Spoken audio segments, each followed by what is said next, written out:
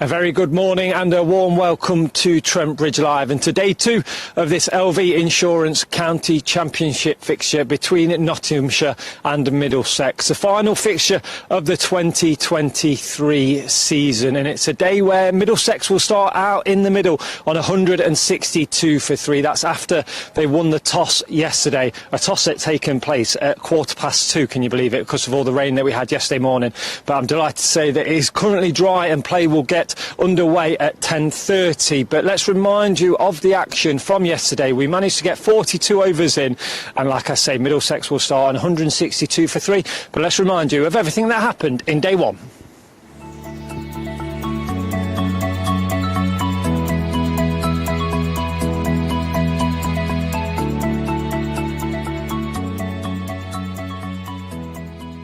Ball to Stoneman, and this is nicked wide of the three-man slip cordon and away to third. Hutton, ball short and he's cut away. One of Sam Robson's favoured shots, cuts hard, short of boundary, slightly shorter.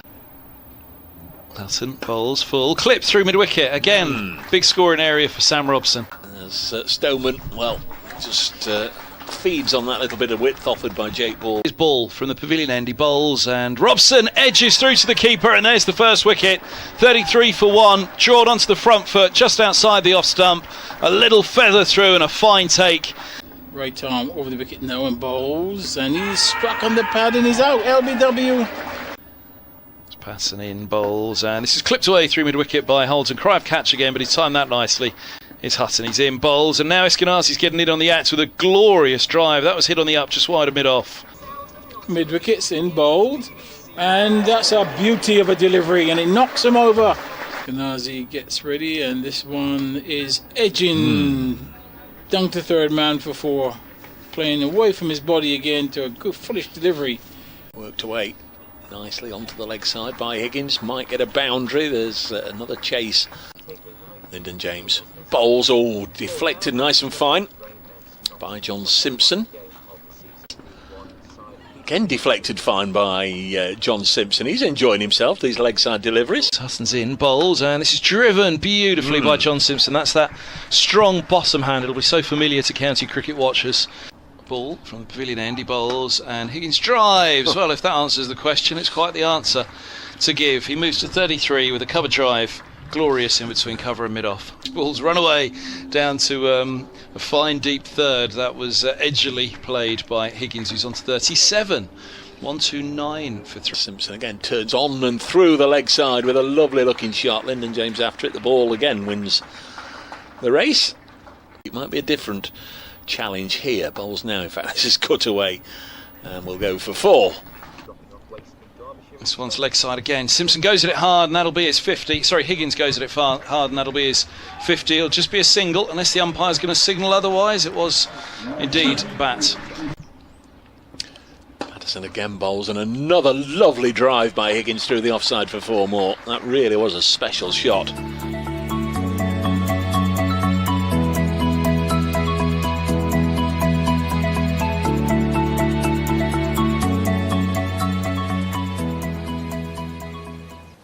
So they were the highlights from day 1, those 42 overs there and 3 wickets for Notts. But let's now remind you, or inform you if you wasn't with us yesterday, of the Nottinghamshire selected 11 for this fixture.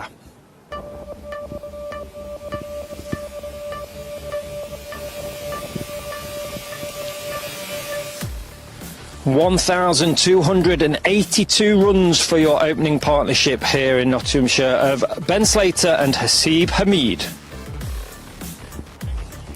Matthew Montgomery comes in next. He needs 84 runs to reach 1,000 first class runs. Joe Clark in after Matthew, and Lyndon James will come in at number 5, who broke a stump yesterday with the wicket of Max Holden.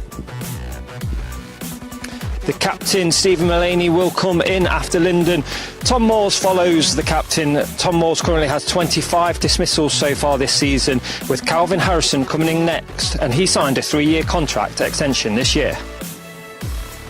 Brett Hutton, 56 wickets for Brett. He leads the way with wickets for Nottinghamshire. Jake Ball, who is playing his final game for Nottinghamshire this season, comes in after Brett, and Dane Patterson makes up the 11, with Dane Patterson looking to take 50 wickets for the third season in a row. He's currently on 48 wickets. They are your Nottinghamshire selected 11 for this fixture against Middlesex. So, as I just said there, Jake Ball is to bid farewell to Nottinghamshire after this game. So it's time for us to say thank you to Jake.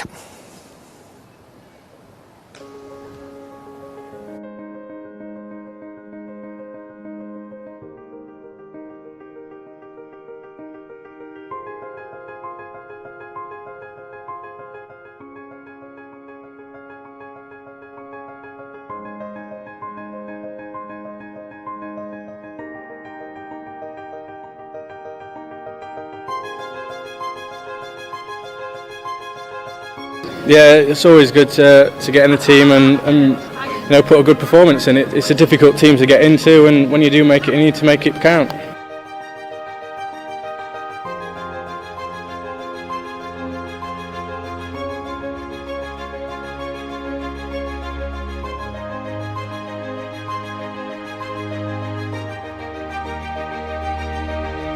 A hat-trick, 5 slips and a gully and a short leg. Bowles has hit him on the pad. They're asking Jake Ball's got a hat-trick here at Trent Bridge in the first over.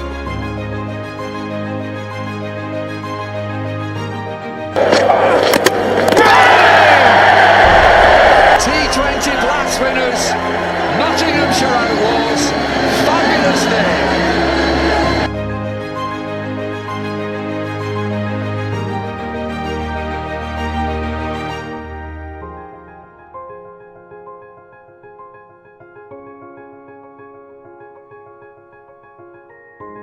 I think after last year not playing a lot of T20 cricket and then obviously not getting picked up in the 100, it was a tough time for me, and then to obviously come out of that and end up leading wicket taker and have probably my best year that I've had in T20 cricket. I think it was massive. Walking through Bridgeford today, there's a few people say you made Notts proud, and I think that's one thing that we wanted to at the start of the year.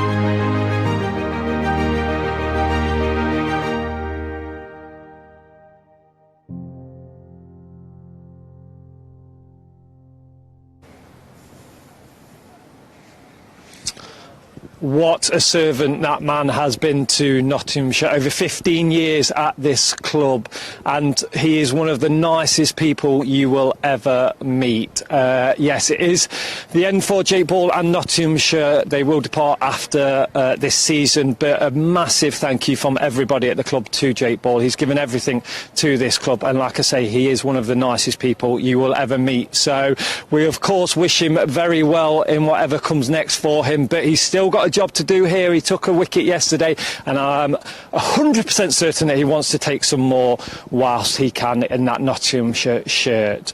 But what did Lyndon James think of everything that happened yesterday in day one, and obviously the news breaking of Jake Ball leaving? Well, the Trent Bridge media team caught up with him at the end of day one. Let's have a listen to what Lyndon had to say. Lyndon, we'll start with news off the field today, and that's the news that we got of Jake Ball's departure from Nottinghamshire at the end of the season after 15 years service. I'm sure you would have grown up watching him and have become a teammate of his and a mentor as well. What are your sort of reflections of him going to be as a teammate and a friend as well? Sad day. Yeah, I mean, obviously, what a great servant to the club. Talking about 420 odd wickets, whatever, and to play for England in all 3 formats. Yeah, obviously, great servant of the club, and great bloke as well off the pitch.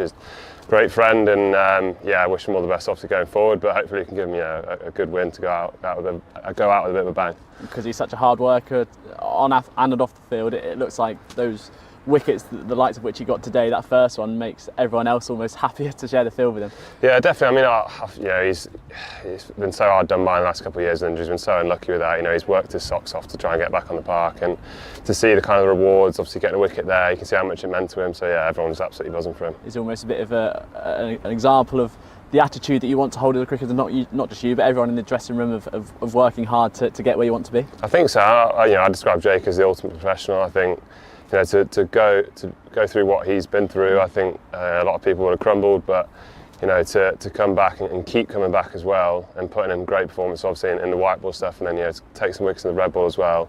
It's credit to his work ethic. And on the game today, you had to wait a while before you got out there. How did you assess conditions initially, I suppose, when you did get out there, and sort of the pitch and the way that the ground was playing?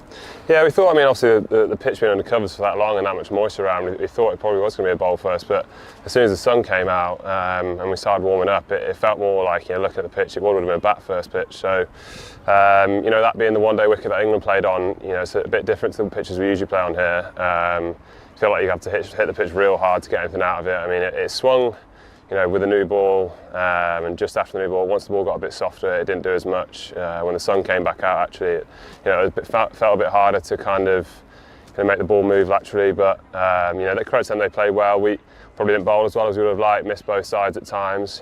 But tomorrow morning, hopefully come back with a bit of a bang and take a couple of poles early. And the environment of the game, the fact that you've secured.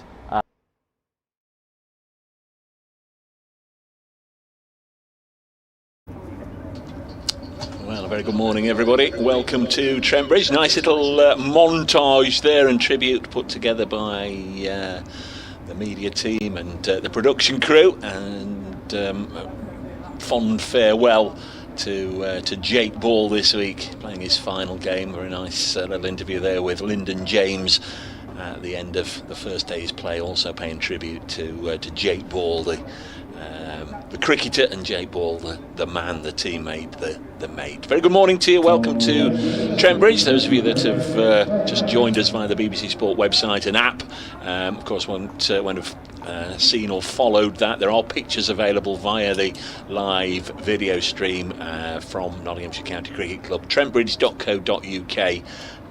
/live. That will get you through to see the pictures if you wish to do so. I'm sure there's a link also on the Middlesex site. Very good morning. I'm Dave Bracegirdle from BBC Radio Nottingham. Roland Butcher's here with us as well, and the players are out in the middle already. 162 for 3. Also very, very good morning from BBC London to Kevin Hand. Good morning, Braces. How are you? I'm good. I'm okay. I'm excited. Here is Hutton to get us underway today. Bowling to Higgins, turning into the onside. He's on 60. Simpson 26. Middlesex 162 for 3. It's an exciting morning, this. I know it doesn't affect Nottinghamshire at all, but in terms of the relegation scrap, Surrey have got the title done, haven't they? So it's all eyes now on Middlesex or Kent, Canterbury and Trent Bridge. Where are the wickets going to tumble? Where are the bonus points going to be accrued? We say the third day in golf, and in fact we say it in cricket as well, is moving day. I think today will be a moving day. 104 overs if we get them all in. Hutton's in, bowls, and this is punched back into the offside. And you're absolutely right. And I was trying to tee it up this morning like that, to say that third day's usually moving day, but today's the day where either here or at Canterbury, one of Middlesex or Kent are going to have to go full pelt for victory, because somebody's going to come out with a return of batting points, or both fail on batting points today, and then Middlesex know their only chance to overturn Kent is to win this game. Here's Hutton. He bowls to Higgins, who cuts hard, but down to deep third, straight to the field, well positioned down there, just a single. 163 for 3. Just to put the meat on a little bit of the bones you were offered there, of course, not too much for Nottinghamshire to play for. They're 7th, they're safe from any relegation fears, could get up to 6th if they better Somerset's result this week. If Somerset draw and Notts won, or if Somerset lost and Notts maybe drew here, Notts could get up to 6th, but other than that, not an awful lot riding on it for Notts. But for Middlesex, absolutely crucial. Their Division 1 safety, their Division 1 future, very much in the hands of what happens here and what happens at Canterbury between Kent and Lancashire. Absolutely nothing between Middlesex and Kent. Here goes. Oh, Hutton around the wicket. Simpson's gone. Full and straight. Thumps onto the pads. From the angle we were at, it looked good. 1-6-3 for 5, not the start that Middlesex wanted. A wicket in the first over. It's 1-6-3 for 4. Don't be too downhearted, of course. That was quick up there. It was, yeah. 26 for John Simpson, made from 72 balls at the crease for an hour and 20 minutes. But Brett Hutton has snared him early doors. I think it was the third or the fourth ball of the morning, bowling round the wicket there. And it was similar, in fact, to Mark Stoneman's dismissal yesterday. Both left-handers have really just been caught in the crease and have gone. It was indeed the fourth ball of the morning. I was just about to ask you about Stevie Eskenazi, and here he comes. Whether there were any long-lasting effects from his blow on the head yesterday, and whether a concussion sub would be required. Kev's made the early call, and quite right. The picture on the screen is of a Pepe Le Pew, a bearded blonde Stephen Eskenazi with the bleach blonde highlights. I'm not sure he's got those at the moment, has he? No, it was a Big Bash celebration for winning the Big Bash. They all dyed their hair. So pre-season photos for Middlesex. He's had a good time of it with Big Bash, the 100. Had an incredible run last year in white ball cricket. Just going to do an update for Radio Nottingham.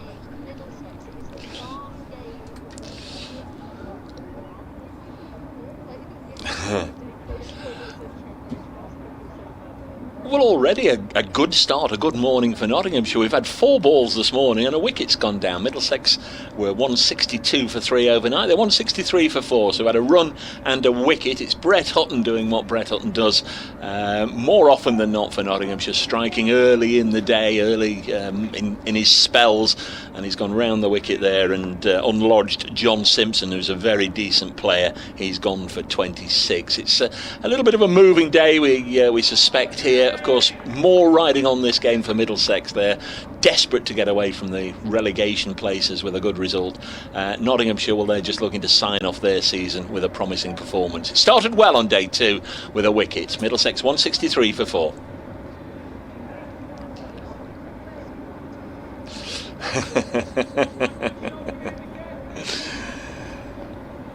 Yes, it's rained and rained and rained the last few times I've gone across to Verity for an update. As Hutton in once more. This is pushed into the offside. I realised that was your over that was that's right, snatched out of your grasp by the wicket. And the update for Radio Nottingham. Not a bad start for Notts, as Verity Cowley was saying there on the morning show. Middlesex 163 for 4 this morning. They're 1 for 1. Yeah, below that, Simpson, as I say, started the season well with Higgins, and they were rescuing Middlesex in various situations, getting runs together. Middlesex would have dearly loved that the double act could have done it again, but Eskenazi, top order batter, back out there. Of course, he's not facing a new ball now. Interesting, the overnight interview there. It was Lyndon James, wasn't it? It was talking about the new ball just going a little bit softer, not doing as much. That's his ball, he bowls. This is worked down to deep backward square leg with the back foot by Higgins, and he moves to 62, 164 for 4. Yeah, because I touched on it with Sam Robson that that cloud cover came, and it just felt as that at that point, 33 without loss, all of a sudden it was doing a bit more. It was the dismissal of Holden. Eskenazi was dropped at slip, wasn't he, by Clark, and then it just seemed to get a little bit easier thereafter, and that was described by Lyndon James as, one, the sun came back out, as it had been at the start of the innings. Then we had the heavy stuff, and then it was sunny afterwards, and then the ball got a little bit softer, and on a pitch that has been suggested a little bit drier, a little bit slower. Here comes ball, and it's run by Eskenazi down to deep third, where Hamid fields in a singles take on 165 for 4. Middlesex will very much hope that the reading of all that is that it's a new ball pitch, because we are into the 44th over of this match now, and Middlesex will be hoping to make hay against this ball, although not while the sun shines. Cloud cover with us again this morning, to the extent that you could almost imagine the floodlights being turned on at this point. It's no rain cloud around at the moment. Just trying to check the radar, but not working for me at present. Let's see his ball bowls, and that's driven away by Higgins. Lovely push. Mulaney, he just had a grab at it there, didn't he? Or he had a chance to have a grab at it, and once it was past him, it was gone. He was almost running alongside it for a moment, thinking, Willie. He didn't dive, and in the end, it was just playing catch up with the ball indeed, as it raced away for 4. 169 for 4 Middlesex. Higgins moves to 66. As a captain, Stephen Mulaney very often finds himself in the worst possible positions because he's had to do an awful lot of running. Certainly yesterday and already this morning. If he's going to go at sort of a wide-ish mid-off, he wants a... I know he's got an energetic young sprinter there at extra cover in Lyndon James, but it was Mulaney who had to do the chasing there, wasn't it? He's got to be a little bit more canny, I think, so he doesn't have to do the hard yards. Lovely shot there, 169 for 4. Here goes. All bowls, and Higgins up on his toes, eases that one away through points, and he will think about 2, but settles on 1, moves to 67, 170 for 4. Listening in the ground, one or two things to point at. You'll remember to do it early today. At tea time, the club are going to honour both Samit Patel and Jake Ball, both parting of the ways with Notts for both Samit and Jake. So at tea time, there'll be presentations on the pitch.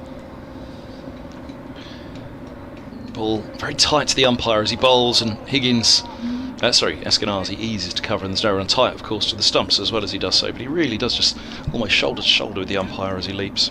At lunchtime today, there will be a members' forum. That's in the Derek Randall suite. Again, I appreciate this is relevant to people coming to the ground or listening in the ground. So a members' forum at 12:30, or at lunchtime today. In fact, lunch will be 12:40 in the Derek Randall suite. So you'll be very welcome to go in there and have a listen and ask your questions. Ball bowls. What a drive that is down the ground from Eskenazi. He's gone full straight, and Eskenazi has said thank you very much, just offering the full face of the bat, and nice glorious straight drive. Middlesex moved to 174 for 4. Eskenazi's on to 28 from 45 deliveries now, resuming after that blow to the head, retiring hurt.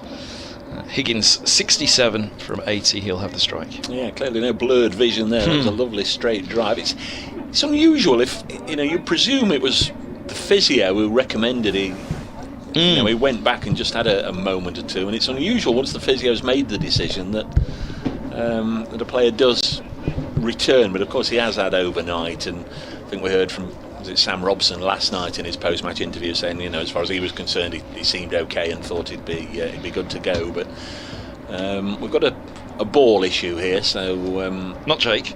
No, the cricket ball. Brett Hutton's given it to Stephen Mulaney, who's given it to the umpire. Also, if you come into the game or tomorrow or Friday, or you are here today and you're listening, a couple of things to point you to. Some new books in the library, which you are able to go in and use it as a public library. Take the books out, take them home, read them, bring them back. There's a new range of brand new cricket autobiographies, cricket books, and there's also a new range of children's cricket books. So something for the youngsters to read and just foster their enthusiasm for the game. And also this week in the library there are quiz sheets. There's a quiz being run, Notts and Middlesex orientated, just a bit of fun, free to enter, all Notts and Middlesex questions, and you can win yourself some books. There are prizes. It's Hutton bowling to Higgins, who moves on to 68 with a deft flick onto the leg side out into the deep. Asiba Mead doing the fielding. 174 for 4, 175 for 4 here. We are semi-promised that Agnes isn't going to trouble us today. I think this is the name, isn't it, for the new storm that's going to be lashing down parts of the UK, Wales and the northwest, and then up to Scotland. But I understand Agnes isn't paying us a visit. I hope that proves to be true, as Hutton again bowls a straightish delivery that Eskenazi plays. There's that Agnes in Mrs. Brown's Boys, which my good lady finds fascinatingly entertaining. I love it. I can't think of any other Agnes I've ever come across in my life, can you? Ooh. Agnes? Do you know any Agnes? Who's your favourite Agnes? There you go. There's one to to start the day. But Storm Agnes, apparently each September is the new Storm year, and the first name begins with A and so on as the next delivery is edged.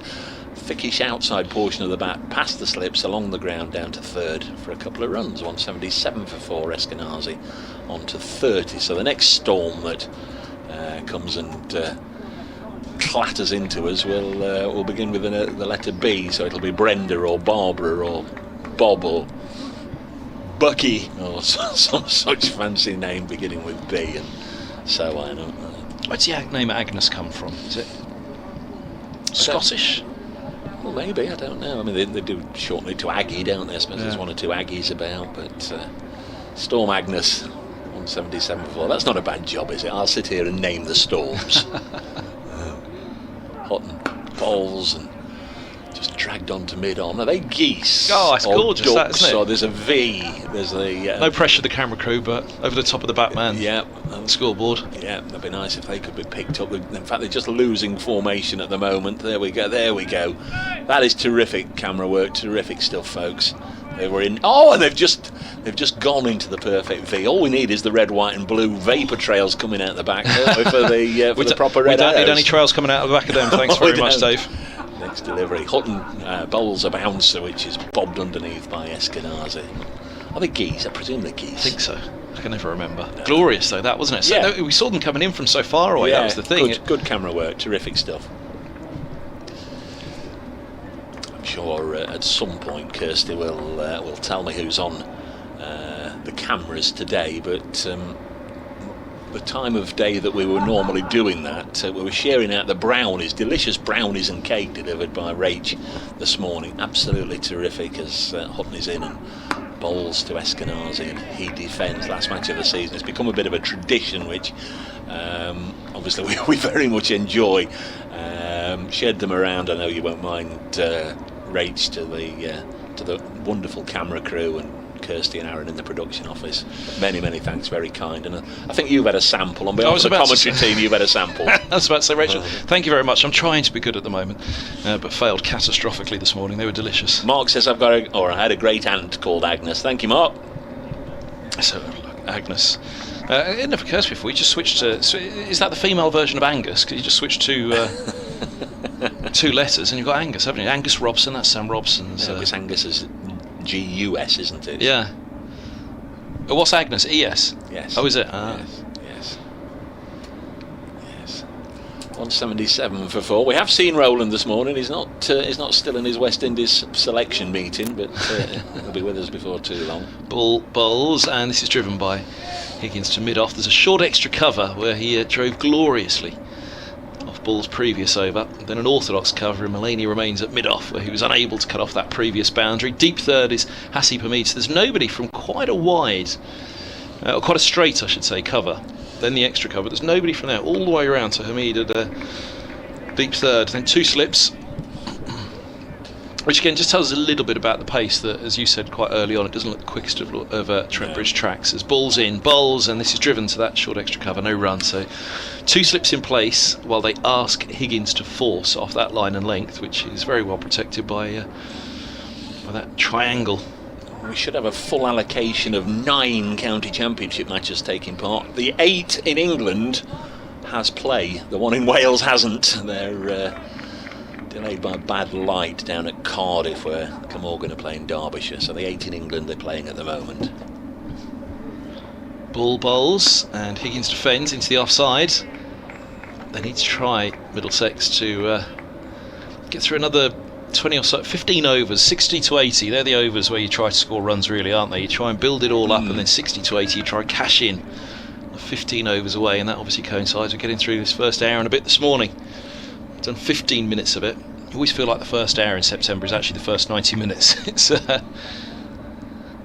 elongated just by the early start, morning dew. As here's a length ball, but angling down the leg side, which Higgins tries to help on its way. It's through to Mr. Moore's behind the stumps, and there's no run.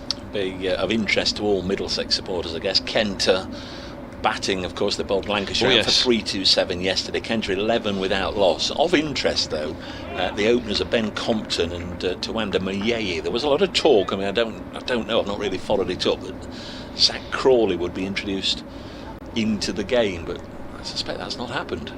This ball's full and driven into the stumps at the non-striker's end by Higgins. There's no run. What are we? Day 2, day 3. They're allowed to rejoin the games. Is that right? Yeah, days 3 and 4. The internationals can come back. I presumed if he was playing, he would have opened the innings this morning. But it's Mayeye and Compton out there, 11 without loss. Kent.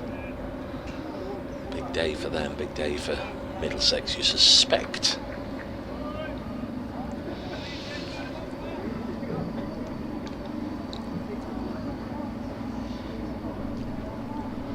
Ball bowls, and this ball's turned out to deep middle wicket off the back foot by Higgins. A single taken.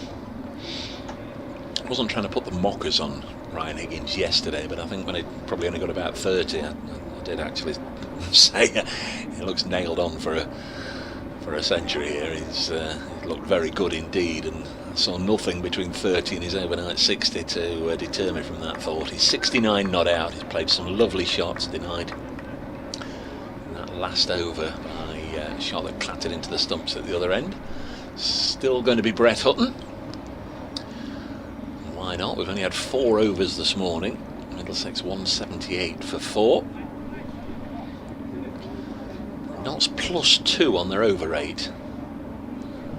I don't know. We finished at 6:15 yesterday. Somebody will make it make sense, I'm sure, as Hutton bowls, and this is nudged into the offside. How they can finish on +2, I'm not really sure, but that's what the board says. Morning to our scorers, by the way, Roger Marshall and Don Shelley, our umpires for this game. Neil Malinder is at our end, the Radcliffe Road end, with his back to us. At square leg it's Ben Debenham. 78 for 4. That's Hutton. Ball short, pulled away with control, rolled the wrist down to Lyndon James at deep backward square for a single. See, Sue Redfern is officiating that game down in Cardiff, isn't she, between Glamorgan and Derbyshire, the first woman to officiate in a first-class county championship match in the UK. Been a real trailblazer, Sue. Nottinghamshire born, of course. So a lot of congratulations to Sue from this part of the world as Hutton bowls and again worked to leg via mid-wicket past Matthew Montgomery with a couple more runs as Seba Mead does the fielding. Middlesex making good progress at the moment, 181 for 4.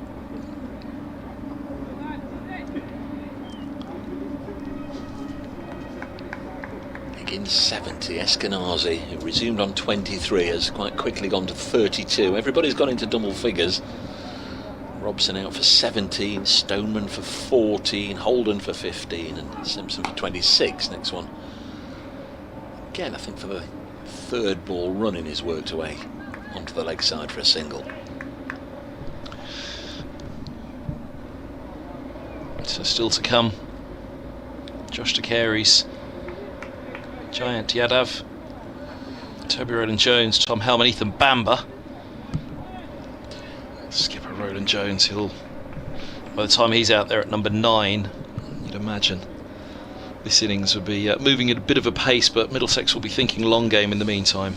Big thanks to Nigel King. I'll reveal why in a moment, as Hutton bowls, and this one's just fended away through gully backward point region for another single. 183 for 4. So whoever's job it was to come up with the storm names has cracked on with it. I would have made that last all year, but thanks to Nigel King. He says, here you are, Dave, the 2023-24 storm names issued by the Met Office. So we begin with Agnes, B, Babette, B-A-B-E-T, Babette, Storm Babette. As and when that comes, that sounds horrific, doesn't it? Short and again pulled away, didn't get up very high. This has been an over of just feeding off fairly innocuous deliveries, in truth. 184 for 4. Not that Brett isn't giving absolutely everything, but the ball just sitting up and being played away. Looks tough work for the bowlers. 184 for 4. C is Kieran. D is Debbie. Now there's a proper name. E is Elin. E-L-I-N. F Fergus. G is Gerrit. Gerrit down here. Gerrit. H is Henk. I is Aisha or Isha Goer. J is Jocelyn. K is Kathleen. L Lillian. M Minnie. N Nicholas. O Olga. P Piet. R Regina. S Stewart. T Tamiko. V Vincent. W Walid. Oh, ball's beautifully past the edge there, and beats Eskenazi. All end up with that one again, tight to the stumps. Forward defence from Eskenazi. Through it goes to Moores. They only go to W Walid. They don't bother with X, Y and Z. So hopefully we're not going to get that many storms anyway. But there's the first 5, 10, 15, 20, 21. Agnes battering the UK, or parts of the UK at the moment, but thankfully leaving us alone. Well, it felt like Agnes had arrived yesterday morning, didn't it? Yeah. I mean, they were storm-like conditions. It was incredible, really. Here's a ball in bowls, and forward goes Eskenazi. Defence to extra cover. 184 for 4. Brett D'Oliveira has just been dismissed for 103 for Worcestershire. Good player, Brett D'Oliveira.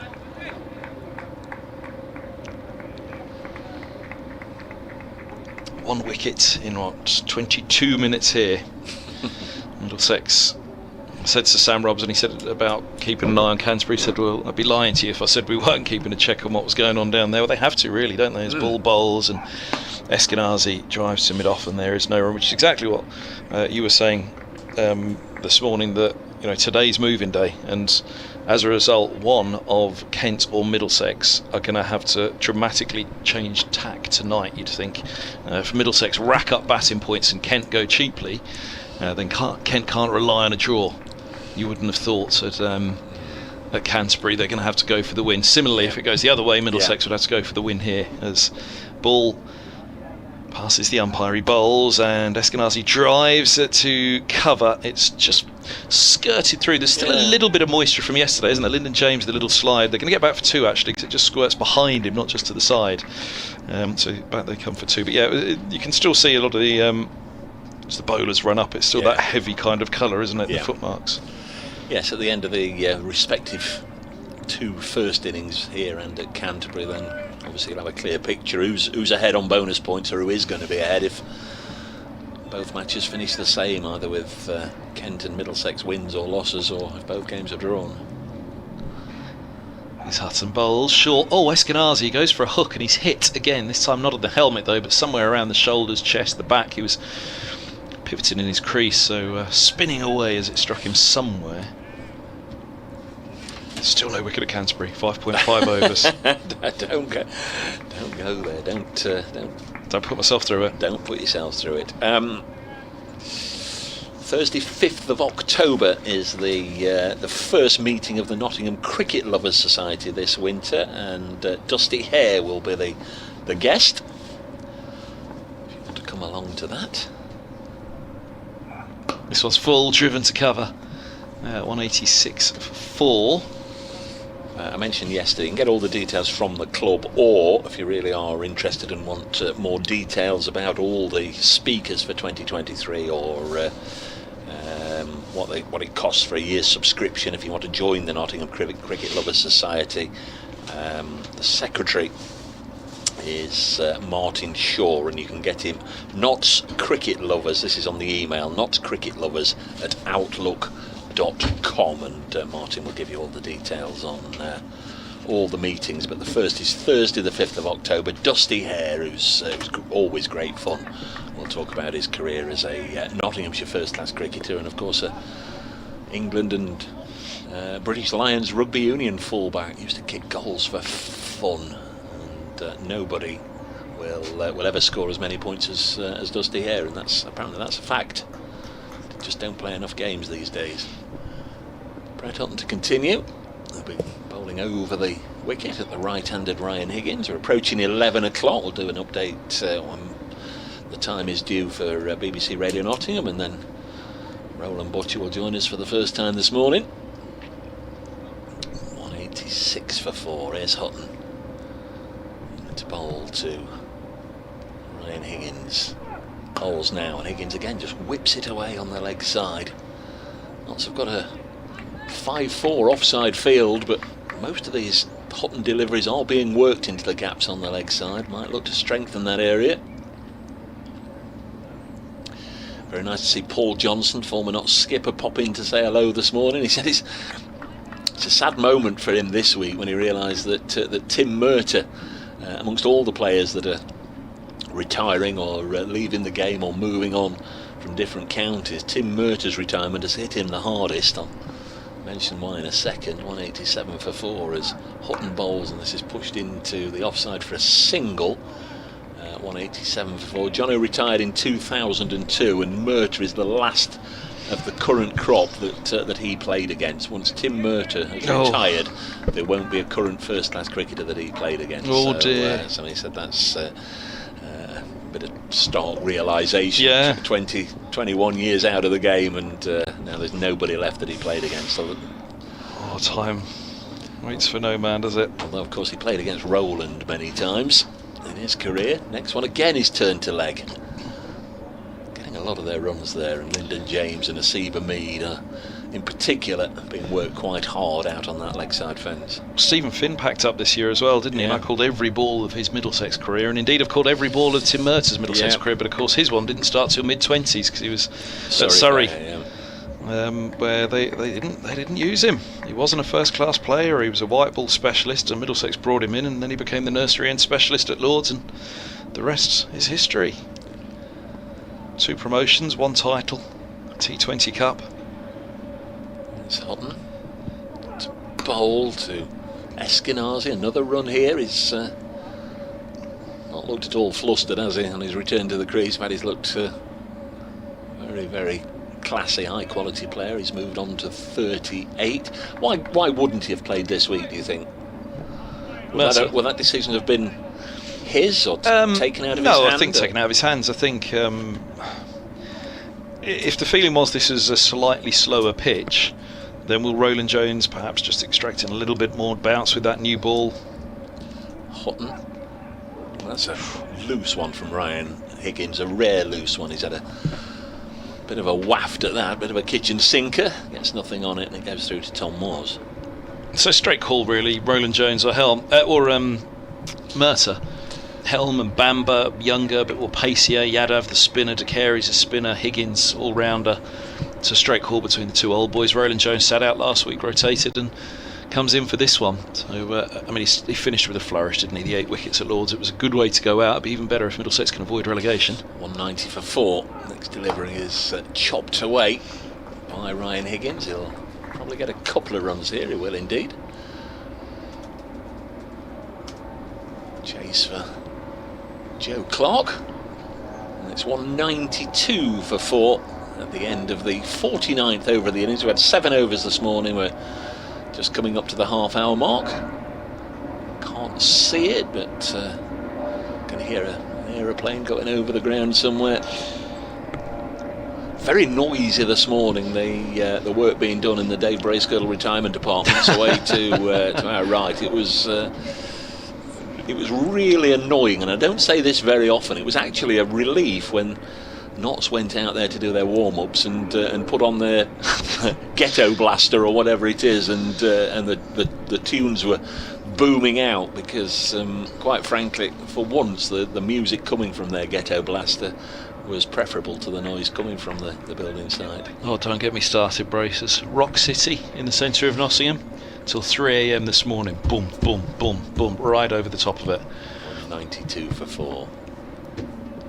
His ball is in, bowls, and that's driven. It's a glorious shot by Eskenazi. That really is Eskenazi at his very, very best. Just effortless outside of the off stump, a gentle opening of the face, an offering of the bat, but the timing immaculate. That raced away, and anybody who has seen Eskenazi struggle in first-class cricket but seen him at his very best, they'll know exactly what kind of cover drive that was, a square drive more so.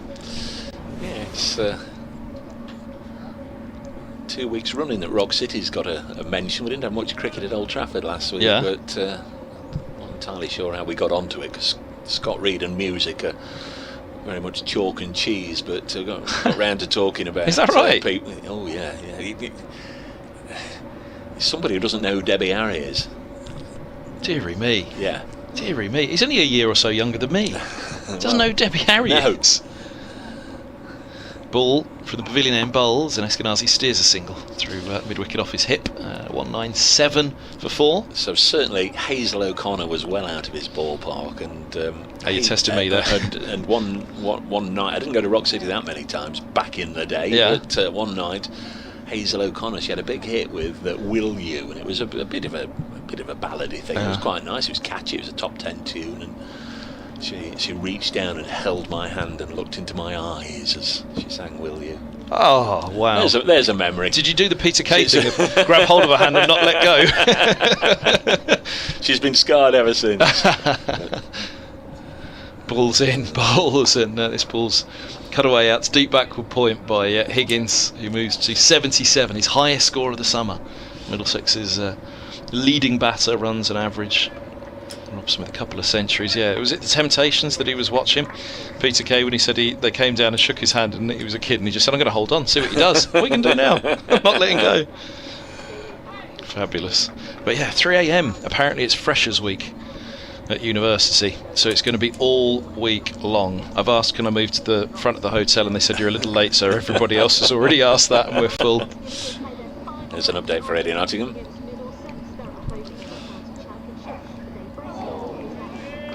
Quite a nice morning as opposed to yesterday and all the storms we had here. We've had 1 wicket for Nottinghamshire in the half an hour cricket we've had today. Came from the 4th ball of the day when Brett Hutton trapped John Simpson LBW for 26. Middlesex desperate to get out of the relegation places. They may need to win this game. They're 199 for 4.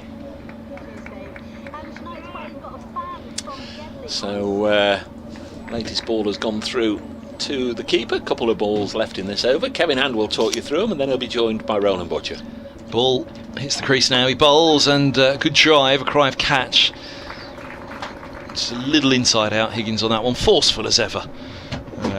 Higgins, so his previous high score this season was 71. This is his 9th 50, an average of nigh on 42. It's an incredible return in a lineup that struggled. Robson 32.5 his average with his 2nd century of the summer, along with 2 50s.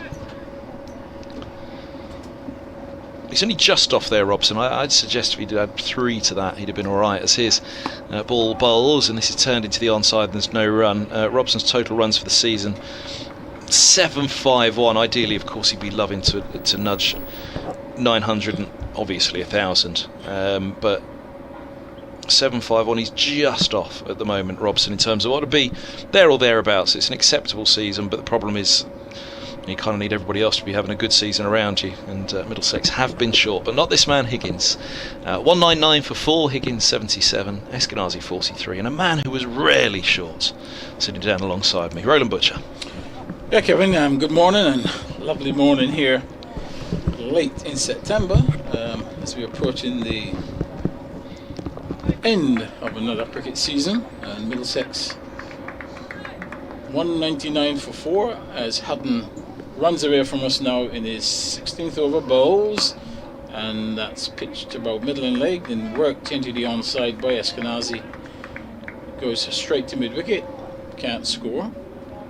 He stays on 43. Higgins is on 77. Eskenazi came in this morning after the fall of Simpson's wicket. Having retired yesterday, he's now joined Higgins on 77. Just 1 slip in play, so a fairly defensive field as Hutton medium pace in and bowls, and that's driven firmly back along the pitch. And Hutton just puts his left hand down, parries it away, and there is no run. Full pitch still playing pretty well, and the ball coming nicely onto the bat, and really the Notts attack's looks quite tired. It's a tired attack, no pace whatsoever, just medium as Hutton bowls, and that's slow delivery, and it's met on the 4 defence by Eskenazi. Back along the pitch to the bowler, so Higgins faced some 98 balls for his 77, and Eskenazi for his 43. He has faced 66 deliveries. Hutton's got 2 for 49. Halfway through the 16th over. Other run saved in position. There's a short mid wicket. Hutton bowls and he's forward once more and defends. Straight back to the bowler, and there's no run. Just to continue with this field, apart from the slip, there's a third man, there's a cover point, extra cover mid-off, mid-on, short mid-wicket, and 2 scouts out on the leg side. There's a deep square leg and a long leg. That's Hutton. 16 on his back, approaches the umpire now and bowls, and he bowls a attempted bouncer, doesn't really bounce. Eskenazi ducks under it, score stays 199 for 4. You were in the city centre last night, Butch. Were you disturbed by Freshers Week? Not at all. I don't think I heard anything. Honestly, I was asleep before the music began. Yeah. I went to bed early. I thought I'm going to get a really good night's sleep. I'm going to be up nice and early this morning. Plenty to do. So I had a really early night last night. And then I think it was about 1:30 when it woke me. Boom, boom, boom, boom, boom. Right. Final delivery of this over, and it's met on the forward defence, looking for a single to mid-off, but the fielder comes in there, James. Does the fielding, over-completed, ended a maiden over there by Hutton. He now has 16 overs, 4 maidens, 2 for 49, and at the end of that over, Middlesex, they're still on 199 for the loss of 4. 3 a.m. it finished. And then I looked it up on the website, closing hours this week. It wasn't even due to be open yesterday, but because it's Freshers Week, it opened up a night early. So Wednesday night, Thursday night, 3 a.m, all the way through Freshers Week. It's going to be relentless. I suggest that you invest in some earplugs. Oh, well, I'm in the same hotel as Middlesex, and I did go down this morning at breakfast and say, is there any chance I could get a room at the front of the hotel? And they said, well, you're the second person to ask this morning, and even for the first person we had to say, sorry, we're full. So you're stuck where you are. But I did think, if they'd have said, oh yes, we've got one room left at the front of the hotel, I did think at that point perhaps I should pick up the phone, because Middlesex are in the same hotel, and ask Ryan Higgins, Higgo, do you want a room at the front of the hotel, just in case he's at the back, because their needs for sleep are more greater than mine this week. A lot at stake for Middlesex. Here's Patterson, none for 40 from 9. He's in, bowls and goes straight past the edge of Higgins. 199 for 4 it is. Higgins 77. Can he find that first century of the summer? Excellent delivery. That one actually hit hard into the pitch, and Higgins just fended at it outside the off stump, squaring up slightly, and we haven't seen too much go past the bat, but that's the one that did, as the sun peeps out here at Trent Bridge, and it's a lovely morning. It's Patterson. He bowls and forward goes Higgins, pushing back to mid-on, dot ball again. It's a lovely morning. It'll be even better for Middlesex. They can rack up some batting points. Kent are going painfully slowly, as you would imagine they would. They're into the 10th over against Lancashire at Canterbury. They're 14 without loss. Strike rate of 18 for Compton. A 9 from 29 himself. Strike rate of 31. Bailey and Williams, who went through Middlesex at Old Trafford a couple of weeks ago, opening the bowling. Patterson in, bowls, and Higgins turns backward square on the leg side. 199 for 4, becomes 200 for 4. It would have been a batting point in old money, and I'd imagine it may well again be soon in the coming season. 250 feels too far away for the first batting point, especially when you play so much cricket in April and September. Well, I think especially when you are struggling with the bat, looking to play that one straight down the pitch and inside half.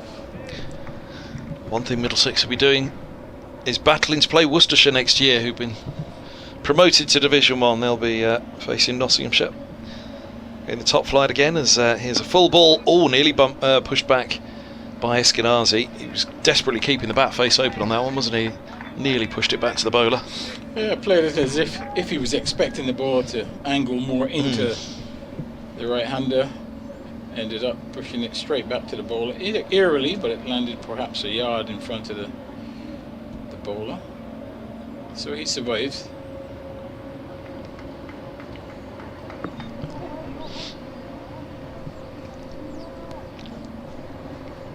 Just the one slip now for Patterson. To Eskenazi again, he bowls, and this is turned just fine on mid-wicket. They have a single more, 201 for 4. Eskenazi's on to 44. He's had a tough season. We were talking about this yesterday. On and off the mic, I think, weren't we, Butch? In terms of Higgins averaging 41, Robson 32, then De Carey's 28, Simpson 24, 23 for Stoneman, 19 for Holden. Roland Jones averaging 18.5, actually. Well, it's about where you'd expect him to be, really, but you'd expect there to be a few above him. As here's Patterson to Higgins, who just shuffled slightly to meet that one, which suggests a little bit of movement out there, which perhaps I haven't picked up enough of in this over from Patterson up here. 201 for 4, enters Patterson's 10th, done for 42. Davies 18, Eskenazi averaging 18. This is highest score of the season now, as he's on 44. Lyndon James into the attack down below us for you, Butch. The other notable ones in there. Well, it was Peter Milan, really, the overseas, and again, he may well be tuned in. Really popular player here, lovely man, but he only managed a couple of 50s this year and averaged 14 with a bat. Tough time for him, and that's why Middlesex are in the position they're in. Yeah, I think the inability to gather batted points this year has certainly caused them to be in this problem. If your main batters are struggling, and which they have done all season, it's very difficult for them. I think the bowlers can't walk away scot-free. Ethan Bamber can. He, with an average of 24 for 39 wickets for the summer. I think he's had a good year, Ethan Bamber. Missed one game, which was first game of the season, and it was probably a mistake, that. Middlesex will admit that. James will come into the attack. Yesterday he got a wicket with his very first ball. He's going to be bowling to Eskenazi and bowls, and he's forward to a delivery that just comes into the right-handed batsman, played solidly back along the pitch. James does the fielding. He's bowling with just the one slip, so I thought that perhaps Notts would be a little bit more attacking today to try and get some wickets, particularly the way Middlesex has been batting this season, but it's a little bit disappointing, the fact that they have been extremely defensive in their field setting, as James in once more to Eskenazi and bowls, and he's forward. He's going to get a single here as it runs off the face of the bat out towards backward point. It's left for the fielder who's on the point boundary to come in and do the fielding, so he gets a single. Eskenazi moves to 45, and yeah, as I said, very disappointed really in that. You know, you've got a team who you will be well aware of their batting averages, and then you allow them the freedom of being able to play freely, where you've got a deep square leg on the boundary, and you've got a point on the boundary, as James in now and bowls, and he's forward. Higgins, that one comes again into the right-hander, and it's played out to deep mid-wicket. Fielded there, and there's no run. 202 for 4. Higgins on 78, and Eskenazi on 45. James in his 8th over. He's got just 1 for 29 at the moment. Picked up that wicket in the very first ball he bowled in yesterday, as he's in once more. James in bowls, and again that one comes in to the right hander, and it's played solidly up to mid-on, no run. When you look at the averages for the bowlers, they look good. Mercer's got 30 wickets at 20 from 6 games. Bamber 39 wickets from 24. De Carey's then the off-spinner, 23 wickets from 26. 2 big games in there for him, obviously, at the Ageas and at Chelmsford. Higgins 31 wickets at 27. All rounder, that's a really, really good return, isn't it? James 45 on his back, in and bowls, and he's going to get a single here as he opens the face of the bat. Higgins runs it down to that widest third man, and because there's nobody at point, he gets an easy single. And once again, not too sure about Notts field placing this. They've got a mid-off very straight. They've got an extra cover straight. Then they've got another extra cover. So there's acres of space. They're all catchers in front of the wicket, aren't they? acres of space on either side of the field. Anything to point is a single, anything to square leg is a single, and then there's mid-wicket and a mid-on. I think maybe they're trying to assist Middlesex as James in and bowls, and that's stifle appeal, but ball came off inside half of the bat onto the pad, goes out on the offside. No run scored, over completed. 203 for the loss of 4 Middlesex, Higgins 79 and Eskenazi 45. And they're clearly thinking, somebody's going to clip in the air, drive in the air, keep it on that kind of length and ask them to force. But as you say, there's square of the wicket, drop a single, and batters. When you're shaking your head next to me, I think basically the answer is you'd be relishing that. You'd just say, thank you, single. I mean, really, right now they're hoping and relying on Middlesex batters to make a mistake. Well, Dave picked up. And to be quite honest, with a field setting, you don't have to make many mistakes. Yeah. Higgins on 79. Patterson's in to him. Higgins eases this ball into the offside and there's no run. For Patterson, they do have a point in place, so it's a more orthodox 5-4 field, just the one slip. Dave picked up on it very early, I think yesterday, that it looks a slower Trent Bridge track than usual, and that's borne out in that field setting. I think it's also borne out in the lack of pace bowling in the knot side as well. Well, that was what I was going to come to on those Middlesex stats, because there's more pace in the Notts attack than there is in the Middlesex attack, you'd say, wouldn't you? As here's Patterson in bowls, and this is clipped out to deep square for a single. 204 for 4. We did have speed guns on the games for a little while last season. I can't remember if we've had them this year as well. Maybe earlier in the season we did, but for example, Middlesex were coming up against it. In fact, I think it was the speed gun was out for the Nottinghamshire game, and to be fair, Ethan Bamber was, to one stage in that match, the quickest bowler in the match. It included Broad, but Broad cranked it up in the second innings when he was trying to help Nottinghamshire bowl out Middlesex. But actually, in fairness, as you say, on the pace of the two attacks, as Patterson's in, bowls, and this is eased to backward point, 204 for 4. Now, Paul Allott up at Old Trafford a couple of weeks ago said, Lancashire desperately need a 90-mile-an-hour man. They've got 2 85-mile-an-hour bowlers in Williams and Bailey who are moving it a bit, but they need a 90-mile-an-hour. What Middlesex would give for an 85-mile-an-hour man at the moment? A 75 we'll be happy with. Exactly, yeah. And I think Notts too, because if you look at the attack here, they're all really medium paces. There and thereabouts. Well, it surprised me in the match at Lords, I must say. It really did surprise me that Bamber was clocked the quickest of the bowlers up until Broad cranking it up in the final innings. As forward goes Eskenazi turning a single, final mid-wicket, 205 for 4. There might be a few who debate the accuracy of those speed guns as well, but certainly Roland Jones and Murtagh were just either side of 70.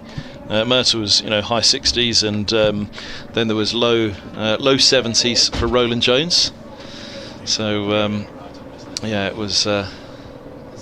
it surprised me, because that was what I was going to touch on with the Middlesex attack, where Helm will be, if anyone can crank it up quickest, it's Helm. He'll be the quickest in the Middlesex slot at the moment. Obviously young Blake Cullen, I think, might be a little bit sharper than Helm, but not in this squad at the moment. Patterson's in, bowls, and Higgins eases this to backward point. Helm's 31, his average for 25 wickets this year. Roland Jones 26 wickets at an average of 33. But overall, my points on that, there have been so many occasions where you've seen an opposition attack go through Middlesex, and the batters have got to hold their hands up and say they've come up horribly short. But equally, there haven't been many occasions on similar surfaces that Middlesex have gone through oppositions, and although there's good averages there, they just haven't had that extra little edge. Because again, the bowling lacks that cutting edge. Yeah, to really go through a team. As here's Patterson bowls, and forward goes Higgins pushing back up the track, and there's no run. And that's a changing of the guard. That's Murtagh and Roland Jones, because they were the two that used to do it. And Finn when he was back with Middlesex, but regularly it was Roland Jones or Murtagh. One of the two of them would get you.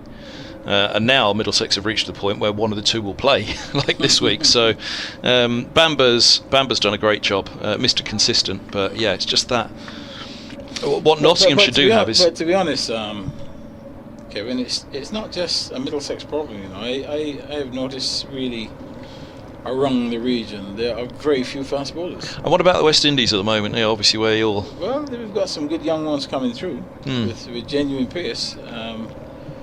Just got to keep working with them, and get them to keep developing. There's some raw talent there in terms of. Certainly would like more. You know, you would like to have 7 or 8 really 90 plus as James starts anew over to Eskenazi and bowls, and he's forward. And same as before, the ball just comes into the batsman and defended on the offside. I think if James could perhaps get 1 or 2 to straighten and go the other way, he would present a lot more problems for the batsman. The batter's quite happy to look for that delivery that keeps coming in, and 9 out of 10 times every ball is doing exactly the same. Let's see if he can change that up now. James in bowls, and let's pull in that one, and he just gets it over the head of mid-wicket, and he'll get 2. It wasn't that short, and he wasn't in a good position. Eskenazi just really hoping it over mid-wicket, got it high in the air, but safely he got 2, so he now goes on to 48, so he'll be quite happy if he can get a half century. It'll be his first for the season in this format, so he'll be delighted. I'm sure Middlesex will be very happy with that as well. But just continuing with our discussion, Kevin, there definitely is a lack of fast bowlers around. Most teams are packed with medium fast bowlers. Well, Cullen and Helm are the 2 for Middlesex, and to be fair, the pair of those have the potential to go all the way. Helm's in the second half of his career now, so it's got to happen quickly for him if he's to find the consistency that would see him make a step up.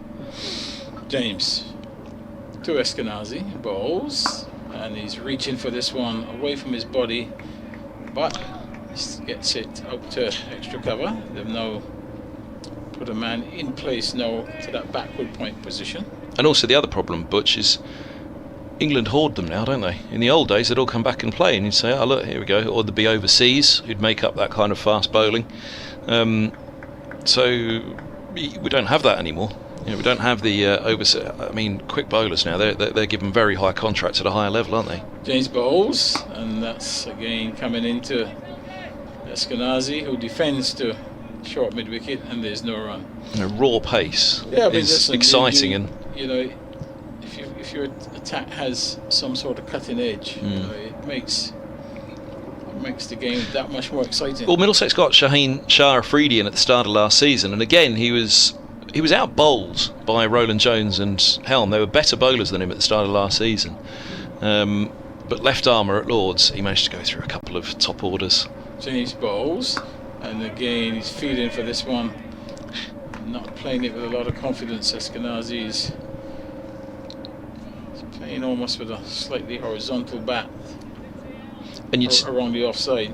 You'd suggest he was bowling well within himself, because that speed gun that was talking about had him at 82, 83, 84 miles an hour.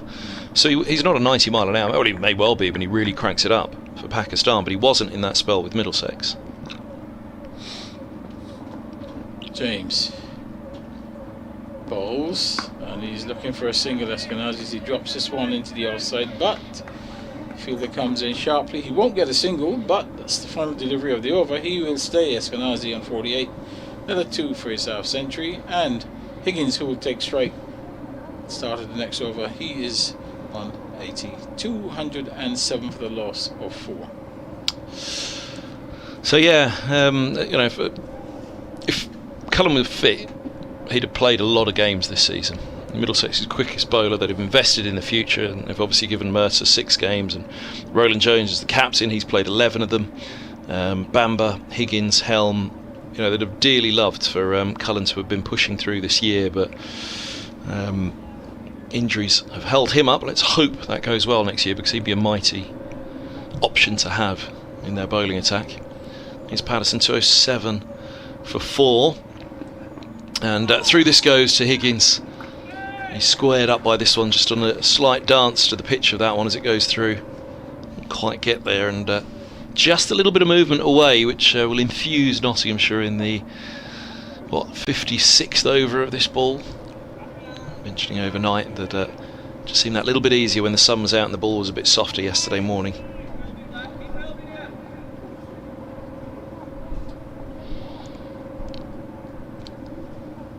Patterson again.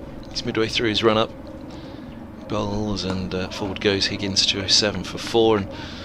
And more news overnight, which obviously we have to be very, very, very careful about talking about on air, because there's a great deal of legality around it by the looks of Middlesex press release. But financial restraints on the counties are going to be stiff for the next couple of years. I say restraints, financial decisions will be tough on the county for the next couple of years, and more of that overnight, which, as I say, a lot of it now, a little bit more of a light shone on it by Middlesex's press release overnight, and something that we have to be very careful of steering clear of because of the amount of legalities involved in it. As here's a length ball run away down to deep third. They'll pick up a couple.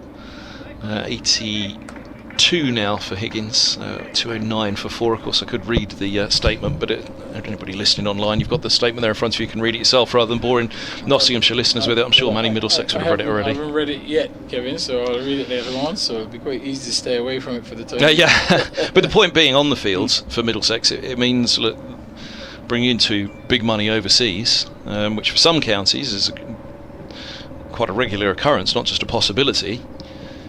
For Middlesex it's not going to be, you'd imagine. As here's Patterson bowls and forward goes Higgins, pushing back up the track.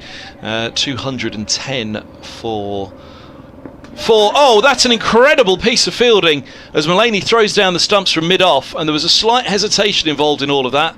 Eskenazi's through. We all looked to square legs. It was tight, but he was home. And Higgins moves to 83, 210 for 4, and applause from the Trent Bridge faithful for the fine work in the field by the skipper Mullaney. Yes, no DRS here to decide whether that was that close. So, obviously, if there's any doubt, umpires giving the batter the benefit of the doubt. Maybe if we see a replay, we would just get a much closer look at that one. But it's a good piece of fielding. 2 to come at the over. Maybe we'll see it at the end of the over. Here's Patterson. He's in bowls, and this is driven on the up. Fine of Hutton at cover. That's a glorious shot by Eskenazi, and there is Stephen Eskenazi's first 50 of the summer. Well, what a time to get it. Middlesex 214 for 4. They need some serious points in this game, be it bonus points or a win. But Eskenazi, who had to withdraw, having been struck on the helmet yesterday evening with a bouncer, is back with a 50 as well, recalled to the side. And this has been an outstanding knock for him. There's been some gorgeous drives and a fitting way to bring up the 50 for Eskenazi. Yes, I think Middlesex will be very pleased that the batter has recorded a half century again to go with 83 here by. This one's hit out to deep mid wicket for a single, just worked leg side. Ended the over 215 for 4. I'll have to make way for Dave at half past. Would you prefer Butch's chair? And we couldn't. No, he's going to come in on this one. So there we go. End of the over. Anyway, yes, we can dig through the depths of how Middlesex play out their squad. Steering clear of the finances, Butch at another point. But a few words from Roland Butcher. It'll be Dave Bracegirdle. You can see a replay now of that run out. I think we are. Yes, let's see. And looks home from that, from what we've seen here. 2 stumps dislodged, but Eskenazi will start the new over. He'll be facing, he's on 53, Middlesex 215 for 4, as I say good morning to Dave Bracegirdle as James in bowls, and that's clipped off the pads. He's going to get a single. James throws his hands in the air, thought he was through, but the ball clipped off the middle of the bat out to deep square leg. There's a protection there, which is Hamid on the square leg boundary, so he gets a single, goes to 54. Middlesex moving on this morning now, having lost that wicket of Simpson. They're now 216 for 4. Yeah, morning Roland. Yeah, I was just back of the box there listening to you, and it has seemed to be a little easy, hasn't it, for the 2 right-handers out there this morning? Very easy, as James in now in bowls, and he beats him on the outside edge. He's just stretching forward there. Higgins not getting very far forward. Ball keeping a little bit low, but held its line outside the off stump. Higgins perhaps looking for the ball to slant into him. Just went on its way, goes past the outside edge. He survives. 216 for 4. I'm a little fearful that this might just get flatter and flatter and be tougher and tougher for the bowlers as we get into days 3 and 4. In comes James and bowls, and he's looking for a single. There's that one again into the right hander, played to short mid wicket. set off 4 or 5 paces for a single, then realising that mid-wicket was coming in quickly.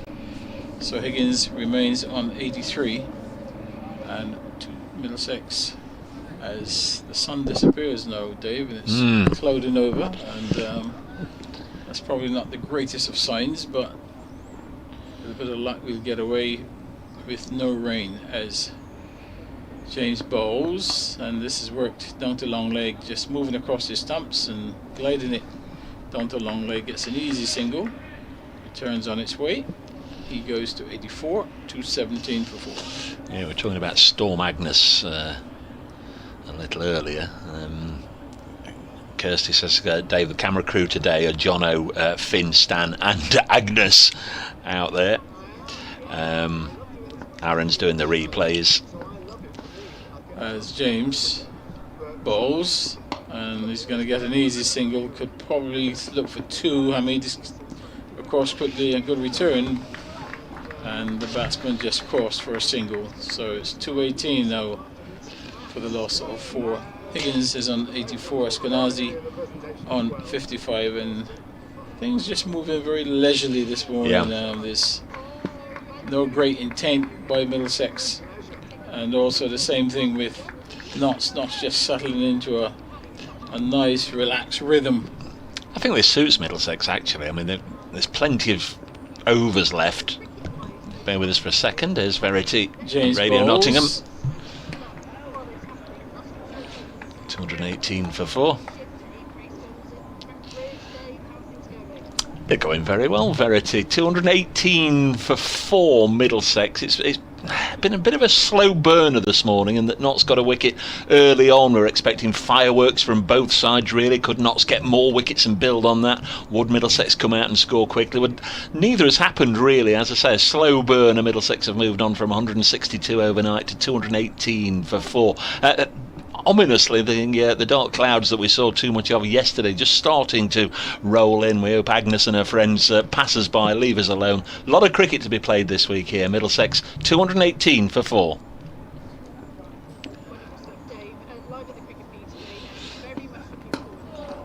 There's Dane Patterson. He'll be hoping to winkle out a couple of wickets today. He's been on 48 wickets for a wee while. Well, he was on 47 and then managed to get one in the brief amount of play that was available at Old Trafford last week. So he's on 48, more than 50 last year and the year before. It'll be quite a thing for him if he can get 53 years running. Bowling from the pavilion end, 218 for 4. Eskenazi on strike on 55 and just happily defends this back to the bowler. I think there's a few more people in than yesterday, not surprising really. It was absolutely filthy yesterday morning, very, very wet indeed. And of course today there are a couple of attractions, I suppose, as a side to the cricket. The members forum at lunchtime. There'll be a few people that will have come along, I'm sure, deliberately to hear what's to be said, with the top table addressing the members. As Patterson bowls, this is just chopped down to third. It'll be fielded by Hamid, and of course I would like to think and hope that there's a number that have come along just to say farewell to Samit Patel, who's going to be honoured on the pitch at tea time, and of course Jake Ball as well. That news broke yesterday that Jake will be leaving the club as well at the end of the season, or effectively the end of the week. 219 for 4, Middlesex. Higgins 16 away from a century. Next delivery on its way, and this is defended. Can you remember your last game, Roland? Did you bow out with a fanfare? Were you on the pitch? Was there somebody there with a microphone? What are your thoughts? What are your reminiscences? Or did you just fade away in the middle of winter and decide, we weren't going to play anymore?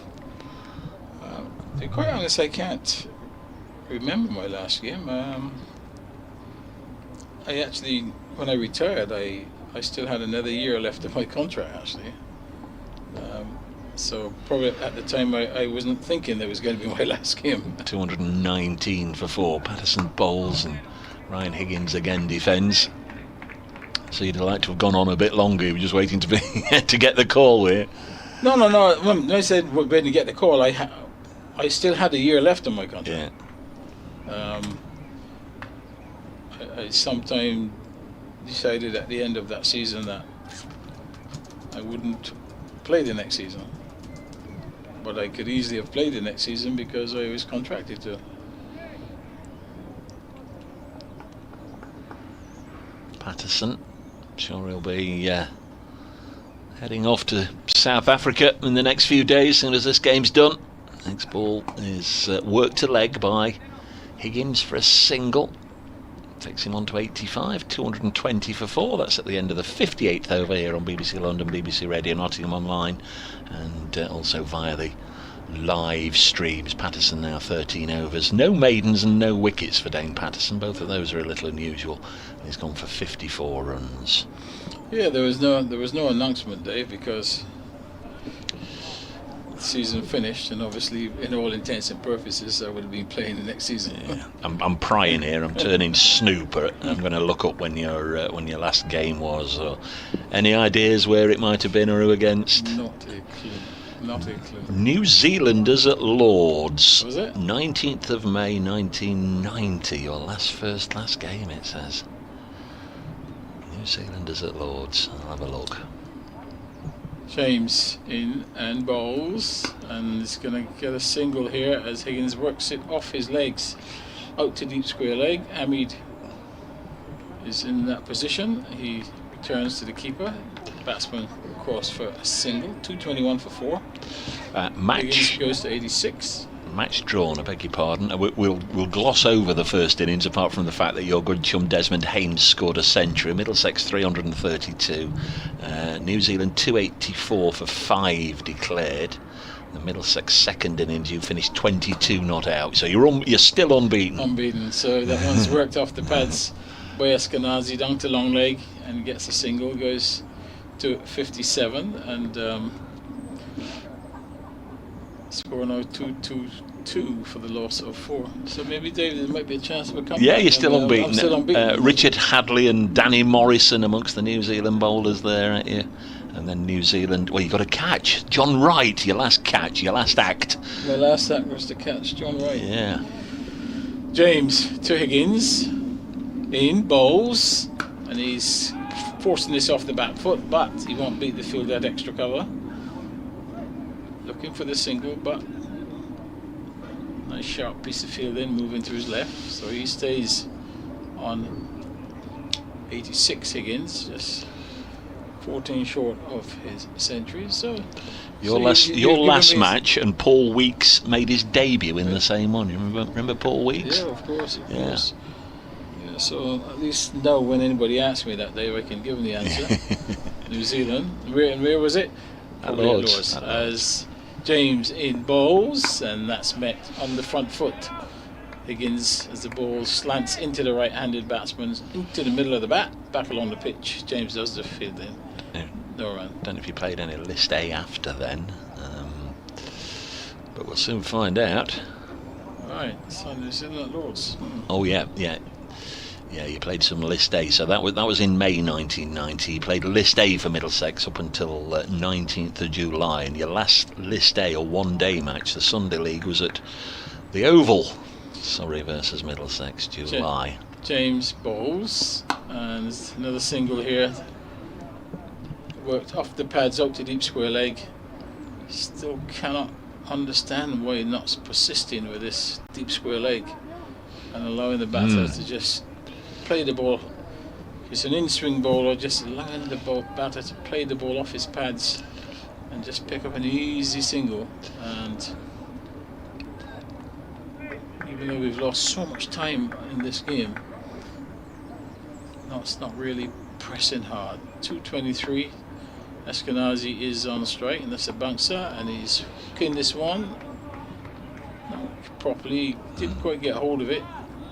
It ends up being at deep square leg, and Hamid coming from that position does the fielding. In the meantime, the bat is crossed for a single.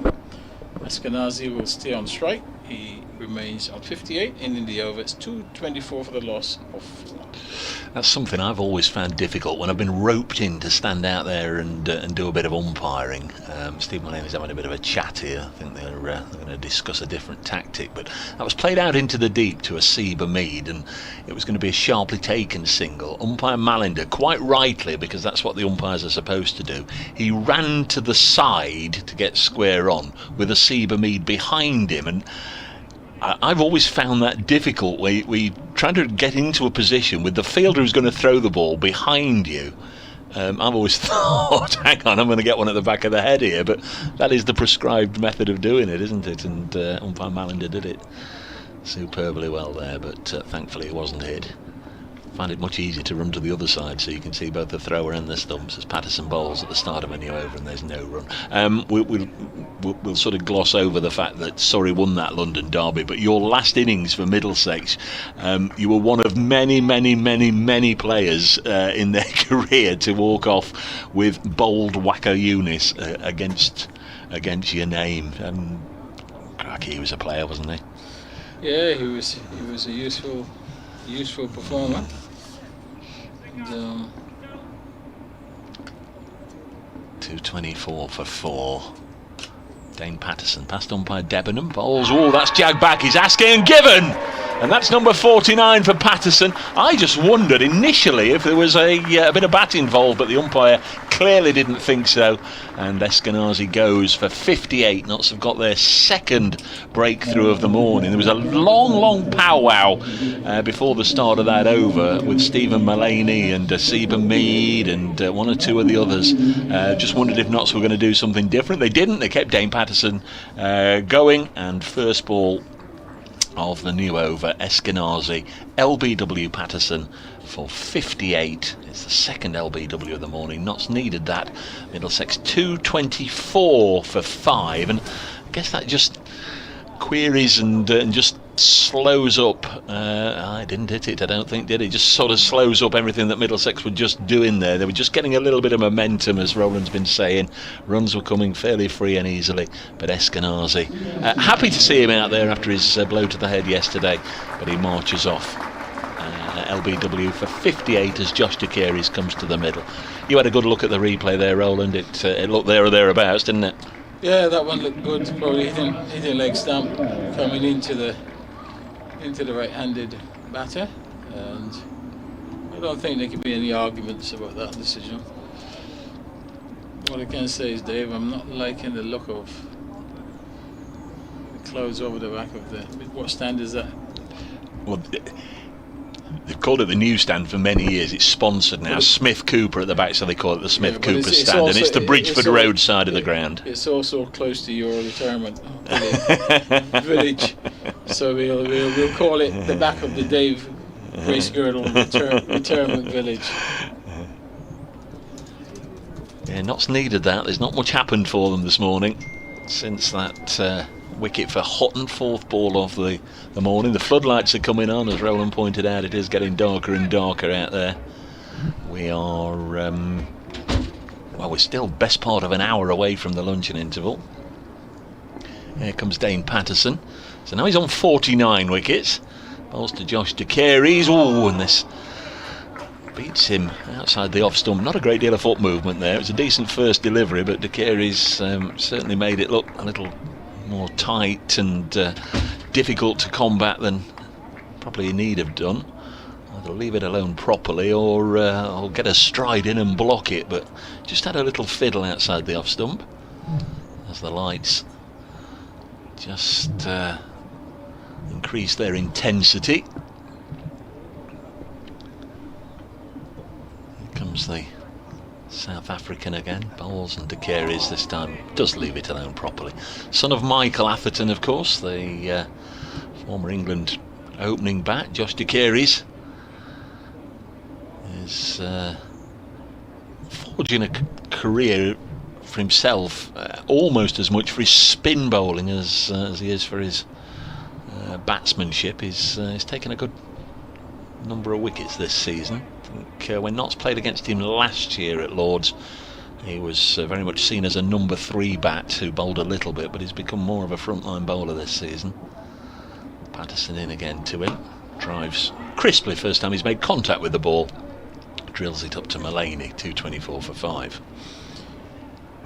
Yeah, he's got a few wickets this year. I guess that's will stand him in good stead. If he can get his batting in order as well, then you can have some all-round performances Middlesex to look forward to. You can never have too many strings to your bow, can you, really? You've got to be good in the field these days, and if you can bowl a bit as well, all the better. His delivery is worked backward point. There's Seba Mead doing the fielding. That's what I love about Calvin Harrison. He's coming to the side as a leg spinner into the over, by the way. 2.24 for 5. Wicket maiden for Dane Patterson.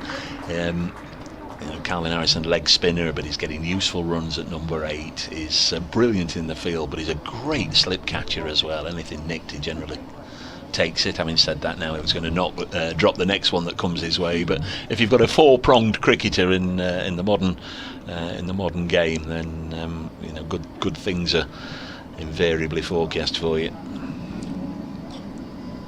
Yeah, it's important to have many strings to your bow. Makes you much more marketable and within the side. But Higgins will continue. He is still looking for this century as James is in now and bowls to Higgins, and is allowing this one to go through outside the off stump. A little bit wider than the previous deliveries, and I think the umpires are going to have a chat here with someone. Well, Ben Debenham is square legs having a word with Ryan Higgins about something, wasn't it? Yeah. Don't know if he's been shuffling down and maybe treading on the area that he shouldn't. James bowls, and that's pulled hard down to long leg. There's only a single. A wayward return comes in from Patterson, goes over the keeper's head, and he gets a single. So he goes now on to 88. Higgins brings the Kearies into strike. He's yet to get off the mark. Middlesex has slowed down somewhat. Now they started yesterday. The score 160. 162 for 3 overnight. 162 for 3. They've now advanced to 225 for the loss of 5. There's 2 slips in place now for the new batsman as James bowls to De Kearis, and he's cutting away but doesn't quite time it. Plays it into the ground, and that backward point fielder comes in and does the tidying up. So he's got 2 slips in place now for the new batsman De Kearis, who's yet to get off the mark. There is a backward point, well, really between short third and backward point. Extra cover mid-off. There's a short mid-wicket, very short, probably 8 metres from the bat. James bowls, and that's a good delivery, and he's right forward. De Kearis makes a nice sound on the bat. It's played solidly up to mid-off, and there is no run. And as if to say, time to relax, Knotts takes the square leg out and puts Hamid out on the deep square leg boundary. And it's getting very dark over there. Retirement home, Dave. It's getting. James runs away from us now and bowls, and De Kearis forward and defends, goes straight to extra cover, no run. Hopefully we might be joined in a moment by Samit Patel. He's in the building, and maybe before they do go off we can just grab a quick word, if indeed they are going to come off. Hopefully it'll pass us by. Just see what movements the ground staff are making. That's always a good indication as to what is happening. We can't see them no at the moment.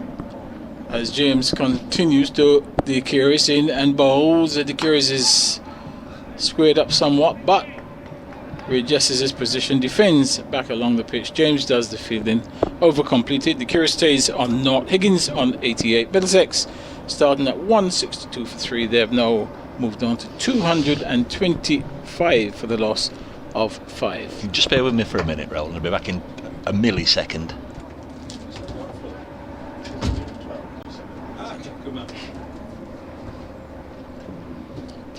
And that's was very quick, Dave. Well,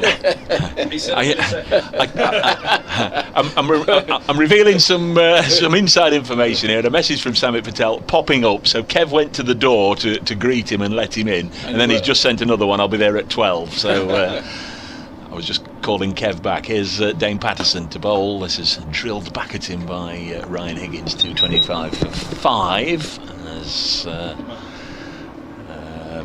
Rowland, after a good old stint there, the former Middlesex batter, oversaw a significant number of runs for his former side there, but also the wicket of Eskenazi, and Kevin slots in alongside me. Have Kent collapsed yet? 5. Have Kent collapsed yet? I've only just got back up. There was no news in the press box downstairs. It was all the chatter.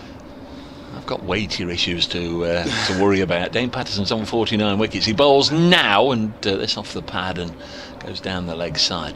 I just wondered, I don't know if you were on the way back up, but Ben Debenham seemed to be giving Ryan Higgins a bit of a ticking off in the last over. Oh, yeah. He was pointing something out to him.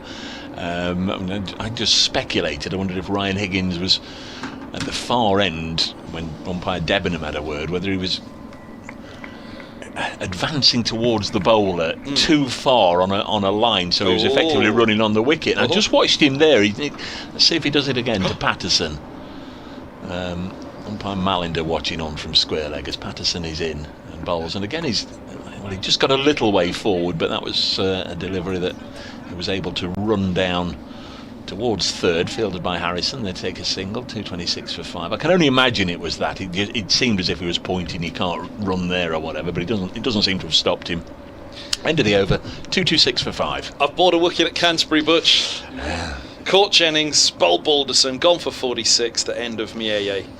Am I allowed to say that? You are. One or two people saying that they heard you earlier on saying that Zach Crawley could only enter the game on the third that was day, my understanding. And then now saying that Will Jacks is playing today for Surrey. He's entered the game there, so I don't know. I don't know. I thought they said it was day 3, but maybe it's day 2 then. Patterson's in, bowls, and forward goes. Hold on, sorry, I thought that was the end of the over. I turned around, sorry, I got excited with the wicket there, didn't I? I thought it was taken over. This one's pushed back by De Carey's. There's no run. My apologies, braces. I got all giddy. It's all right. It's all right. Compton's still there with a strike rate of what for his 13? Strike rate of 25 for his 13 from 51 deliveries. We saw him grinding out a very defensive innings at Canterbury a couple of weeks ago. Kent were 4 or 5 down in that run chase, and they sent him out to block, and block he did to get the draw as Patterson is in again off the outside edge. Seba Meads after this, but the ball will win the race. It's a boundary to Josh De Carey's. He's off the mark with his first 4, 230 for 5. It was a little bit streaky, but it doesn't say that in the scorebook, as they say. Thank you, Alex Hode, one of the BBC commentators and live tech staff. Is he on today? Let's have a look and see who's on the Dream Team today. Yes, Gary Smee, Alex Hode and Ben Feasy doing the live reporting today for the website. Well, it's a little cheeky, the cricket headline: Surrey struggling, Essex maintain title hopes. That's a long shot, isn't it? 230 for 5 it is indeed. 72 for 3 Surrey. Patel's gone. Here comes Dane Patterson in bowls and worked away behind square by Josh De Carey's. 231 for 5 is the score. But Northamptonshire 369 all out against Kent. So they've just gone. Keo LBW Umeshadov 172. I mean, so basically Essex now need maximum batting points and to win that game and hope that Surrey don't take a further point from the game. So it's Surrey's really. It is. Then Kevin Howes will be in the car up the M1 to up the M3, around the M25, up the M1, down the Brian Clough Way. Although when I was coming along from the motorway this time, I thought it was the Brian Clough Way that ran between Derby and Nottingham. Has it been renamed? It is. Or is No, it still is. I thought it said Remembrance Way or something. The A52 between Derby and Nottingham. Yeah. Here's James. He's in bowls, and this ball's eased into the offside by De Carey's no run. Higgins high biggest scorer of the season. Middlesex's leading run scorer. Star player this year, really. Yes, he can absolutely fill his boots here, get as many as he wants effectively. Middlesex need him to. They need to double their score here, really, don't they? Maximum batting points. They're 5 wickets down, though. Carries the last of the recognised batters. And James into him. He bowls and chopping down on this one to cover. No run once more. I mean, at the moment, the way that Middlesex fans would have been desperately hoping there was a 10:30 September collapse for Kent. It hasn't happened. Nor here, though. Nor here, but Middlesex, Middlesex. By the end of today, Middlesex need to be one better off in the bonus points, don't they? And then Kent need to win the game at Canterbury. If Middlesex are not one better off, then Middlesex have to win the game here. As here's James, Bowles and Eskin. Carries eases into the offside and there's no run. I was just even before that wicket of Mieye, I was just going to make the point that an hour and a half in to day 2, you're starting to think that it's swinging a little bit towards Middlesex being the team that needs to win in this round if they're to stay up, with Kent having a solid start, but then they did lose the wicket of Mieye. So let's see. So what are you now? As it stands right here, right now, you're 4 points behind Kent. Yes. Is that right? Yeah. Short ball, which Carries looks to pull from wide outside the off stump, and through it goes to the keeper on the bounce as well. So 2-3-1 for 5 it is. Higgins 89, Carries 5, and Kent 65 for 1 then. Compton still there with Beltram, and Surrey 72 for 3, and Essex about to begin their reply against Northamptonshire. How long have we got left this over? 2 balls and then I'll get out of the way, as here's James, right arm over the wicket, he bowls, 2 slips in place and Carries up on his toes, eases into the offside and there's no run. Oh, we're going to have a double switch. Dave's going to come into my chair, so I'll say hello to Samit Patel after this delivery and then get out of Dave's way. We've got half an hour until lunch, light permitting. It has just gloomed over a little bit here, and the 6 floodlights casting their shadows, only light shadows at the moment though, as here's James turning for the last time in this over. With that 2 slips, he's past the umpire now, bowls, and this ball's just on a length and a solid forward defence by De Carries. And there is no run, which will basically allow me time to say good morning just to Samit Patel, and then goodbye as well. So first of all, how much of the cricket have you seen this morning, and then I'll leave you with Dave Bracegirdle. Yeah, it's been a fascinating morning. Notts have picked up 2 wickets. Scoreboard's not really gone anywhere, but we'll be pretty happy on a sluggish pitch. How are you, fella? I'm good, thank you. Jet lagged. You've been in the Caribbean, haven't you? I've only, and I got back last night. I got back. No, not jet lagged actually. I'm okay. So where were you? I was in Guyana in the Caribbean Premier League final, which we managed to lose with a. Well, I thought Guyana played really well, but. It's Trinidad. It's Dane Patterson. You were playing for Trinidad, weren't you? I was playing for Trinidad, yeah. Yeah. With an absolute superstar of a team. Russell, Pollard, Narayan, Akil Hussain, Puran. The list can go on, but yeah. Well, you've got a current West Indies selector in the box, so he might want to tap your name on some of those young lads you've just mentioned there, Kieran Pollard and the like. Good fun. Yeah, it's been great fun. Yeah, it was 3 really weeks good. there, 3 hotels, good food, good Absolutely, money, great yeah. teammates, few laughs. There's Dane Patterson in and bowls, and this is steered to backward point. There's no run. Thanks for coming up. No I know today is a big day. Is it an emotional day? Yeah, pretty emotional. I think that saying goodbye to people that I've known for a long time, members, supporters. Yeah, it's going to be hopefully a fun day, but yeah. Lots of memories that I've made, and hopefully a lot of happy fans. I'm going to press you. I'm going to press you, and I know you're going to bat them away. But it'd be nice to have a scoop nonetheless on BBC Radio as Dane Patterson comes in and bowls, and this is worked away by Higgins for a single, 233 for 5. What does the future hold? Yeah, I'm still playing cricket, Dave, is the answer. I'm sure people will find out very soon where I'm going to be playing next year. Unfortunately, it's not here. Circumstances didn't really arise. Can you understand that? I mean, you don't. The one-day cup, obviously, at the moment is out of the equation because it clashes with the 100, which you play in. You've not played red ball since the COVID year of 2020, as Patterson comes in and bowls, and this goes through to the keeper. So it's just been the blast, hasn't it, with yourself, with Notts, for the last couple of years? Yeah, absolutely. The club do want to move in a different direction, which you can also understand that. I'm not going to be around forever, and then people do have to replace me, and that also can take time. And like I was given the time, I think that, maybe for the club's sake, the time is not. Ideally, would I have like one more year and finish next year? Probably, but it's not meant to be. Josh De Carey's on strike on 5. We've got Samit Patel with us for the next 10 minutes or so. 2:32 for 5. I know he's got lots of people waiting to speak to him today, so we'll rush through the questions here and see what we can get out of him. Will we see you playing red ball cricket again? You won't be seeing me play red ball cricket again, no. I think that ship's definitely sailed, Dave, to be honest. 4-day cricket, no, I enjoyed 4-day cricket a lot. When I only play 4-day cricket to play Test cricket, so that was the only carrot for me, was playing 4-day cricket to try and play for England and at the highest level. So yeah, as soon as that aspiration went, I kind of stopped playing.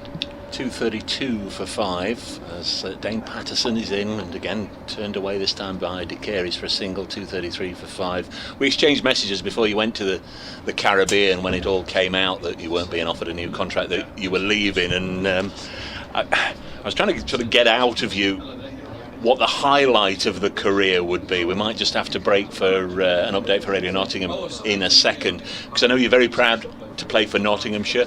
I know you're very proud to represent your family. They've always been supportive, your mum and dad, and obviously your wife, and all the family have very much bought into what you've given. I know the Asian community, I know there was Osman Afzal, there was Bilal Shafiat, and yourself paved the way for many others to come to Trent Bridge and watch the cricket and play.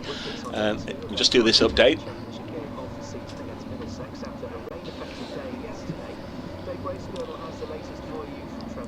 Yeah, we're just wondering if the dark clouds might actually start to force us off here. We've had uninterrupted cricket since 10:30. A couple of wickets for Notts this morning, one for Dane Patterson, one for Brett Hutton. Middlesex have moved on to 233 for 5. All the pressure on Middlesex to force this game because they are in the relegation zone. Notts just pegging away trying to get wickets. Lunch, if we don't get any rain, will be 20-1 today. Middlesex 233 for 5. Brett Hutton's just bowled one delivery whilst we were doing that update. It was a dot ball. We're talking to Samit Patel for the next few minutes. I went through all those things with you, but you said, yeah, I'm very proud of all those things, Dave, but to play for England, he said, you said, absolutely the defining moment for your career as this is defended. I'm not putting words in your mouth, am I? You were so proud to play for England. No, absolutely. Receiving that Test cap in Sri Lanka, I think all the hard yards that you've gone before that, all the years of hoping and praying to get a gig to play a Test match, and that when that opportunity arose, it was a special day, and I think that no one else can take that Test cap away from me now. So here's Hutton, bowls, and this is dropped on the leg side. There's no run.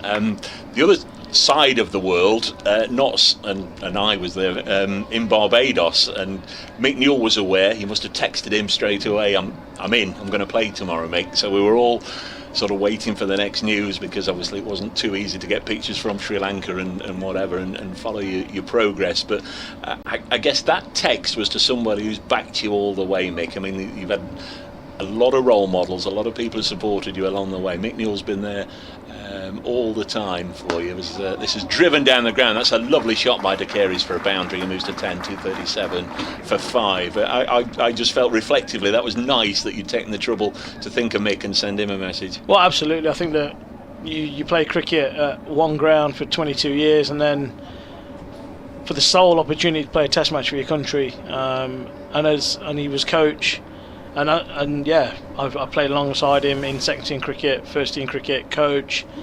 The journey had gone with Mick, to be honest. And it's obviously a proud moment for the club when you do get a player that represents England playing for Notts. So Hutton bowls down the leg side. It's been stopped by Tom Moores. It was, it was a special day. I wasn't actually paying much attention in that team meeting, to be honest. I wasn't expecting to play.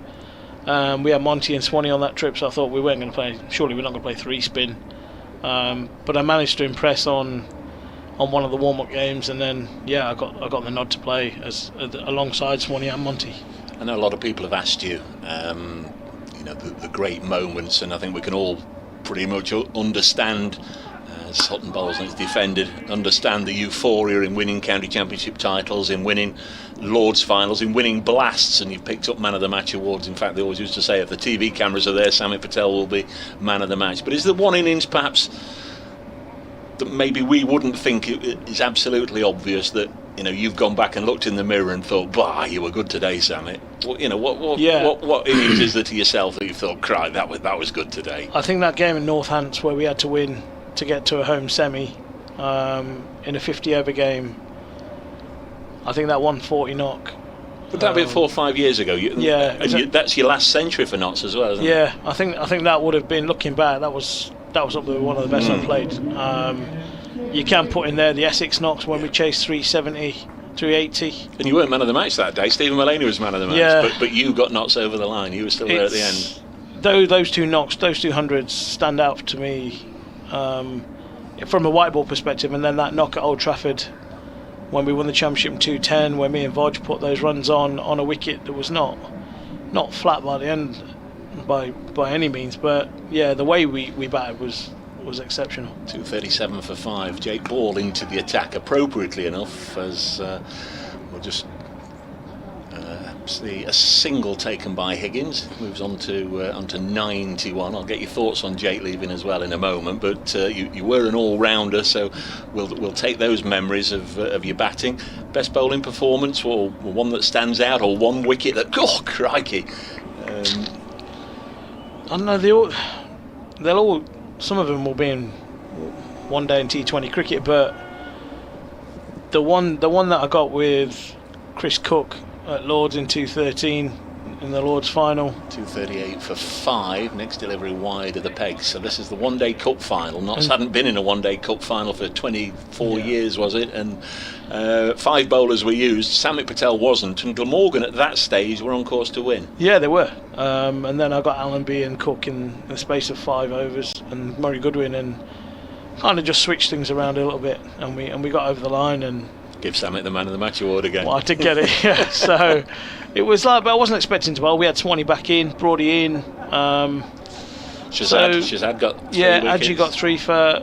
We had a lot on show, and I thought that maybe today bowls to De Carey, he defends. I had my batting head on all day, and then suddenly I got chucked the ball by Reedy, and it just shows you that if you are an all-rounder, you can influence games of cricket. I know one thing you'll miss for certain is the camaraderie of the Notts dressing room and your teammates over the years. Many of you, I'm sure, will become lifelong friends. Another fella leaving today is going to have the same emotions. He's bowling at the moment, Jake Ball. Yeah, absolutely. Bally, I think I played in his first second team game, first team game, first game in every format. So Bally is defended. It's always sad when local boys leave their home county, and he's been a great servant. The wickets he's taken probably fly under the radar, to be honest. In all formats. I know between you, there's a lot of blast wickets for Notts because you've got the most and he's got second most. Well, there you go. That just tells you. I think that the wickets he takes, he bowls all the bad overs, as you say, power play and death. You've got to have some thick skin to do that. And next delivery is forced away behind square. Hamid will go round. Will he get there right on the boundary edge? Well fielded. Couple of runs. 240 for 5. Yeah, Bally, he's got all the attributes. He's played in every single format for England. He shows us why he does it. And yeah, he's been brilliant. You can't ask anything. Always gives 100%. In anything he does. He's a great team man, great role model, really. And yeah, he leads from the front. a different sort of career to yourself. He, like you, has played for England in all 3 formats, but unlike you, he's had to combat injury after injury after injury and keep coming back. He's in now and bowls and is pushed into the offside. I know that's something you're always grateful of and will point out to anybody. I've never missed a game through illness or injury up until last season at Worcester, wasn't it? Yeah, but the thing is, like, fast bowlers will always get injured. It's part and parcel of being a fast bowler, aches and pains, bodies creaking and niggles. But yeah, I think that the way he's gone about his business is absolutely fantastic. 240 for 5. Let Samit go after another couple of overs if that's all right. I know there might just be 1 or 2 people today wanting to speak to you, but after this, what's your next cricketing assignment? Is there something in the diary? I'm going to Atlanta on Monday to play in the Atlanta Open. That's a golf tournament, Sammy. He's hit him on the pad. Hutton might get a wicket here. Neil Minder keeps the finger down. This one swung into the right-handed Higgins, who played round it. That must have been fairly close, Sammy. Must have been. I think it'd been just outside the line. That was a good decision by Neil Minder. What about umpire Patel? Have you ever thought of that? No, I'd carry on playing 4-day cricket if that was going to be the case. I don't like fielding at the best of times, let alone watching everybody field as well, batting and bowling. It's a long time between snacks, isn't exactly. No, I Atlanta. think yes. We'll just see this ball, and then we'll ask you what's going on in Atlanta, that cricket hotbed. Next delivery, driven forcefully by Higgins into the offside for a single, moves on to 92. What are you doing there? I'm playing the Atlanta Open alongside some fantastic names of Chris Lynn, James Vince, Martin Guptill. I was going to say, can I throw in here all the usual? Yeah, all the there does seem to be a little bit of a circus, and if wherever you're playing franchise cricket, you're either playing with or against the same people. Exactly. And I think is one of the criticisms of franchise cricket, isn't it? It can be a criticism, but I think it's great fun. Yeah. I think people, when we play against each other, play with each other. Everybody knows everybody's games. But yeah, it's just great to play franchise cricket in and the who States. are you playing for, and where will you be playing? I'm playing for the Houston Stallions, and I'm playing in Atlanta. 241 for 5. It's Hutton bowling, and it's defended. So yeah, we're out. Well, bizarrely, I'm going to watch the Atlanta Falcons play NFL at Wembley on Sunday. Nice. So yeah, my ears pricked up when he said Atlanta. How long's that for then? A couple of weeks? That'll be 10 days. Yeah, me, Monroe, Ravi, Vincey. The usuals? Yeah, the Linney, Guptill. Yeah. I'm sure we'll have a lot of fun. You've been good to cricket. At the moment, cricket's been good to you, isn't Absolutely. I think if you look after it, look after the game looks after you, and hopefully I can carry on doing that for a couple more years. The next delivery is sent down. Now then, Hutton. Oh, it looked another good shot, but Brett immediately pulled out. So either he knew it was just slipping down too much, or maybe a graze on the bat. I think he's nicked it, I reckon, onto the pad. But what a year Brett's had. He's had a fantastic year, hasn't he? Coming up to nearly 70 wickets in Div 1. Yeah. It's for a seamer of his calibre, I think. Must have hit it. He must have hit it. It's outrageous. The wickets he gets, how he gets them, is great to see. 241 for 5. As Hutton is in again.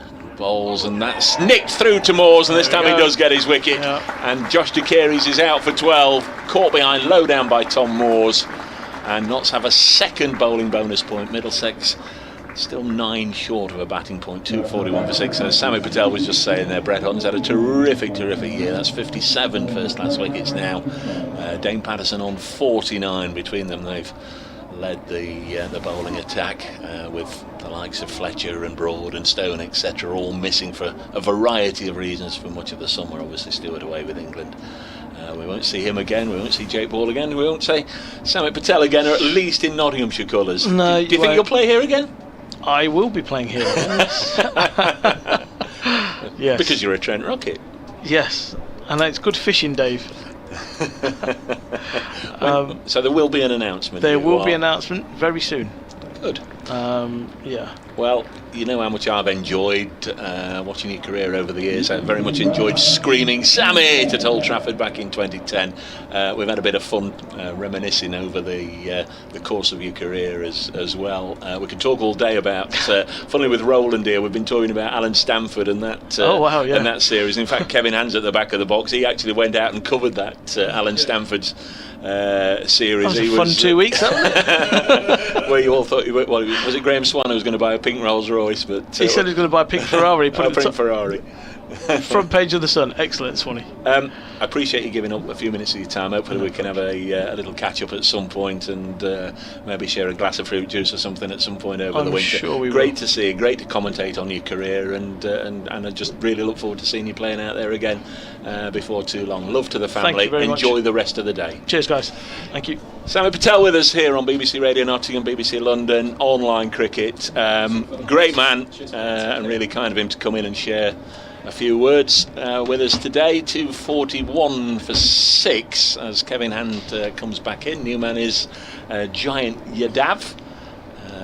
He's not a giant. Next ball is seeing him get us off the mark with a single. 2:42 for 6. Great to see Samet, great to see Kevin back, because Ryan Higgins is on 92, but he's going to be at the non-striker's end. Applause for Brett Hutton, who now has 3 wickets, 3 for 55 in the innings. I was just starting to scribble out a lunchtime report, braces, but it's all really it's on Higgins at the moment, isn't it? Will he get his century in the next 13 minutes? A couple of crisply struck 4s. 92 from 135. Yadav, well, Jayan Yadav has had quite the journey since signing for Middlesex. He was due to play at Chelmsford, and really, if there was one game Middlesex really would have wanted Yadav available for, it was Chelmsford in September, and that was the first game of the month. Then they went to Old Trafford, where again you fancy maybe it'll spin a bit at Old Trafford, so it seemed like a good idea. Bring in an overseas spinner at Lord's last week, much in it for him.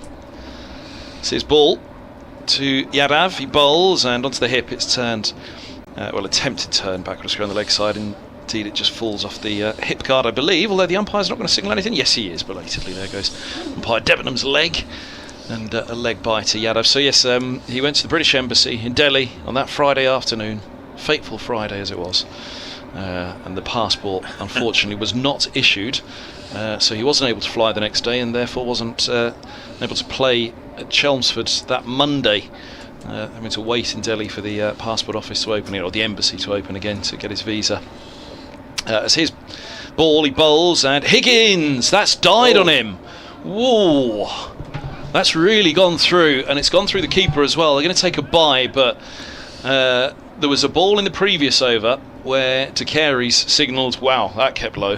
This one very nearly shot along, didn't it? That really did keep low. Middlesex won't mind that. They've got runs on the board, and it may well be that they need to win this game, never mind the batting points. Kent still plodding along at Canterbury, 1 down. Playing the long game. Kent, which I think is probably what...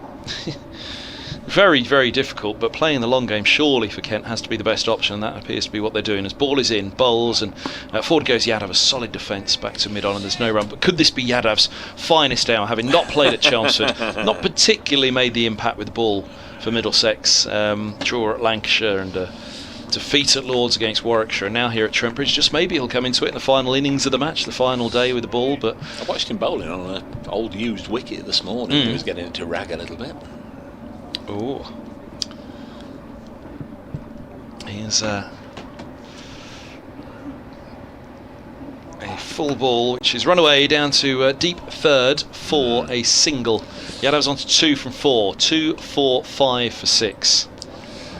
Very much appreciate Samet popping in. Give him a grilling, didn't I? Give him a grilling. Now I knew there was going to be an announcement forthcoming, and that nothing would be revealed today, but lovely to hear from the old boy again. And I just hope it's nice enough weather for them to conduct the ceremonies that are planned on the pitch at the tea interval, just to send Samet and Jake off with a good round of applause and a prezi apiece. His ball running in, bowls, and Higgins one-handed pushing back up the track. He's played that as though it's bounced on him, having had one keep low. He's played that as though it's climbed from Ball, just looking for a straight drive, and off the splice of the bat, one-handed, bottom hand off, the ball trickles down to mid-on. 2-4-5 for 6. There's part of Middlesex that won't mind that, because they'd hope that Roland Jones will be able to roll back the years. He's one of the great exponents if there's a bit of inconsistent bounce. Helm, pay some height as well. Last ball of the 16th over from Ball, and he bowls to Higgins, who clips attractively through square leg, but the sweeper is set back, and it's just a single. Higgins has 93, Middlesex 247 for 6. They are within 3 runs of closing the gap on Kent to 3 points. Follow that up. I was just waiting for it to click over to 247. I think you've gone early again. It's 246. They're a boundary away. It's so well. It's Ian Smith who runs the screens up there. He tipped me earlier on the wickets, didn't he? It went up in a flash. Yeah, it's going to be the bearded Brett to continue. 3 for 55 here for Brett Hutton. 2 of the 3 wickets to fall this morning. Steve Mullany's just whirling his arms around, whether he's just feeling a little stiff or maybe he's going to come on for an over 2 before lunch. May well be the case. 246 for 6. Here is Brett Hutton. Past umpire Malinder's left shoulder bowls now, and Higgins on 93 missed times this. Thought Hutton had got him in the last over. It would have just been a graze, just a mere graze on the bat that saved Ryan Higgins. 246 for 6. That's the score. Hoping, touching the wooden desk in front of me as I say it, I'm hoping the really filthy, nasty clouds have left us alone. Floodlights are on. Brett Hutton bowls again with an open face. Higgins chops it down to Jake Ball at third. And there is a single, and it is now 247 for 6. Here on BBC Radio Nottingham and BBC London. Luncheon interval today will be at 20 to 1 as we look to make up some lost overs.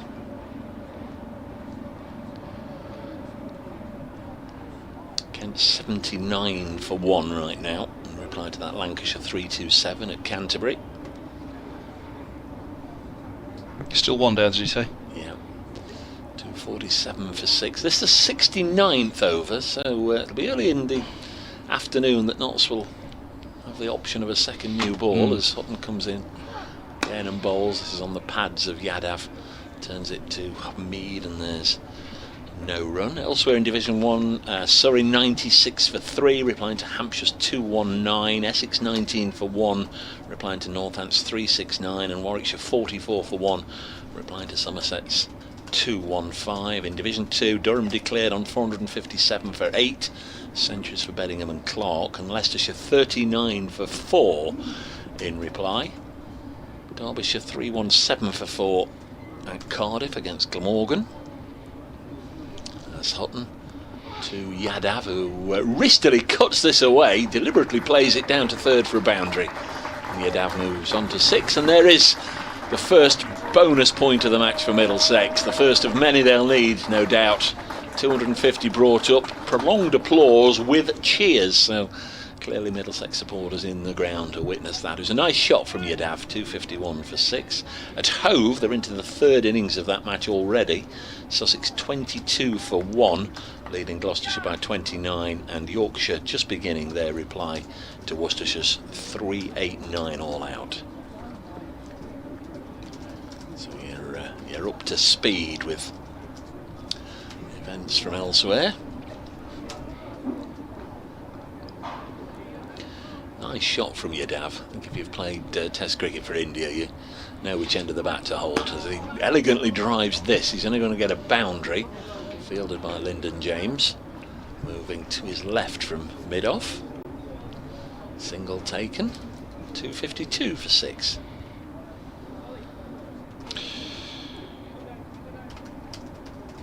My mind is already turning, and maybe this is because you've got a vested interest in it, in the lunch is better in Division 1 for the press. But it just feels to me already that where you kind of start this morning, Middlesex, what batting points can you get? the way the day pans out already in this morning session, I think it's more about the win than the batting points for Middlesex here. Now look, the bigger the first innings total, the more batting points they get and the better chance they have of perhaps forcing a win here. There's Houghton, smear of red down his flannels. Oh, this has just gone a little wayward down the leg side. Well taken by Moores. 252 for 6 after 69 overs. We are 15 minutes away from lunch. So the equation remains the same for Middlesex as it was this morning, and as it still is for Kent. Play the long game. Dig in about as long as you possibly can and see who blinks first. Is there a wobble at Canterbury? Can Middlesex push on to maximum batting points here? You just get the feeling, have Canterbury served up a flat one and gone for big batting points in a draw and said to Middlesex, go on then, try and beat Notts at Trent Bridge, and good luck with that. So yeah, that's where my feeling is as we hit lunch. You know, we said that today would be a moving day. We're a third of the way through it now as we hit the end of the first session, and I don't know, what do you reckon, Brace? As I say, I've got a vested interest in it. I'd quite like to be calling Division 1 cricket again next year. Well, there's still runs to be had here for Middlesex, isn't there? They've got plenty of overs left. They need Ryan Higgins to stick around. They've got the first batting point, but there's more to be had as Stephen Mullaney comes into the attack. He's right arm over the wicket from the pavilion end, and he bowls to Yadav, who backs up and all his weight on the back foot, front foot in the air, opens his body up and strokes the ball back to the bowler. You can never be entirely certain at any day, any time, but I think the forecast is relatively okay for days 3 and 4. Mullaney to Yadav. Oh, it's a lovely try for 4. We're about 12 or 13 minutes away from lunch, Verity now. Middlesex 256 for 6. They've got Ryan Higgins still there on 94. He's the main thorn keeping Notts from running through the lower order, but Notts have had a decent morning. They've picked up 3 wickets, 2 for Brett Hutton, 1 for Dane Patterson, his 49th of the season. Middlesex are going to have to make all the running as we head towards the end of the week. They are in the relegation places. They really need to win this game if at all possible. They're 256 for 6. Laney again, past the umpire, he bowls, and Yadav drives down to mid-on, a dot ball on this occasion after a sumptuous cover drive. His timing was nearly as good as mine, Braces. I think she came to us quickly there, didn't she? I think they're launching the pantomime at on BBC Radio Nottingham. Who are you playing this year? I think Verity's in the Theatre Royal. Oh, so nice. It sounded a little echoey. Mullaney's in, bowls. Oh, Yadav gets a thick edge high up the outside edge of the bat, up towards the shoulder. It loops in the air to perhaps a short cover might have had a chance to run in, but short extra cover, it was fine of him, and indeed falling in front of him as well. You're staying in the city, aren't you? I think Mickey Flanagan's on at the is he at the arena tomorrow night? I mean, surely you know him. You're both from the same part of the world. Tooting. Here's Mullaney, he's in, bowls, and forward goes Yadav, pushing into the offside. There's no run. You'll be going aren't you? Aye. I was wondering who was on there when I was here last year. It was Jersey Boys lead singer Frankie Valli. Frankie Valli was here, wasn't he? Wasn't it a one-off where he didn't? I'll tell you a little bit about that. Not that it's. Well, I regret not going. I looked at the price and I think it was something like 150 quid. Exactly. Here's Mullaney, midway through his run up, he bowls and right into the block hole. Digs this out, no run. Well, we originally bought tickets because we'd seen Jersey Boys the year before, and yeah, I mean it's fabulous music and all the rest of it. 256 for 6, and we bought tickets for his Nottingham Arena concert in 2020, and they were cancelled, and because of COVID in 2020, and. We were told he's going to roll it over for 2 years' time to 2022. You can either keep the tickets or cash in your money, and as you say, they were quite expensive tickets, so we cashed them in. And last year we sort of looked and now we would have been going to see them, but crikey, they were expensive tickets. So when you cashed them in, were they cheaper than when they went back on sale last year? I don't think it works like that. No, I think we had our money refunded. That's Hutton bowls and a little push and run from Higgins, who moves on to 95. Sorry, I should have left you on Ryan Higgins because he was potentially one hit away from a century there, but. We'll do batter by batter. Well, he's down the other end now anyway. So. No, what I meant was, did you buy them, for example, at 100 at the time, and then Whatever they refunded for 100, and then yeah, they were 150 last year? You could have made a little profit on me there, Braces. You could, hey, Kev, I've got them cheap, 150 quid. Look, here you go. Yeah, it was the final day of the game. There were tickets available still. I thought, oh, go on, they're expensive. Drive back to London. 257 for 6. This one's worked onto the leg side. Interesting to hear that Sammy's off to Atlanta to play in cricket next week. It's unbelievable, isn't it, where cricket pops up and is, what did he say, he's playing for the Houston Pinocchios or something, I don't know. Oh, we have news, inside news from Alex Hode, who's a Kent fan, a Kent commentator and one of the BBC Live Text reporters this week. Impartially, I'd say it's not a particularly flat one at the St Lawrence ground. They have named 2 spinners and will try to win it. Some footholds there already. It's finely balanced, he says. Yadav is on 11. Next ball sent down by Hutton and driven by Yadav to mid-on. They've played 2 spinners. The last home game when Notts were there, of course, a fortnight ago. Chahal, the Indian test spinner, and Aaron Nijar, who they've signed on loan, the left-arm spinner from Essex. They both had really good games, and it did a bit for them in the first innings, but not so much in the second. And as I say, it petered out into a draw because Kent put the blocks on the last day rather than trying to push for victory. 257 for 6. This one is pulled away. It's in the air by Yadav for a while, but it's gone very fine down to fine leg for 4. Felt like it was top of the bat, didn't it? Back of the bat. Did he just roll the wrists a little too early on it? We'll have a look on the replay in a moment. And we've seen that a few times with batters through the shot, which again goes back to, you identified it so early on that first morning brace. Inside info, was it? A little bit of inside trade. They said it might be a bit of a slow one, this, they tell you. You had it very early on that morning, yesterday morning, that it was going to be a bit of a slow one by Trent Bridge standards. But yeah, we've seen it a few times with the hook and pull batters through the shot too early. News from Canterbury again, where Alex Hode had finished that by saying losing the toss didn't help with the master plan, of course, haha. Daniel Bell-Drummond is gone though, 82 for 2. Oh. To spin as well. Thank you, Alex Hode. Look at this. We've got leg theory we've got here. They're hoping that Yadav will do exactly the same again, because Patterson's down at long leg and another man, Joe Clark, has been put behind square. So I expect Hutton to bang this in short, and he does, and Yadav takes it on, but rolls the wrists, and it'll be just a single down to Patterson. 262 for 6, and with a ball left in the over, and Ryan Higgins on 95. Let's see if Kev can get one of his boys over the line. Are they going to stick leg sides for Higgins? Maybe. It feels as though that fielder, though, who's halfway in catching, should be more a 45. He's a short, deep backward square leg rather than a short, long leg. Does that work? Short, long leg? A fielder at 45. So he's changed now anyway. He's gone to mid-wicket. But I understand their ploy there to Yadav, but have him either top-edged or got the bottom of the back of the bat on the previous ball. It felt more as though 45 would be the catcher. Higgins is on strike and he's dabbing this just wide of slip. Deep third's got a chase on. Higgins will take 2. He moves to 97. And there's 1 ball to come at the over, which Yadav will face. We have no, that's over. That's the over. Oh, it is, sorry, yeah. I'm going to get that scoreboard by the end of day 4, aren't I? 264 for 6. We have got 5 minutes still until lunch, so we're making up time, aren't we? Yeah. Just over the public address system there, a reminder that the members' forum will be in the Derek Randall suite during lunch. Yeah, there's already 1 or 2 people going in to get their seats.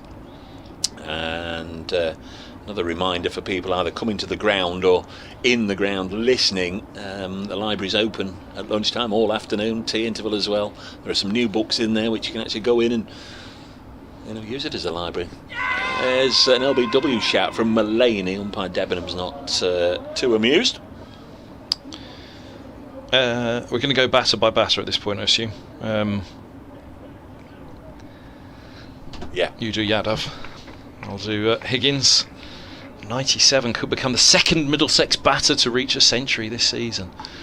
A few more crucial moments for him to do so. They're not making up time down at Canterbury, are they? So that's lunch on day 2 there as Mulaney bowls. Yadav runs this one, sorry braces, wide of slip. It's going to run away potentially for 4 as well. And a slide and a flick and it's back in. Lyndon James, is it down there? He's just slid to flick it back, it is. And chase followed up by Callum Harrison, who returns the throw. They've taken 2, so commentary back to you, Dave, as Yadav remains on strike on 18. 266 for 6. Yeah, sorry, I'm getting giddy, aren't I? No, it's all right. It's all right. We go on here, but at Kent it is lunch. 91 for 2. Bell Drummond, Court Jennings, bowled Morley for 3. Yeah, because they got the full 96 overs in yesterday, didn't they? Lancashire dismissed off the final ball of the 96th over. This is a nice looking shot by Yadav. He'll take a single. Yadav on to 19, 267 for 6. There is still time for Ryan Higgins before lunch here with 3 balls left in this over. I make it about 3.5 minutes to go, so there might even be another over. Harrison's warming up at slip, isn't he? So he's hopeful that Mulaney will shuffle through these 3 deliveries in good time. From the pavilion end he bowls to Higgins, who is through that shot. His body was opening, the shoulders were opening, the hips had opened. He was looking to mid-on. The ball deflects up to mid-off. He's quite an open front-on player, actually, Higgins, so there's a little bit of excitement there from Mulaney, but not too much. Surrey are 111 for 4 against Hampshire, 219 down at the Aegeus, but Essex are 26 for 2 at Northamptonshire as Mulaney bowls and Higgins dabs this ball for a single. So he moves to 98. If there is an over to come before lunch, then he might still have a chance of that century. Yeah. But 268 for 6 it is. Yes, Harrison is getting himself ready. Imagine there'll be time. There's only 1 ball left in this particular Mulaney over. Liam Dawson braces. He's bowled 14 overs, 5 maidens, 2 for 13. He's had one heck of a season, hasn't he, Liam Dawson? Yadav on strike, and he does the right thing for his mate here. He's just blocked that one. So 268 for 6, 1 over left. Will be the 73rd of the innings. So that second new ball is going to be coming within sight. 20 minutes or so into the afternoon session. Sam Robson said overnight that he thought somewhere approaching 350 would be a good score on this track, which, you know, is a rarity actually. He's a really good talker of cricket. He's a thinker of the game. He likes to talk about it. So he's one of those, when you get a chance to have a chat with Robson, it's not yes nos or platitudes or cliches in the answers, and he gives you a fair answer. He said, yeah, I'd be lying if we said we didn't have our eye on events at Canterbury all day yesterday, as they will do today, and equally said, you can get 350 on the board here, you're doing well. Middlesex 268 for 6. Higgins on 98, 145 deliveries, and Calvin Harrison down below us floats one up there. First ball, he's driven just past extra cover for a single to move to 99, his highest score of the season. This having scored 71 previously, and this now is 9th 50 of the season, so it's quite comfortably his highest score of the season for somebody that had previously passed the 50 mark on so many occasions. So he's 99 not out at the non-striker's end. Harrison bowls, Yadav defends. Played nicely on 19. Every single Middlesex batter that's got to the middle has achieved double figures. Harrison bowls and Yadav looking to do nothing more than block this. It may well be that Ryan Higgins goes to lunch on 99 not out. Come on, Giant, you've got to tickle a single here somewhere, surely. But last ball of the session. And a run out. There's Harrison. Chance to run this away for as many as they want. Now then, will it be 1, 2, 3 or 4? And it's gone for 4. So useful runs for Middlesex. They're not going to turn them down. Well, they're not. 273 for 6. I mean, this is brilliant from Higgins. It really is, because he's had such a wonderful season with the bat, and were he to go to a century here and lead Middlesex to something in this innings, then well done him. But overall, it's about the team total at the moment, isn't it? 273 for 6. 2 balls left. This one strikes him on the pad. So Ryan Higgins, unless anything remarkable or unexpected happens here, he's going to be 99 not out at the interval. Began the morning on 60. This morning, Notts picked up 3 wickets, 2 for Brett Hutton, John Simpson early on LBW, and Josh DeCary's caught behind. This is driven for a single, so Yadav's going to keep the strike as well after lunch. 274 for 6. Dane Patterson also picking up a wicket. Today he got Stevie Eskenazi, LBW for 58. Eskenazi returning to the middle after retiring early yesterday for 23. 274 for 6 here at Trent Bridge. Higgins 99 not out, Yadav 24. We've had 73 overs and a full and frank morning. We'll do it again in 40 minutes time. Remember that, they'll start again at 20 past 1. Hope you'll join us then.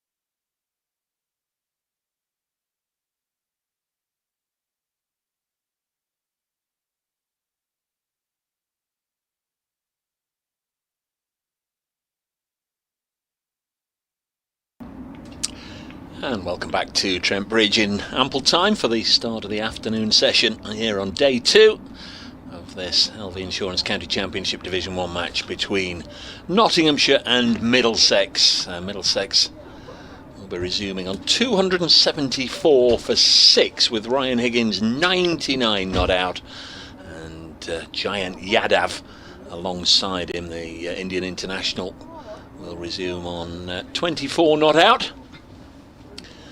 Morning which has seen Middlesex at just over 100 runs for 3 wickets, 73 overs into the Middlesex first innings, so Nottinghamshire will have a second new ball at their disposal in 7 overs time, so expect Jake Ball and Brett Hutton to be rested until then, and it is going to be Dane Patterson to get things up and running. Patterson on 49 wickets for the season for Notts, so he'd desperately love to knock one of these over. Yadavi's going to be on strike. He's played very nicely for his 24 out of a partnership of 33. Meant to go this morning John Simpson in the first over of the day for 26, Eskenazi for 58, De Carey's for 12 as Patterson runs in and bowls and Yadav pushes it up to mid-off. Roland Butcher, Kevin Hand, myself, Dave Bracegirdle here in the commentary box. The floodlights are on.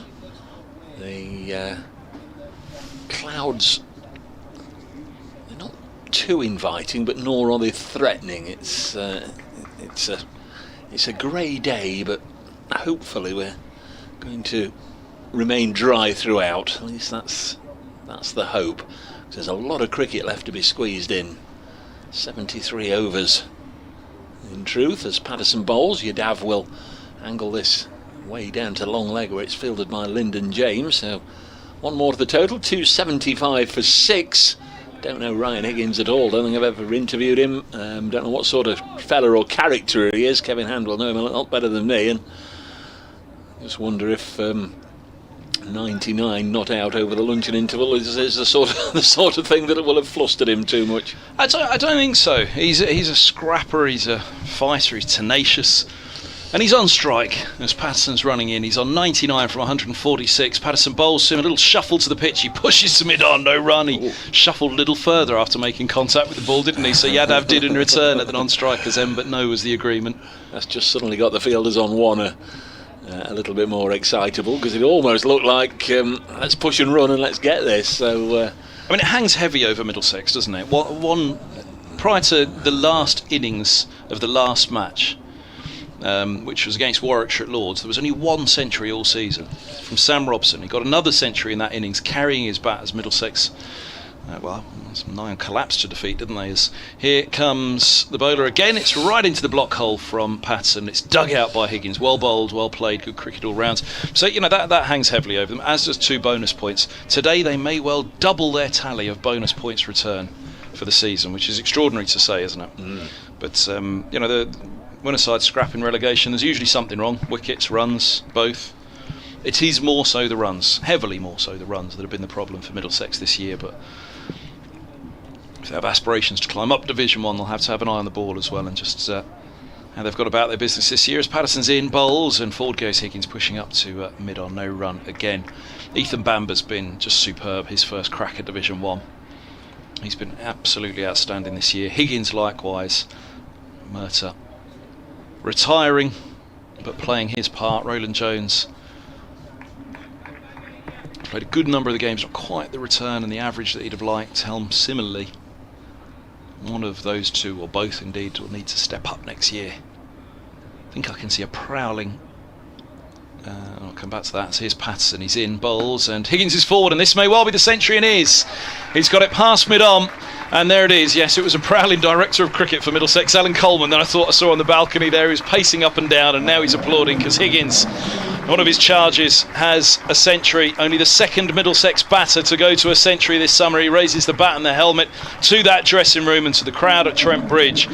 Goodness me, Higgins has been a hero all season long with batter and ball, and cometh the hour, cometh Higgins again. 103 from 150 deliveries with 9 fours. Middlesex on the verge of doubling their bonus points tally for the season and it would be quite fitting if it were Higgins to be out there when that happens. So an eventful first over of the morning with a wicket going down, and eventful first over after lunch with Ryan Higgins reaching his century. 279 for 6. Just thought for a second it was going to be Brett Hutton, which I wasn't expecting, but all he was doing was laying down sawdust for Lyndon James, so he's going to have a little bowl here. There'll only be 6 overs before the second new ball. I'm sure Notts will take it. I'm often accused of saying they'll take the second new ball and then they don't, but can't imagine any reason they wouldn't, as James bowls to Yadav, who is more than happy just to block this. He'll feel he's done his job, or partially done his job, in and sticking around and helping Ryan Higgins through to his century, but now there's bigger fish to fry for him and for the team. 279 for 6, 21 more for that second batting bonus point, and then it really is just a case of how many wickets have you got left and how many can you get.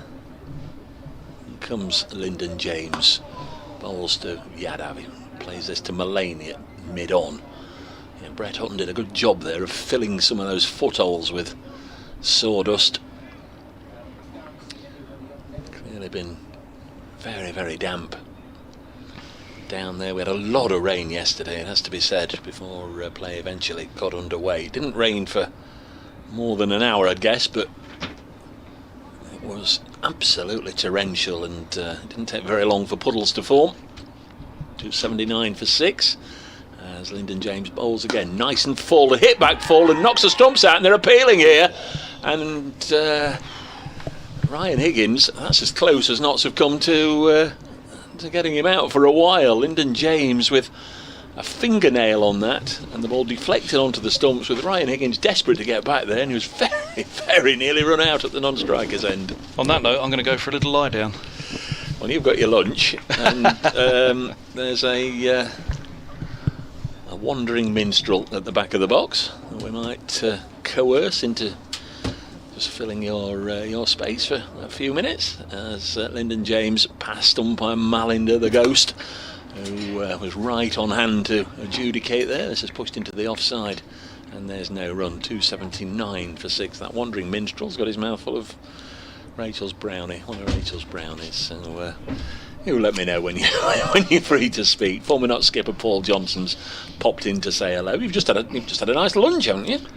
Nice little buffet lunch. Yeah, good stuff. Very nice to see you. Nice to see you. Thank you. There's Lyndon James. Higgins on 103. Yadav on strike on 25. James bowls past the outside edge. It goes through to Moores. Takes it low down. 279 for 6. You popped in to pay your respects to the Ball family, I understand. Samet leaving as well. He's been up to see us today. It's the end of an era, and as when I saw you this morning, you pointed out it's personally the end of an era with Tim Murtagh retiring. Yeah, one of two things cropped up in the last few days. Got a nice invite to come and see Jake's last game. Here is Lyndon James in to bowl to Yadav, and he defends into the offside. 279 for 6. So yeah, obviously knowing the French family for ever, I was sort of semi-instrumental in sort of Jake within the pathway when I was here. Came back at sort of age of 14 and reintroduced him into the under-15s, and obviously the rest is history. So it was a nice invite to get, as well as playing for Welbeck, his club as well, when he was very young. And then the Murtagh issue was he's the last player still playing that I played against, so that's all over now as well. Dane Patterson in bowls to Higgins.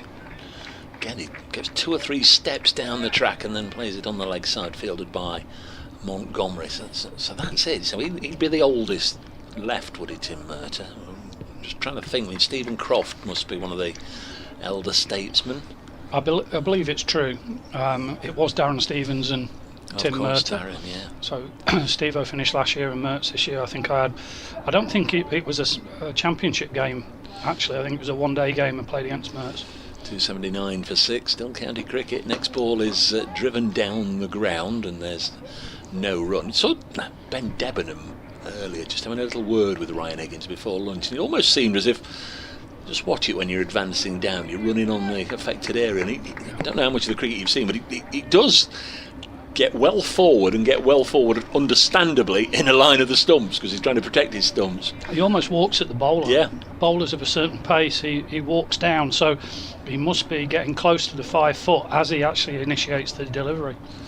Here comes Dane Patterson in again. Once more he just plays this from outside his crease, cuts it into the offside. There's a misfield from Joe Clark and he's gone for 4. Sloppy, careless, clumsy, call it everything you like. Joe won't need telling. Tired. Normally he would stop that, yeah. A late September bit of fielding. 4 runs should have been stopped. Yeah, it's gone through the footholes as well. The last thing you need at this time of the year is to go hurtling through the used footholes as it was bobbling through there. So 2 excuses. 1, late in the season, not a lot to play for. 2, bobbled up over the used footholes down square of the wicket. Well, we know that Joe's got something to play for. I mentioned earlier the chat with him coming out of Old Trafford last week, and 1 game left, Dave. 39 runs needed for the 1,000 for the season, so he's all over that as Patterson bowls. Here is Joe Clark, and this time he feels it's not a mitigation, but when I saw the replay just now on the live stream, it was actually going quite quickly. Yeah, he should still have stopped it, but was going a little quicker than I thought at first. 283 for 6. Can you remember your last game? Of course you can. Yeah, definitely. Did you get a good send-off?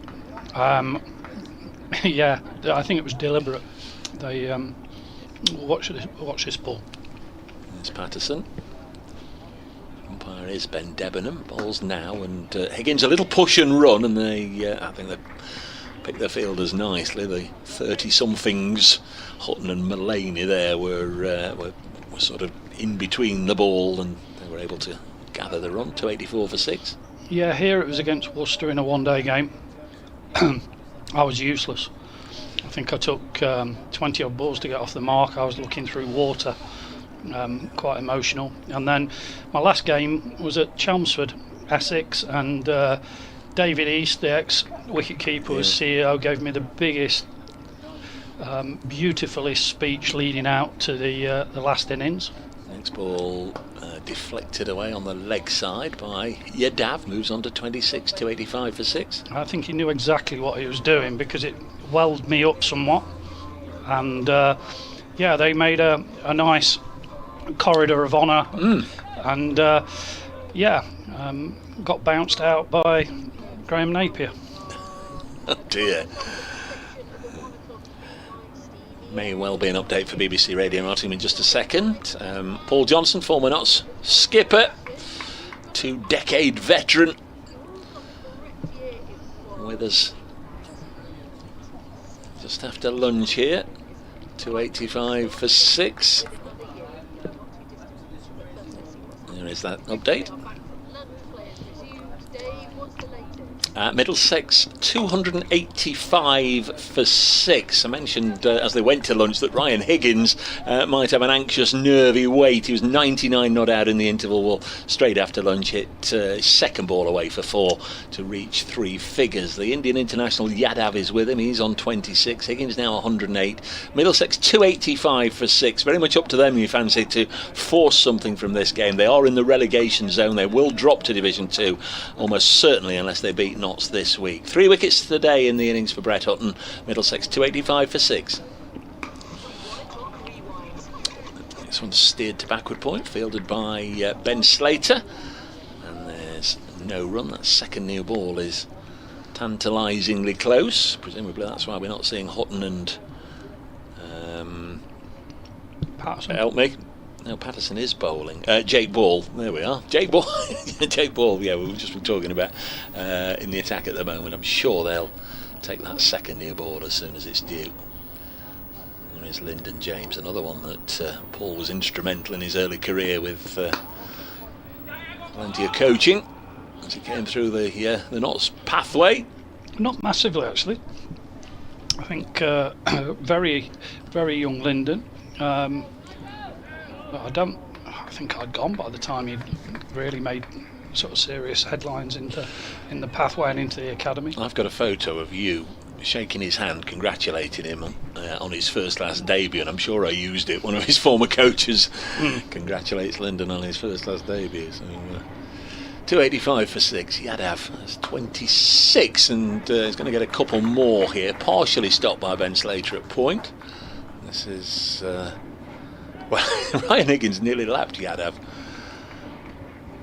A couple more. 287 for 6. Middlesex got to force the run in here, aren't they? They went into this just behind Kent, and you've really got to make your own luck here. It may be that we've got to try and increase the tempo as we move into days 3 and certainly 4. As Lyndon James in again, and nicely played by Yadav. He's looked the part since arriving at the crease, and again he's rushing hard to come back for 2, and he does. Moves on to 30. 289 for 6. As I said earlier, if you've played international cricket for India, you know what you're doing. Yeah, he jogged the ball before, so he was on strike, and he ran hard to stay on strike there. So there was 2 different extremes of what he was trying to do. But looks like Harrison's getting loose at slip for a couple of trundles before the new ball. 289 for 6. Final ball of this, the 77th over, and don't really think it needed Yadav to bob down to the ground to get underneath it, but he did that anyway. 289 for 6. We had Samit Patel up here earlier, as I say, and he says he's not lost to the game. He's got 1 or 2 opportunities, and there might be an announcement soon. And we understand pretty much the same with Jake. He's not going to be lost to the game. Very much wants to carry on, and understand there might be 1 or 2 opportunities coming his way as well. So it's not the big grand farewell to the game for either of them right now, it seems. From what I can gather, I'm not going to spill the beans. They'll both be involved in first class cricket next year. Well, Samit's assured us he won't be playing first class cricket. He'll be playing white ball cricket. Yeah, so involved with another county. So we'll have to see. It is going to be Calvin Harrison. Good shout from Paul Johnson. Captain Johnson. These end of season games, you wouldn't have gone on this long, would you? I mean, last week of September, it is late, isn't it? No, we'd be feet up by now. Yeah. Harrison from the pavilion end, the leg spinner. Mullaney, as always, whenever a spinner's bowling goes in at slip. This was a loose leg side full toss, worked away by Ryan Higgins for a single. 109, 290 for 6. Middlesex 10 runs away from a second batting point. Is that all right, that Brownie there, isn't it? You'd fully endorse it? Oh, yeah. Rachel Enterprises delivering again? I'd contemplate buying that, yeah. Next ball is run away. Good bit of diving there, and a good stop from a wholehearted competitor, Brett Hutton. He really is. 7th wicket partnership reaches 50 from just 63 balls, and Yadav has contributed 31 of them. Winter plans, what's the winter hold? Coaching? Yeah, still heavily involved at Leicester. Another single taken here. This is Higgins moving on to 110, 292 for 6. So we've got that lovely period now of 6 to 8 weeks of reviews and feedback and trials and stuff that we're trying to wade our paperwork through and planning for the winter. And then essentially some people being told round about now that you might need to find a job. In the professional ranks, definitely, yeah. This one's hit to mid-on, no run. And you're involved on that side of things as well now? No, not with the pros. I get asked opinions every now and again, but more pathway than not. Next delivery is work to mid-wicket. And of course, Paul very much part of the coaching setup at Leicestershire, and what a boost that must have been to everybody there. The match here at Trent Bridge a couple of Saturdays ago now, as Harrison bowls and it's run into the offside, some silverware, winning the one-day cup competition. 293 for 6. Yeah, it was a nice, really nice achievement for the club, something they've waited a long time for. Played some pretty decent cricket through the group stages, which I suppose in some ways is a little bit compromised with the 100 going on at the same time. but you still got to, you're in a competition. It's a first-class major competition. So even though we were probably a lot full of strength in some counties, you still have to win those games. And then the sort of semi-final and final are full on. And I thought that, really, for me to now, with the experience and stuff that I've got, to actually really thoroughly enjoy a game of cricket is very few and far between. But that Saturday, I know I'm biased, was one of those. Matt Montgomery excellent. into the attack, his first ball driven to mid on no run. For being sort of 18 for 4 and then recovering the lads who have come through the academy doing so well, and then it going down to the last over and another one of the academy lads bowling the over out, and it was excellent for the club in more than one way. It's Montgomery in again, and the big heave-o onto the leg side by Yadav, and he's going to get a boundary just about makes it over the line, very nearly plugged. Hamid was interested. There's some great tales coming out as well. Harry Swindles have got the century in the final. I mean, there was a piece with him saying, I was actually on the brink of job hunting. I couldn't see my career extending beyond this season. Well, he wouldn't have played if Hanscom would have stayed. Yeah, he wouldn't have played the game. Montgomery. Gentle off spin, driven out into the offside by Yadav. He'll settle for 1 here. He'll come back for 2. 2.99 for 6. They're clapping. What are they clapping? Heaven knows what they're clapping. It's only 2.99 for 6. But a great another point. Great story. But he pretty much out on his ear, and even then. The anomaly was that if Lewis Hill would have wanted to keep wicket, he wouldn't have played again. No. So, as it was, 2 perfect alignments came into place for him to play, and then, coming in at number 8, even though he opened the batting in the second team most of the year. Montgomery bowls deflected away, and this is the Middlesex 300 brought up. Been a really good innings this by Giant Yadav. Obviously Brian Higgins, that goes without saying, he's 110 not out, but he needed somebody at the other end just to come in after Simpson, Eskenazi and De Carey's had been dismissed in the morning session, and Yadav playing a beautiful role. Now a reverse from Ryan Higgins, which is fielded by Jake Ball. That would have startled him, won't it? But he did really well. 300 for 6, 79 overs gone. We're talking to Paul Johnson, the former Notts skipper, who's now part of the coaching setup at Leicestershire, and was then narrowly missed out on promotion to Division 1. Otherwise it would have been an extra special year for the Foxes. Yeah, I'd say things have looked up this season somewhat, from the sort of bit of a debacle last season, even though I had a good run in the 2020. Calvin Harrison from the pavilion end. This is the 80th over, but that's down the leg side and it's deflected away by Yadav, and there's nobody there to stop that, and that will run all the way over the ropes for 4 runs that were fairly easy to come by, weren't they? In truth, it was a ball with a little bit of pace on it down the leg side, and it just needed tickling away wide of moors.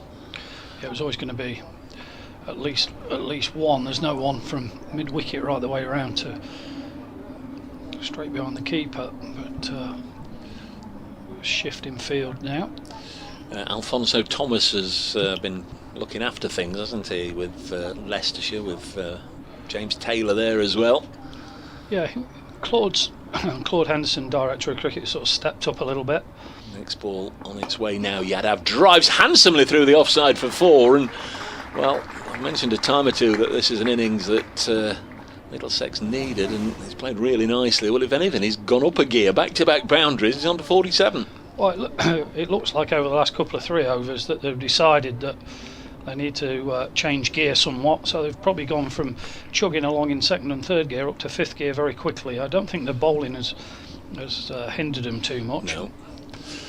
So he's on 47, 308 for 6. Harrison bowls again. Yadav this time forces it back to Calvin Harrison, and there's no run.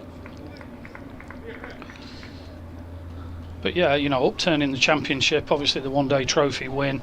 Disappointed in the 2020. I think the club would have enjoyed a bit of a run in that, but they've done very well in terms of being competitive throughout pretty much the whole of the season. Yeah, in the one-day cup competition, of course, they only lost 1 game, and that was to Notts at Leicester. I think they were underdogs, weren't they, really, in both the semi-final and the final, but triumphed, did very well. Harrison pulls down the leg side again, swept away for 4 more. This is turning into a very good over for Middlesex, a disappointing one for Calvin Harrison and Notts and Stephen Mullaney. And I think if there were any doubt as to whether that second near ball would be taken, I think they've all been eradicated. And Harrison bowled a double wicket maiden here, and the ball turned square. Then well, it's tough, isn't it? You know, it's like an over before lunch. It's like an over before the new ball. You know, if Patterson and James had come off probably 2 overs earlier, so the spinners could actually build into a spell of 4 or 5. You know, they're going into this thinking negative that got to keep it tight because the new ball's coming. Single taken, so that is the end of the 80th over. Higgins 115, 314 for 6 Middlesex here. BBC Radio Nottingham and BBC London online and via the live stream. Pictures available, trentbridge.co.uk/live. If you're not aware, you can watch the pictures and either enjoy the commentary or mute the commentary. Roland Butcher here with us this week. Kevin Hand not too far away. There is the ceremonial unveiling of the new ball from its polythene and the discarding of the old one. New cherry then, and it'll be Brett Hutton to bowl. That was never in doubt, really, was it? Get on with it, get a second new ball. Yeah. You know, it's tough for you. You know, Montgomery's part-time spinner, fair enough, but for someone like Harrison, who is your regular spinner, to come on and say, right, here's 2 overs, keep it tight, and with no, even if it took a wicket, it'd be off probably. So here's Hutton, a little bit of hardness to assist him, and Higgins tries to chop this away and doesn't. Moves on to 116 as it just runs out as far as Ben Slater. This will be an interesting period of play now, David. The ball will either disappear to the boundary on a regular basis because of the hardness of it and whatever, or they might have a little bit of success. I can't see it being sort of 1 or 2 and over for the next 10 overs. I think we'll see some entertaining cricket one way or another. It's Hutton to bowl to Yadav and improvises nicely to force it out into a gap on the offside. Takes another single. 316 for 6.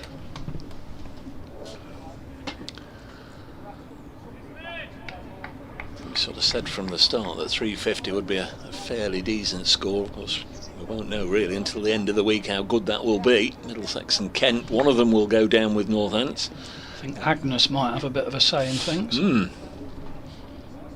Bless her. As Hutton bowls again, and it's defended. Although I thought it was going to rain about an hour before lunch. It went dark and the wind started getting up, and I thought, here we go, and it's dissipated. It did sort of look this morning as if it might just skirt around us, or she. 316 for 6. Is the forum still going on, can we see, or have people come out? I'm not sure. The door is open. This is chopped down to 3rd man. There was a members forum at lunch. Saw them all going in. It's difficult to see in the Randall Suite, isn't it? It looks as if there's plenty of bodies. Well, there's people in and out, so they're either there's not empty interested. Seats. I think the forum's finished. I did see a trail of ants coming out there just as play started. I guess last round of matches of the season, a lot of the questions will obviously appertain to next year and club policies and ideals. 317 for 6. Hiring and firing.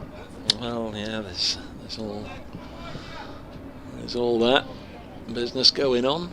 Notts have done their shopping fairly early, haven't they? Mick Newell went to New Road and got a buy one get 2 others free. Dylan Pennington, Josh Tong, the quick bowlers, Jack Haynes, the top order batter, all coming from New Road to Notts over the course of a close season, as Hutton again bowls and Yadav on 49 defence. I wonder if Agent Clark had much to do with it. Well, I wouldn't know. Agent Clark has I think Joe's agent is his brother, isn't he? Another Master Clark. Jake Ball, 16 overs, 1 for 66 coming back. But, I saw another Worcestershire player, Mitch Stanley, has moved this week. It was announced that he's moving to Lancashire, the young quick bowler. So they'll have to do some recruitment now, won't they? Going to be Jake Ball from the Pavilion end. Got 1 wicket in this innings. Wouldn't it have been typical? Give somebody sort of a farewell match, if you like. If Jake had, as I said earlier, what would have happened if he'd taken a 7 for and a 7 for? He comes in and bowls, and that's into the body, the midriff of Higgins. 317 for 6. I mean, 2, 3, 4 years ago, was it? Whatever, when Darren Stevens looked to be bowing out of the game, and then he came here the penultimate round of matches and got an 80, was it, and a 6 for in each innings, and then in the last match he got a double 100 against Yorkshire, and oh, hang on, we've gone a little early here, we'll give him another year. Well, Leicester have done it with Will Davis. They've released him this week and he's playing the last game. 317 for 6. This one's driven back to Jake Ball Fields on the bounce. Davis took out one of those brilliant catches, didn't he, as a sub-fielder, that's in right. the diving out here. Yep. Near the screen, way to our left. 317 for 6. Quite still. We've got the flags of both counties above the pavilion, just hanging fairly limply. This ball, that Rolls-Royce action bowls, and unfortunately the radar wasn't everything it should have been then. It was short and wide, it sat up, and Higgins chopped it away to go into the 120s. Yeah, the Rolls-Royce started up nicely, the sat-nav was out of sync. Not that I would know too much about quick bowling. You, as a coach, would know far more, of course. I thought you were going to say Rolls-Royces there. No, but he's always had a lovely rhythmical action, hasn't he? Doesn't make fast bowling look so easy. Of course, it isn't. It's hard work, and he's worked hard to have the career that he's had. But really, really rhythmical. He's in again and bowls now, and this just past the off stump. Didn't get up as high, I think, as Ryan Higgins felt. Only just missed the off stump and then died before reaching Tom Moores. It was a difficult stop for the keeper. It's a September wicket, isn't it? Tired, low. Yeah, there's not a lot of pace in it, is there? Or bounce.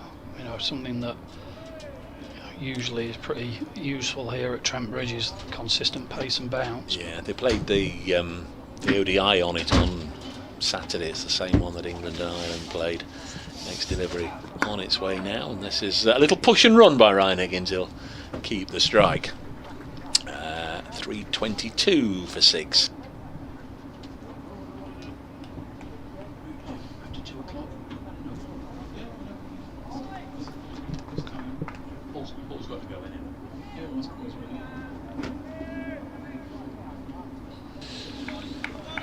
But it's nice to come in and actually not commentate as such, but just do a little bit on Jake's spell. It's well, go on then. His last ball. Go on then. See if you can get him a wicket.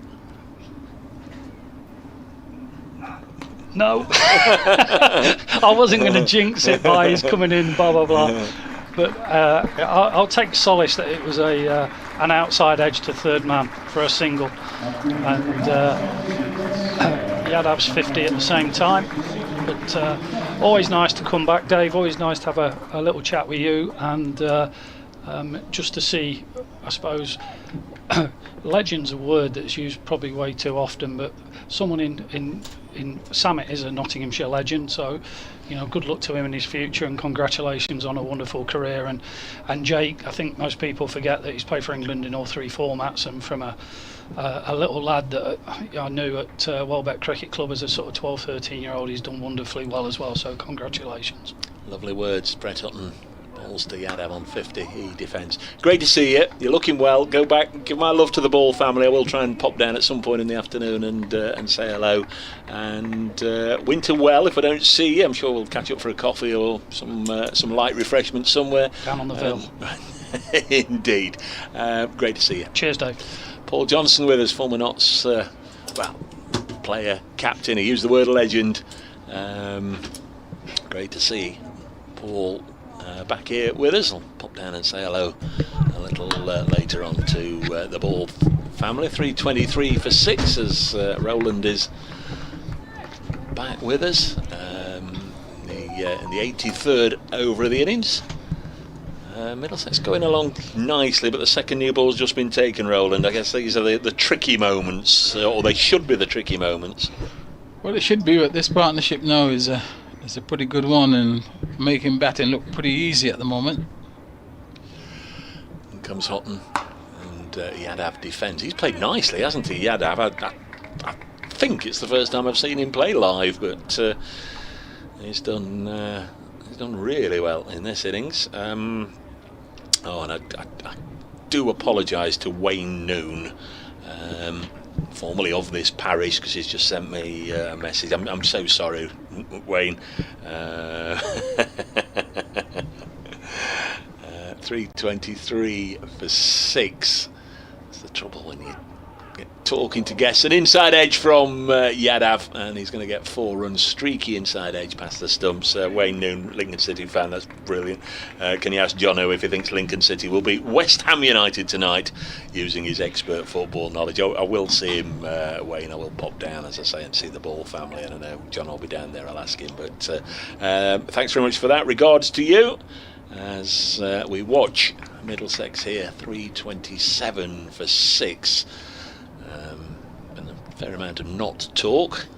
We'll bring Roland in a second as his former county look to make good here on a pretty cold, chilly September afternoon at Trent Bridge. Another single taken, 3:28 for 6. They're in a position here to really push on, and is 400 on here, Roland? Well, I mean, this partnership here has certainly given them that opportunity. Higgins on 122, Yadav on 55, so at the moment batting's looking quite a simple thing.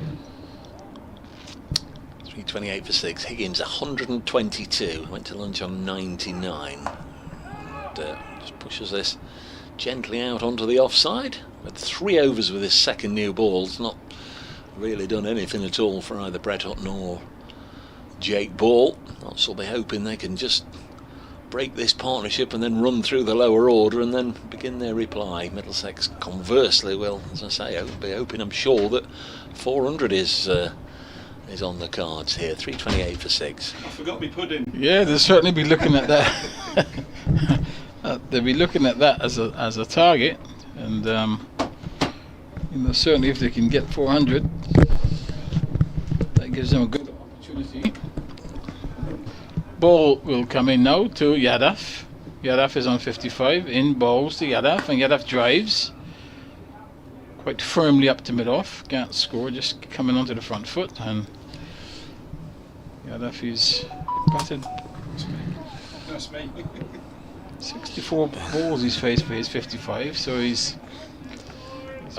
I'll leave my phone off. Quick. The partnership now worth some 87, so I'll leave my phone off and everybody's giving me messages. I'll leave my phone on and it's beeping away merrily. I do apologise. One slip in place and ball bows to Yadav, and he drives outside the off stump, misses.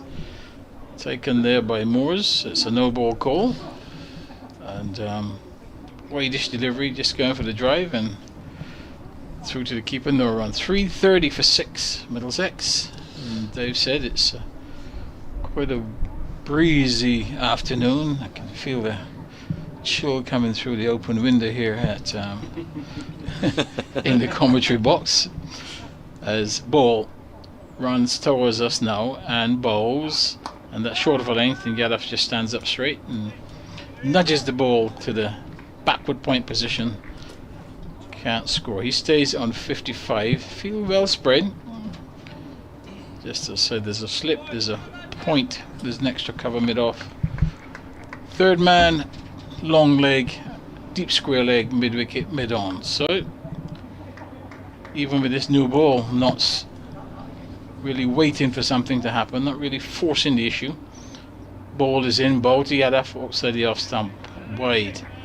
Yadav on this occasion not to be tempted, allows that one to go safely through to Moores, and score remains 330 for 6.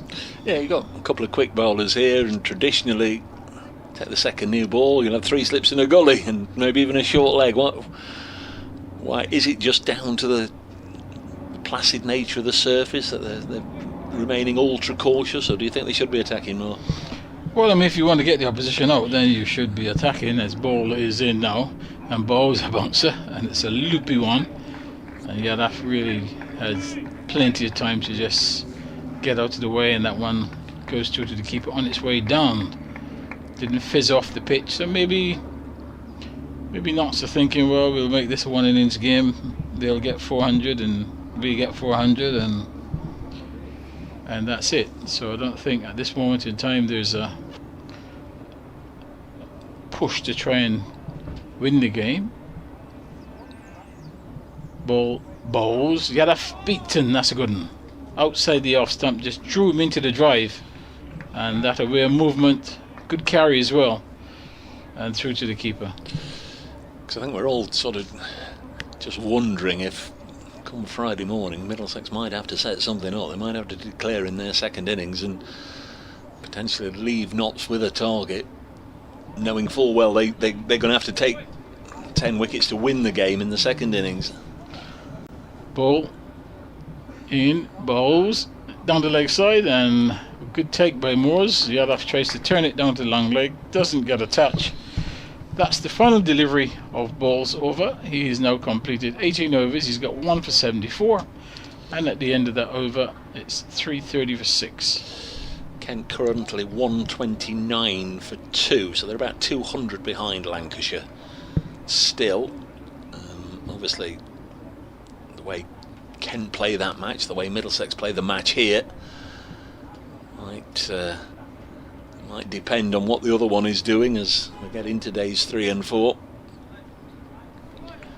Middlesex might need to win if they see that Kent are going to draw or win. Or if they think Kent are going to lose, a draw might be good enough here. Here's Hutton starting a new over, and again Ryan Higgins eager to get on the front foot as always, pushes it gently into the offside. Matt Montgomery does the fielding. Elsewhere there's a little bit of rain about. Agnes has shown up at Chesterley Street where they're off for rain. Durham versus Leicestershire. Leicestershire 96 for 6, replying to Durham's 457 for 8. There's Hutton. Bowls and it back towards the bowler by Higgins, deflects it to Mullaney at mid on, no run. Rain at Headingley as well, where Yorkshire 24 without loss, replying to Worcestershire's 389. They're playing in the other 7 matches at the moment.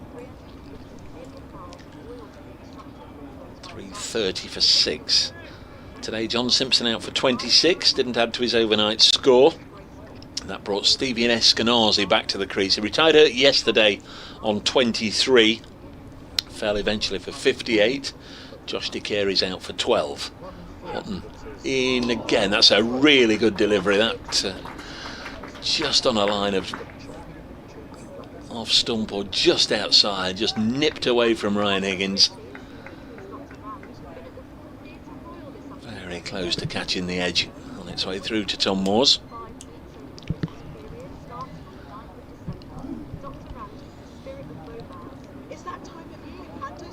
330 for 6. Hutton lengthening his stride, bowls, and again Higgins trying to chop it away. Yadav went a long way down, backing up, sent back.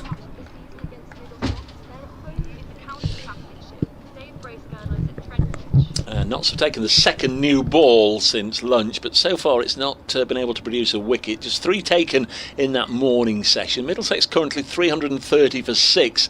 Really fine partnership here, currently worth 89 between Ryan Higgins, who's got 122, and the Indian international Yadav, who's 55 not out. Brett Hutton and Jake Ball bowling. Middlesex 330 for 6.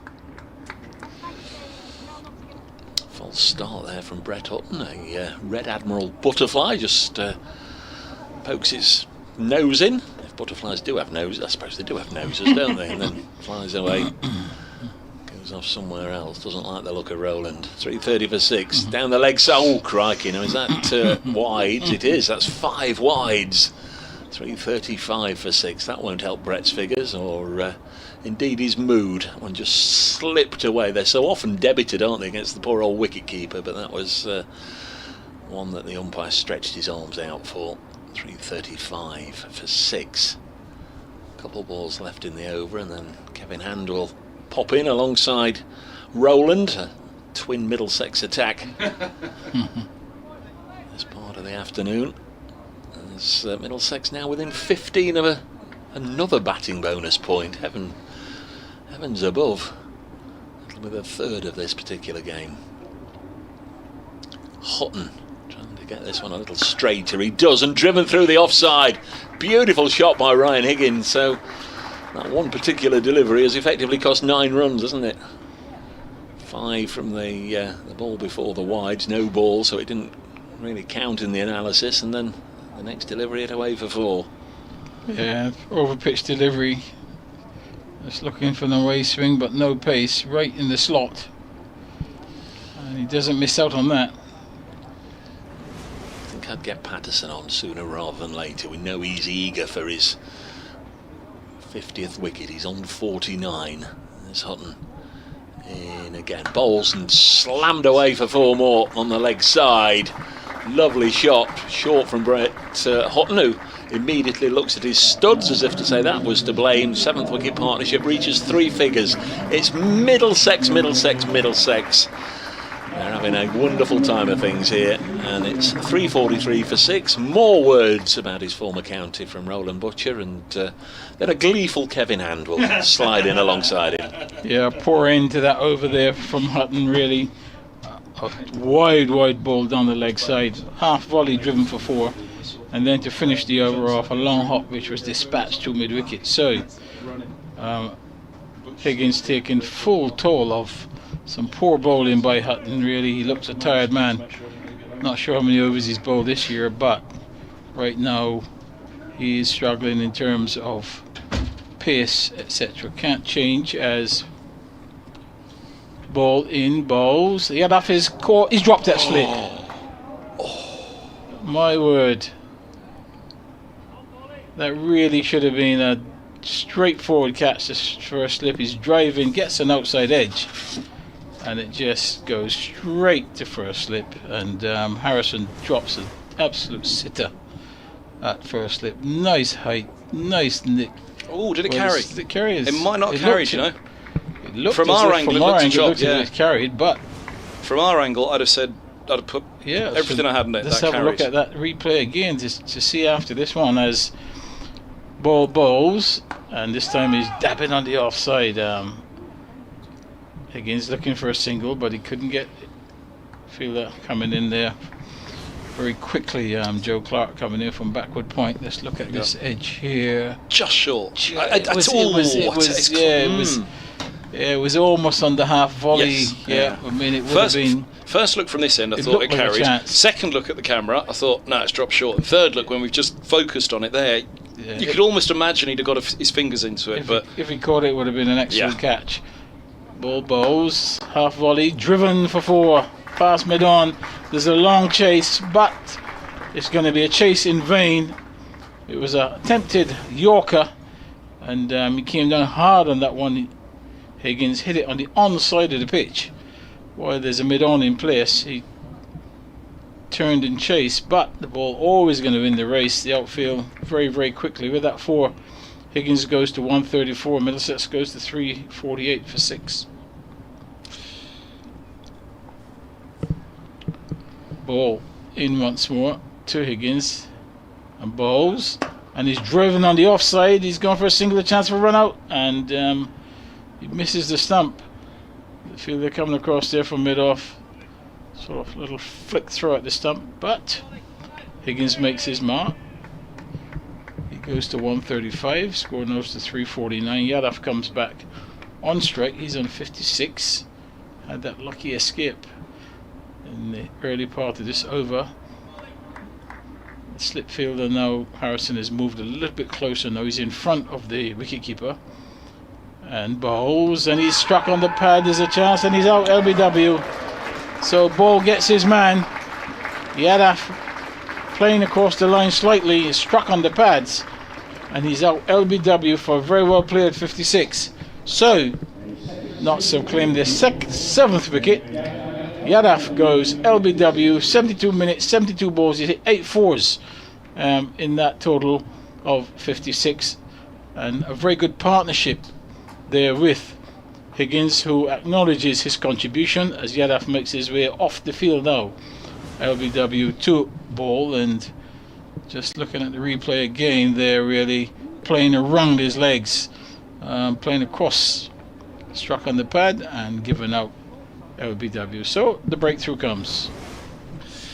So what over of the innings is that? 86. I mean, look, that's brilliant from Yadav. That, I mean, we talked about him being signed for Chelmsford. He missed out because of the visa issues with the British Embassy in Delhi. So they went to Chelmsford without him. Went to Old Trafford, Warwickshire. He hasn't made the biggest impact, but it's his 3-game signing. It was to be for 4 games, wasn't it? But his 3-game signing, has it all just been made worthwhile by that 56? If Middlesex go on and reach 400 here, or a little over 450, but that's a long shot at this stage, obviously with the overs.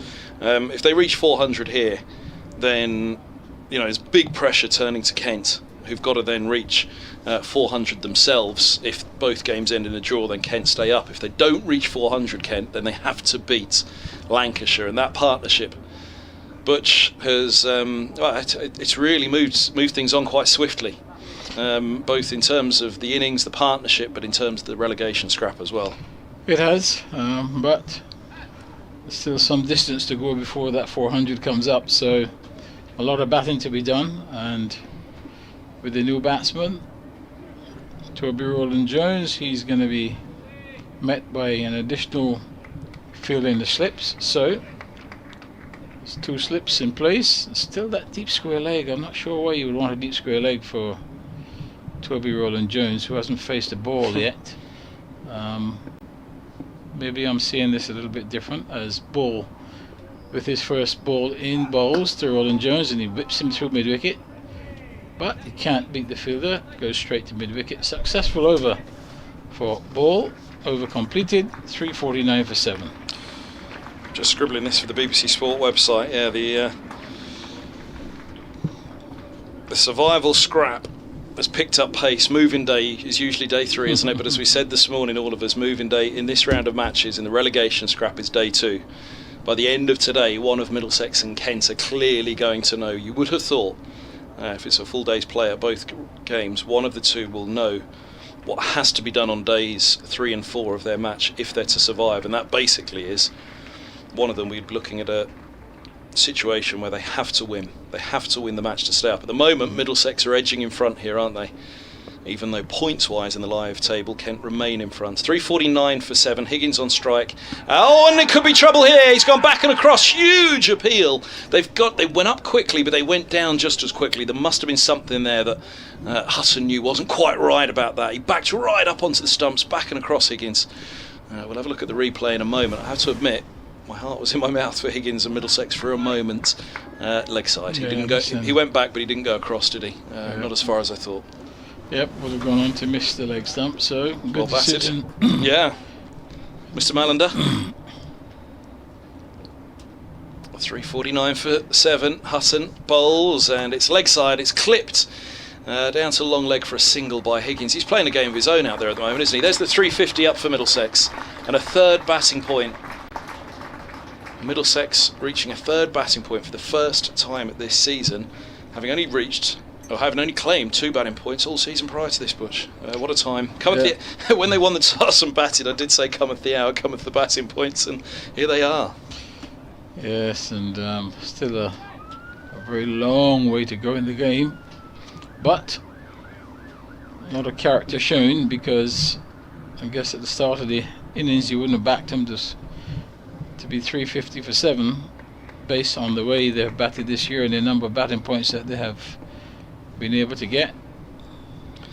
Roland Jones awaits, Hutton bowls, 2 slips in place. He was a long way across to that, Roland Jones, and he's elegantly driven it into the onside. Just fine, a mid-wicket. A clip or a drive, that one. If it's that side of mid-wicket, is it more a clip? If it's in front of mid-wicket, is it a non-drive? What are you going for, Butch? Well, that's pretty much a non-driver. You having a non-drive for that one? Yeah, he didn't really roll the wrist on it. Just a bit surprised to see Hutton still in the attack after that last over. Yeah, well, it's been an interesting passage, hasn't it, for Middlesex mainly, as Hutton bowls. Onto the pads and gone, LBW.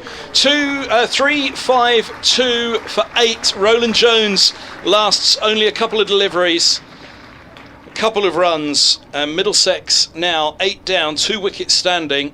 They still have 2 very good batters to come in Helm and Bamber. 48 more runs could make all the difference this season. But Hutton has 4 for 93, and we've talked about the survival scrap. It's certainly a scrap at the end of this innings now. Yeah, this one's a much straighter delivery, and just shaping, and he's playing around it. And on this occasion, Neil Mallender has no choice but to raise that index finger, so he's got to go. Hutton gets the wicket, and Middlesex now have lost their 8th wicket. The 352 for 8. Higgins is still there. I'm 136 not out. Trying to scribble a note to BBC Sport, but it's changing by the minute here, isn't it? Wickets, and I was right in one where Yadav and Higgins were about to bring up the 3rd batting point. Then he fell, then the batting point was brought up. Now Roland Jones has gone, and here's Tom Helm again. Very, very good, capable batter.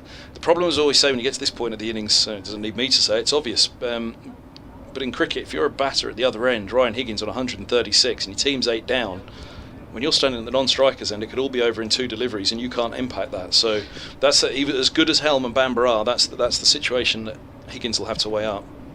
Yeah, I mean, there's a good chance of another LBW decision coming quite early, because Helm has just come into the crease now. Really, Hutton, all he can do is just bowl straight at the stumps. Really, don't.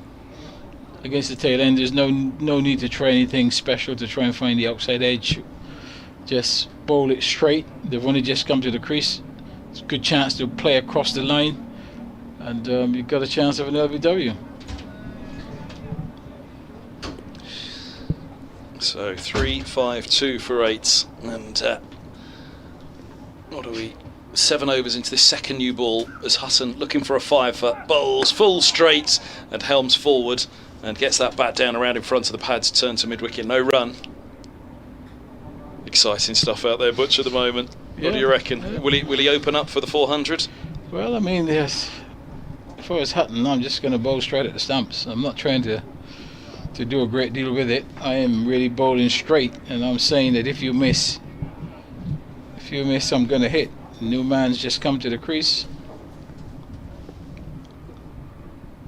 There's a full ball from Hutton to finish the over, and Helm defends it back up the track. 4 for 93 Hutton. Helm none from 2. Roland Jones departing for 2 LBW to Hutton, and Higgins still there on 136 from 180 deliveries.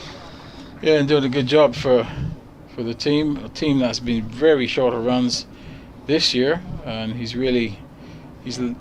kept the best for last, really. Last game of the season. This is also his highest score as well. So what Middlesex would hope is that he can continue and not just get his own personal score, but get the next batting point, as ball is in and bowls to Higgins, and he's driving. He's only going to get a single here as it goes out to the man on the cover boundary, moving around towards extra cover. Drive in the air, but there's nobody at extra cover. The field will change now for Helm. Extra cover on the boundary will come in now to a more traditional extra cover. Slip cordon has been reinforced, so there'll be 2 slips. And still with those 2 fielders in the deep on the onside. That long leg and a deep square leg, as ball right arm over the wicket in and bowls, and he's struck on the pad, but I think that might be a little bit high. It could be outside the line. He's going to get a single though as the ball runs off the pad and goes down to third man. I think a replay will tell us exactly where the batter was struck, but there was an appeal, but the umpire decided that definitely he wasn't going to give that out. Field changes once more as Higgins comes back on strike. 354 for 8, and ball into Higgins in, and balls, and this one Higgins has to defend. This could be a run out here, and there is, and it's Higgins. The bowler did very well, ball, but it was really a calamity. Not quite sure what Higgins was doing there really, because he just solidly defended the ball. The bowler stuck his foot out, stopped it, then picked it up through to the non-strikers end as Higgins was trying to make his run, and as luck would have it, he hit the stumps. He's run out, so the 9th wicket goes down, and that next batting point is now looking a long way off. He's just had a long. He's had a long look up at the scoreboard. I'm not quite sure about this one. It really is. There's nothing he can do there once he's. Do you reckon he could have dived? No, he gave up the ghost. Never give up the ghost. Well, yeah, I think diving would also have been futile. The only chance he had. Giving up the ghost, he gave Ball a chance to steady himself. It's an easy game from up here. Don't get me wrong. No, but I think Ball's reaction was just pick up and throw. Yeah. His only chance really was if he missed. But I think you're right. I think you're right. I think to Ball's surprise also, he hit the stumps and. Yeah. Right. Well, to Ball's surprise, intense relief. Right. So, now who takes strike now? Do you know they're both such capable batters? They genuinely are. I'm talking about the mode of dismissal. Helm, by the looks of it. So batters crossed. So Helm has strike. Which isn't the case if the ball's skied and the catch is taken. The new batters, in terms of 10 and 11, you could toss a coin between these two. I think they're both brilliant. The board is showing Bamba, but yeah, Helm it is. It's Helm as Ball into Helm, and he clips this one in the air. Could get a boundary here, and he does.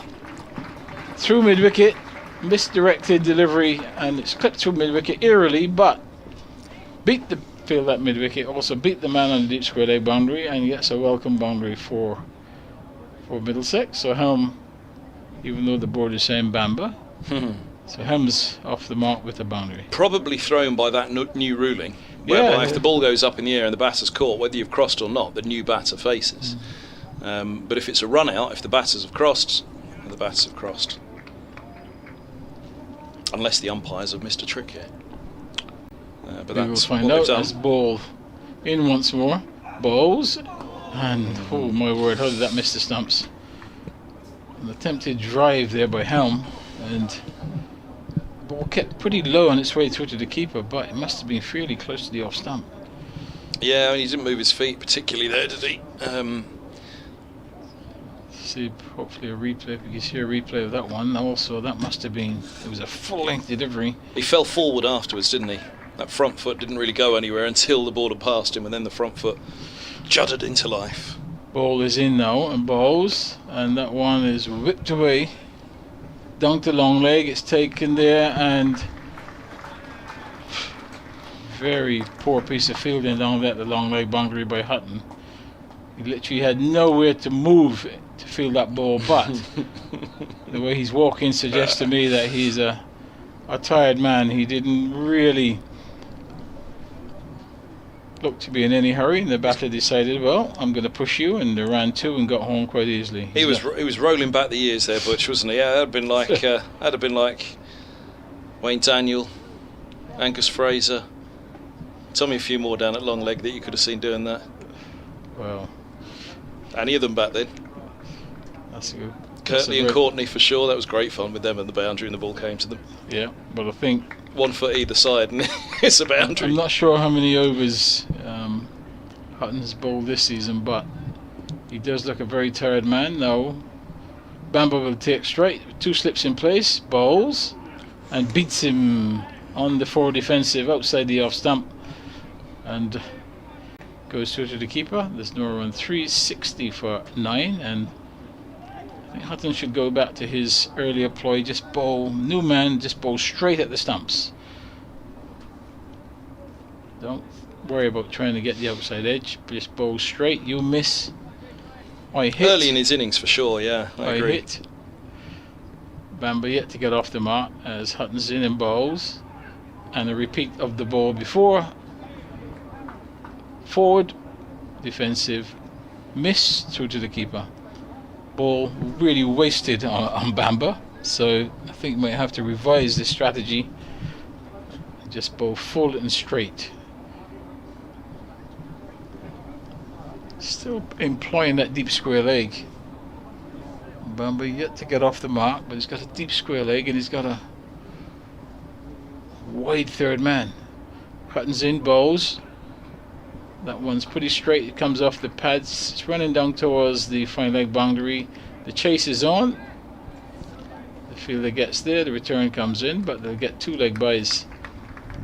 And the score goes to 362 for 9. And Bamber yet to get off the mark because obviously there were leg byes.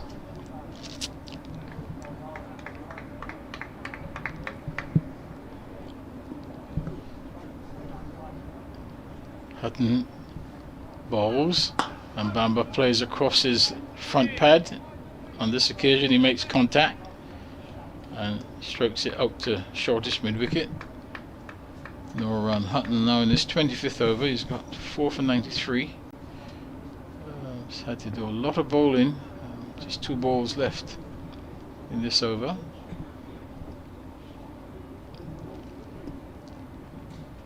Bamber settles into his stance as Hutton comes in and bowls, and he's forward again, playing slightly across his pads, and Hutton just looking up to the heavens thinking that was the delivery, but Bamber eventually got the bat down in time and defended to mid-on. No runs.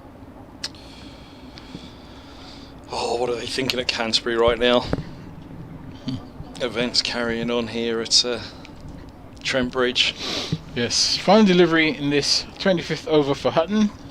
He's in now and bowls, and it's keeping a little bit low, but Bamber gets his bat down, defends, does the job he's supposed to do. The over is completed, 352 for 9. Kent have lost a 3rd wicket. They're 155 for 3 in the 48th. Still trailing by 172 against Lancashire. Mieye 46 at the top. Compton is still there on 50. Now this I think is pretty crucial, Butch, because 50 from 147 deliveries, strike rate of 34. It was down as low as 18 at one point when we were together, wasn't it? Now they're in the 48th over of the innings, 155 on the board. Middlesex, if they could scramble 38 runs here somewhere, then Kent are up against it, aren't they, to hit 400 in that time. Here's ball bowls, and Helm pushes just wide of mid-on for a single. There'll be no farming of the strike between these two. Helm, being the older of the two players, has produced many more innings over the years of great promise, but Bamber at the other end, unbeaten 46 against Surrey a few months back now indeed. But yeah, Bamber opened the innings at Merchant Taylor's School as a night watch with Mark Stoneman earlier this summer. Balls in, bowls to him, and Bamber's forward with a very solid defence. Worked hard on his batting, Bamber, but even since he first arrived in the team, you can see quite the look.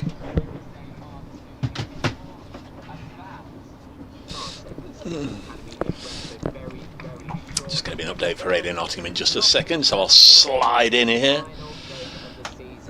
And Middlesex, Dave Bracegirdle is at Trent Bridge. I imagine he's quite upset in this last week of the cricket season? 363 for 9 is the score, Aaron.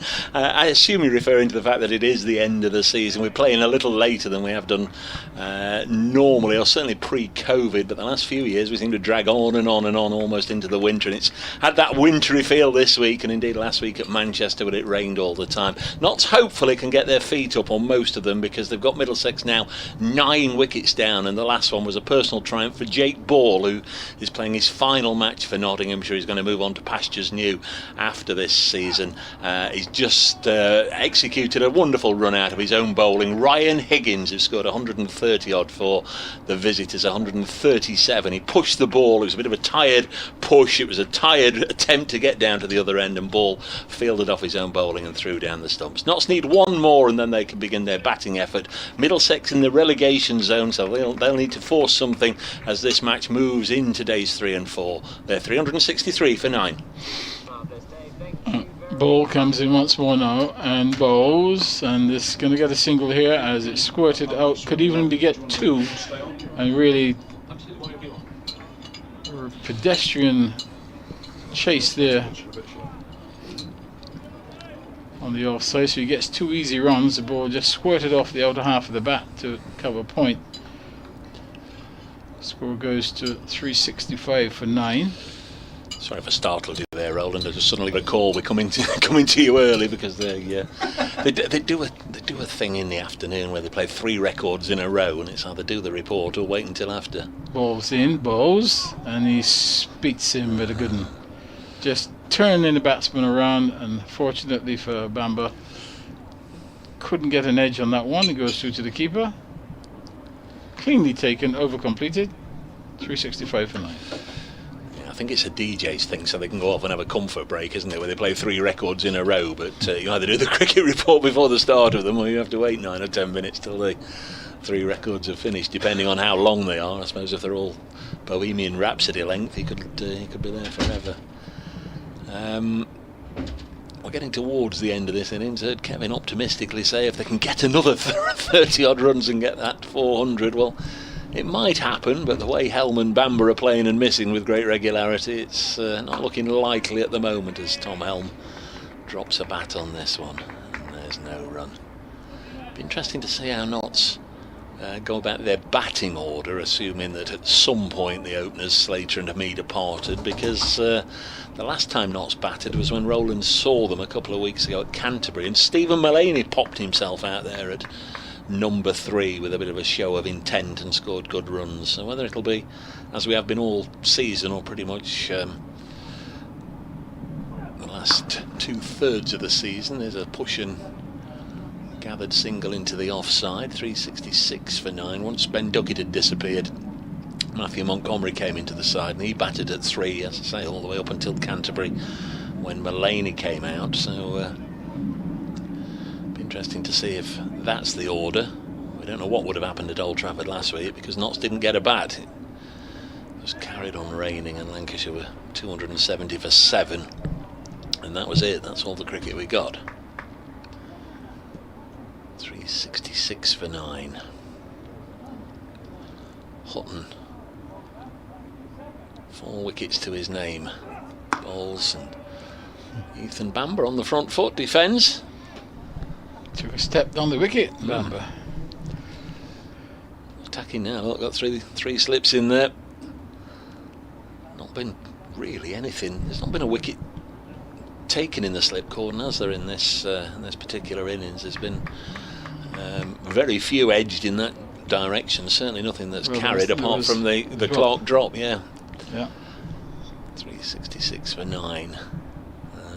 Brett Hutton bowls nice and full, strikes him on the pad, maybe going down. Roland's given it, but umpire Malinder says not. I've just been talking to Jake's mum actually, and said she was watching the live stream and listening to us yesterday when Joe Clark put that one down, and she'd been ultra positive about Jake in his last game here, and then saw Joe spill that one yesterday.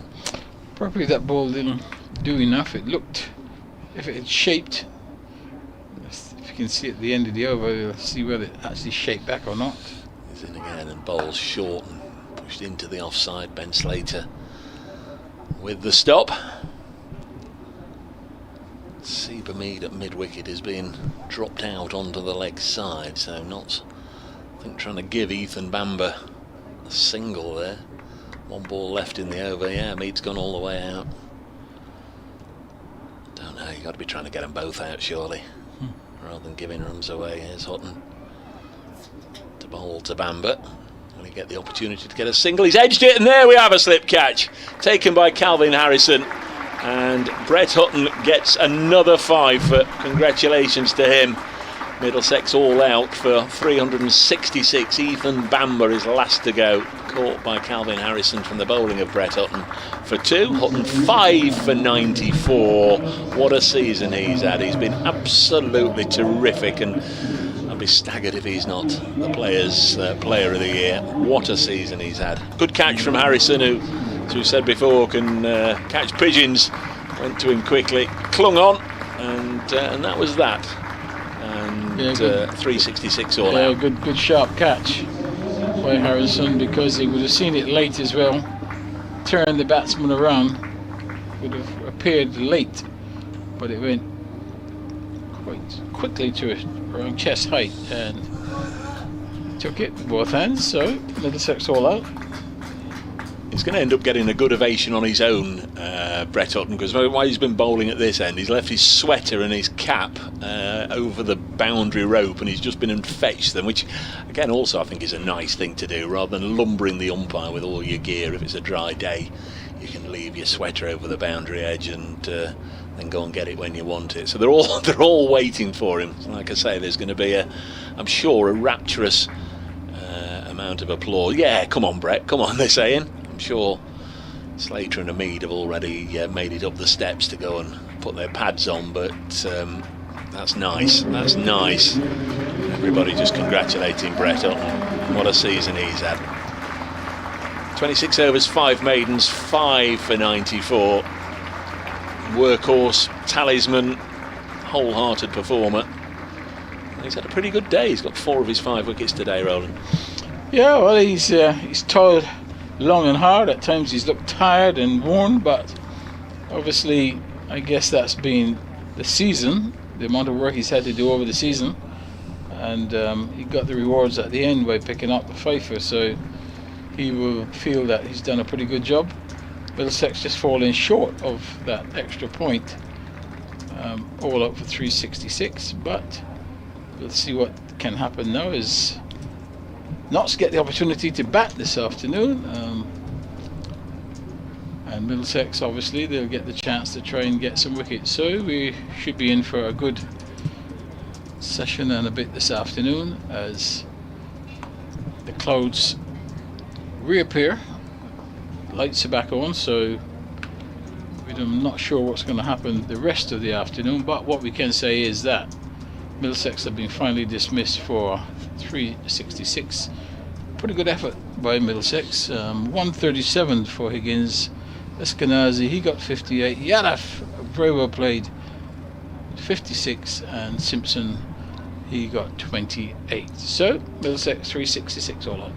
Thank you, Roland. More from Roland, more from Kevin Hand, myself, Dave Bracegirdle, in just a few moments when the Nottinghamshire players will be back out there in their reply. Middlesex 366 on the board. They'll be looking for wickets today.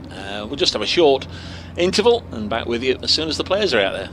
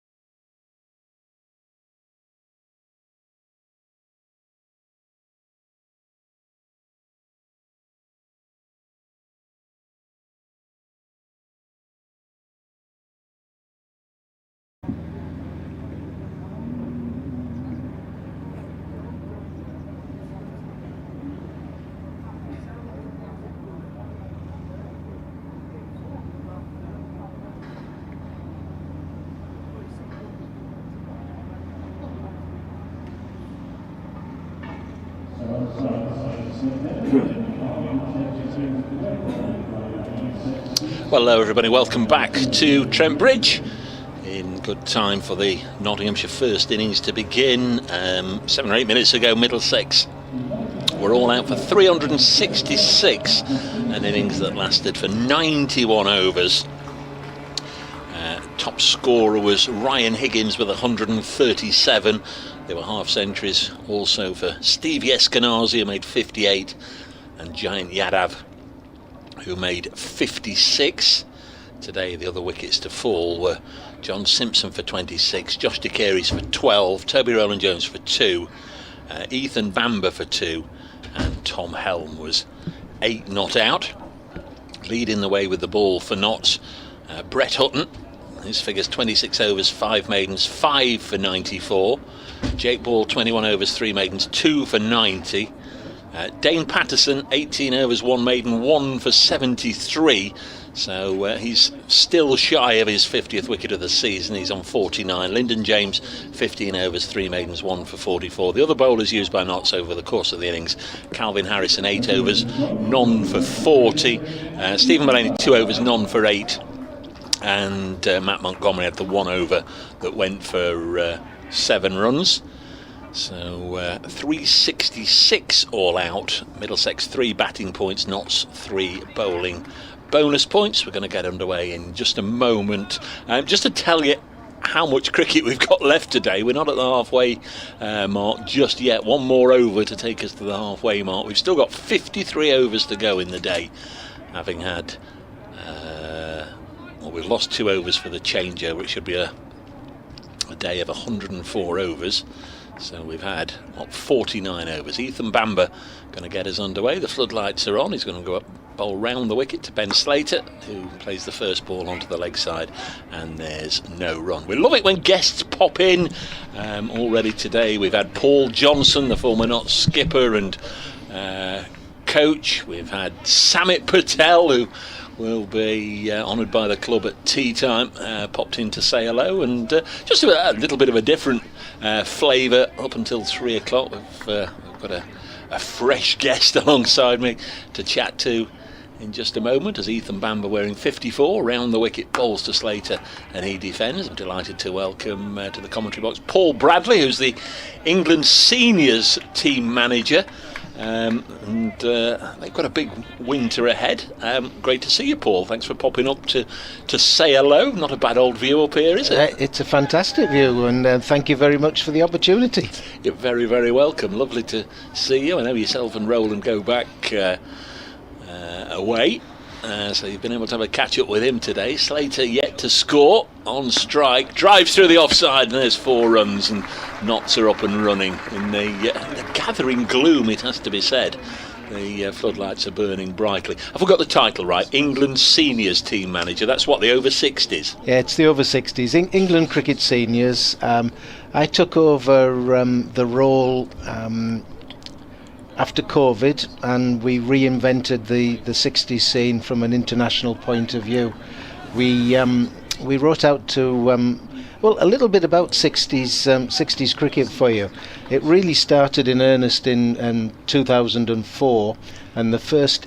Here's Ethan Bamber. I do apologise, Paul. We have to cover the deliveries as this is pushed on the offside, because we do have listeners, we have viewers watching the screen who can hear us, but we also have listeners out there via the BBC Sport website, I think, to Nap, who have to hear every delivery and what happens. So we'll try and get most of the chat in at the end of overs, but we will come back after this delivery from Ethan Bamber, because he's already got the ball in his hand. Doesn't waste too long, this young man, in getting through his overs, which is always a delight.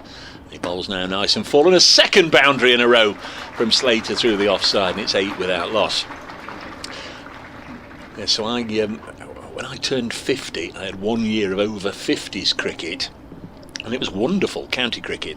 And it was wonderful because you went to some lovely grounds and had lovely teas and had lovely lunches, and it was glorious. I would imagine it's more of that and more fun for the over 60s. Yes, it is. I played some over 50s as well, Durham and Lincolnshire, and now Lincolnshire at 60s.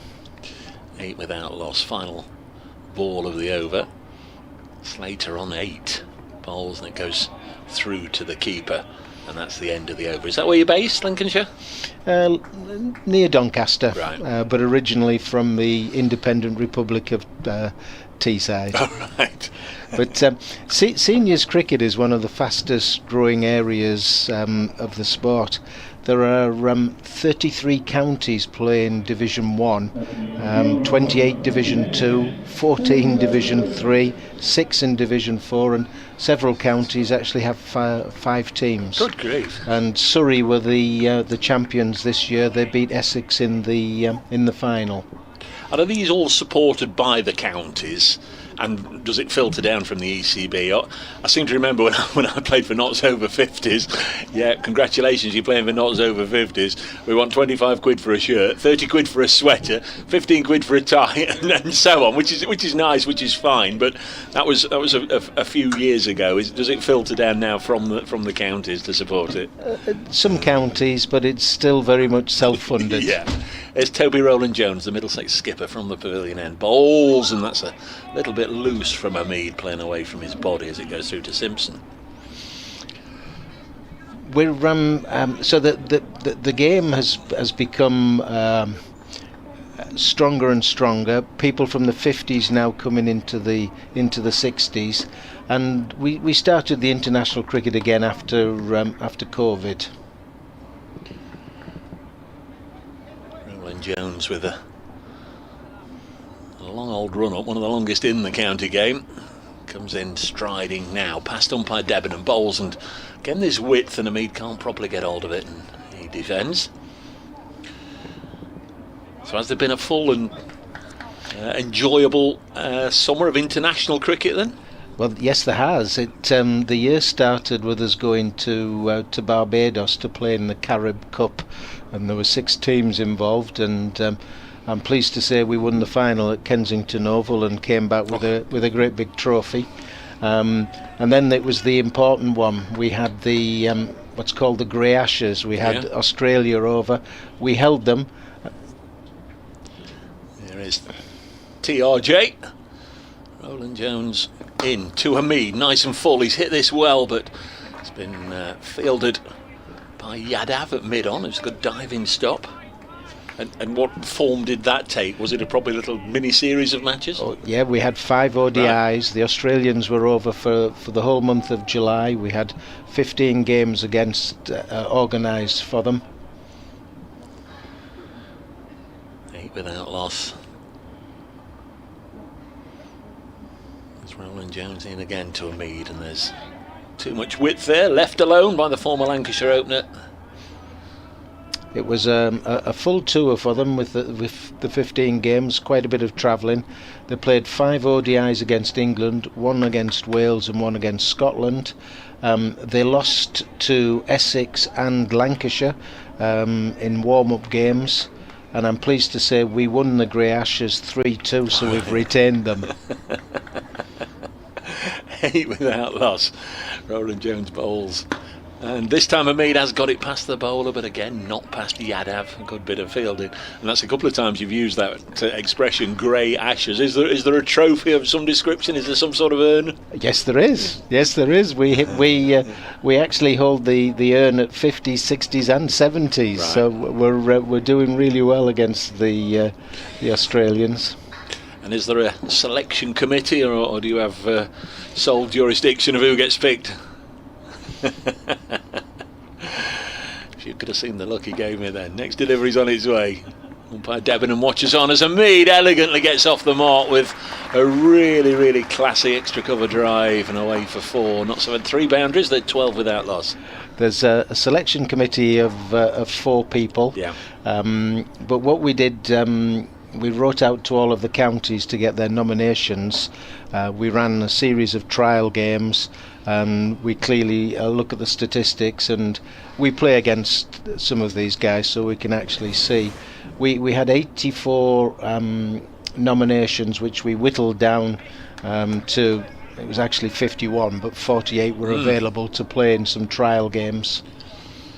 It's going to be Bamba to bowl the 3rd over. Ben Slade hit him for a couple of boundaries at the back end of his first over down the leg side. We might have the first extra here. We do. It's a leg by, so they'll swap over for the right-handed Hamid. Say over 60s cricket. So what's the oldest player that you know of at the moment representing a county then in the county structure, and likewise the oldest that's gone on and has played for England over 60s? We have a leg spin bowler from Essex, Marcus Young, who's 68, coming up 69, right, playing in the appropriately named Marcus Young. Very much so. That's terrific, isn't it? And the love of the game is everlasting, of course. If he can get out there and play, then so be it. Next one, past to Mead, through into the gloves of Simpson. But we, in addition to winning the Carib Cup and retaining the urn, we went to Canada to play in the Canada Cup and came back with a trophy from Canada as well. So all I'm hearing is success, success, success. Is there a global ranking? And I presume if there is, England must be near the top.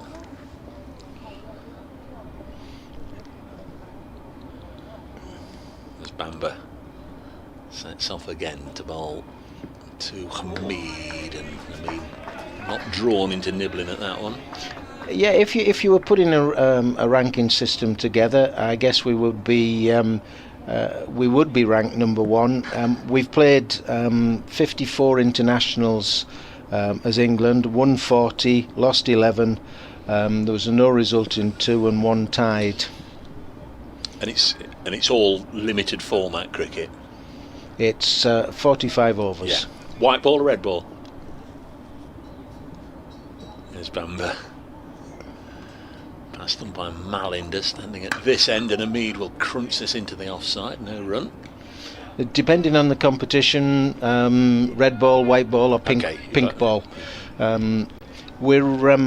We're gearing up now, and the reason I was smiling at you when you asked me about selection committee is we're just in the final process of selecting the squad for the World Cup in Chennai, India, February, March next year. All right. Oh. Here's Bamber once more over the wicket. Hamid on the front foot, defends, helps it out onto the leg side. There's no run on this occasion. How many teams will be playing in that, Paul? There's 14. And it's all based in Chennai, or is it? Yeah, it is. They've got 6. They'll be using 6 to 8 grounds to host it. It's going to be a very intense. That's 13 without loss. Bamber bowls to Hamid, through in and a claim in the wicket, and up goes the finger. I think it was a catch by Simpson. I wondered at first if it had brushed the pad, but I think instead there was a thin tickle on it, and John Simpson's taken it, and he has been given out. Caught behind Haseeb Hamid, caught by John Simpson from the bowling of Ethan Bamber. Just the start that Middlesex wanted. That's 13 for 1. It's been a fairly poor season for Haseeb Hamid.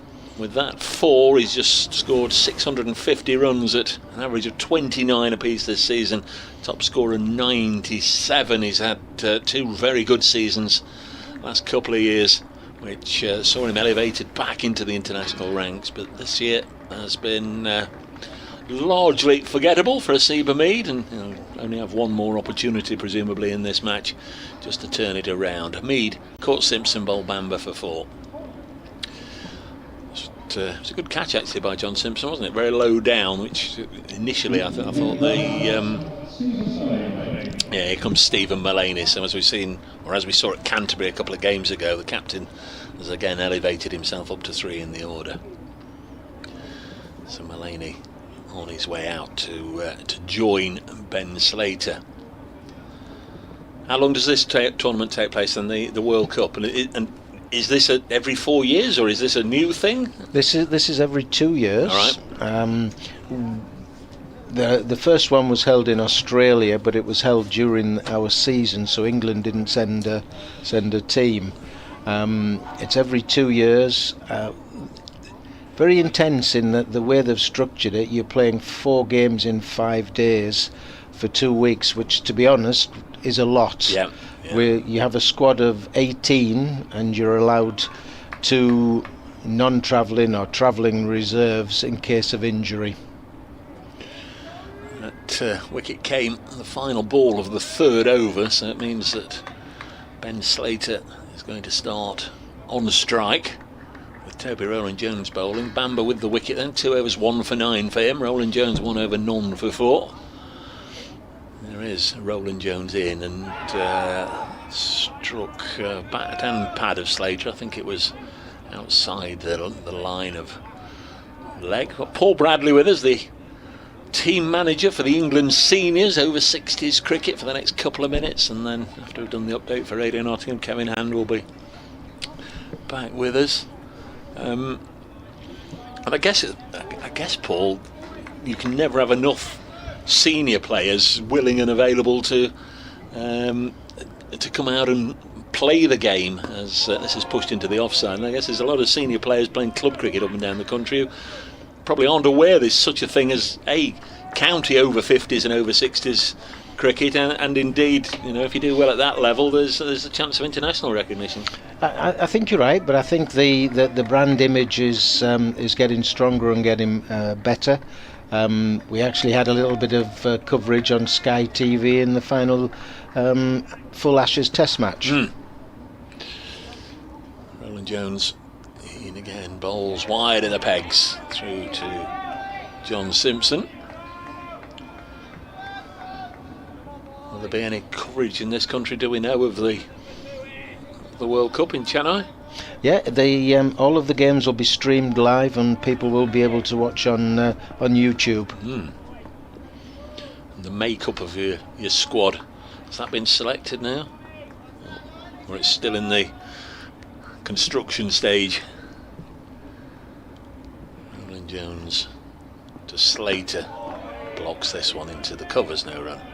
Now, hopefully the squad will be announced tomorrow.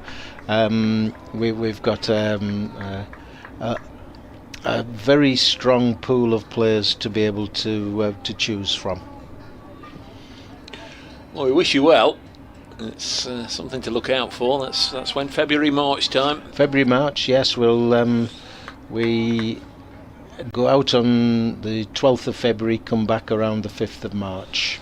Sounds like a terrific trip to be involved in as Slater works this way on to the leg side, and there's no run. 13 for 1. Middlesex made 366. Splendid century for Ryan Higgins. 5-wicket haul for Brett Hutton. As Middlesex look to get enough points from this match to ensure First Division survival. They'll be saying exactly the same things down at Canterbury, where Kent are playing Lancashire. It's going to be a tense week for players and backroom staff, coaching staff, followers of both counties. Rowland-Jones in again, and a lovely looking shot this time by Slater, past the bowler, and he'll take a single and keep strike. 14 for 1. So we're hitting the first gong of 3 o'clock, Paul. We'll be doing an update for Radio Nottingham in just a moment, and we'll bring Kevin Hand in. Many thanks for popping in to say hello. Great to hear about over 60s cricket. We'll wish you, and of course all the lads, well on I can call them lads, on their travels. It sounds like something absolutely terrific that will provide memories for a long old time for everybody involved. We'll wish you well. It certainly will, and friendships. Many thanks for popping in, and we'll, as I say, send you on your way with our best wishes. That's Paul Bradley, manager of the England seniors, and we'll have Kevin Hand with us in just a moment, waiting for BBC Radio Nottingham to come for an update. Here's Ethan Bamber round the wicket, bowls to Slater again, slices it through the offside for 4 runs, his 3rd boundary, and Slater moves on to 14. 18 for 1. Stephen Mullaney yet to face a ball, and while we were at the back of the box, Kevin, Middlesex striking early. Aye, and it's brought the attention of BBC Radio 5 Sports Extra, who are with us now, so a warm welcome wherever you're tuned in. It's picked up a pace here, hasn't it, this afternoon? Just do that update for Radio Nottingham. Well, this game's moving on apace now. Notts are batting. Middlesex all out for 366. Their middle order player Ryan Higgins with 100, but the home hero Brett Hutton, as he has done so often this season, weighing in with the wickets. 5 indeed for Brett Hutton. 366 then Middlesex. Notts have already lost to Seba Mead for 4, and they're 20 for 1 in the 5th over.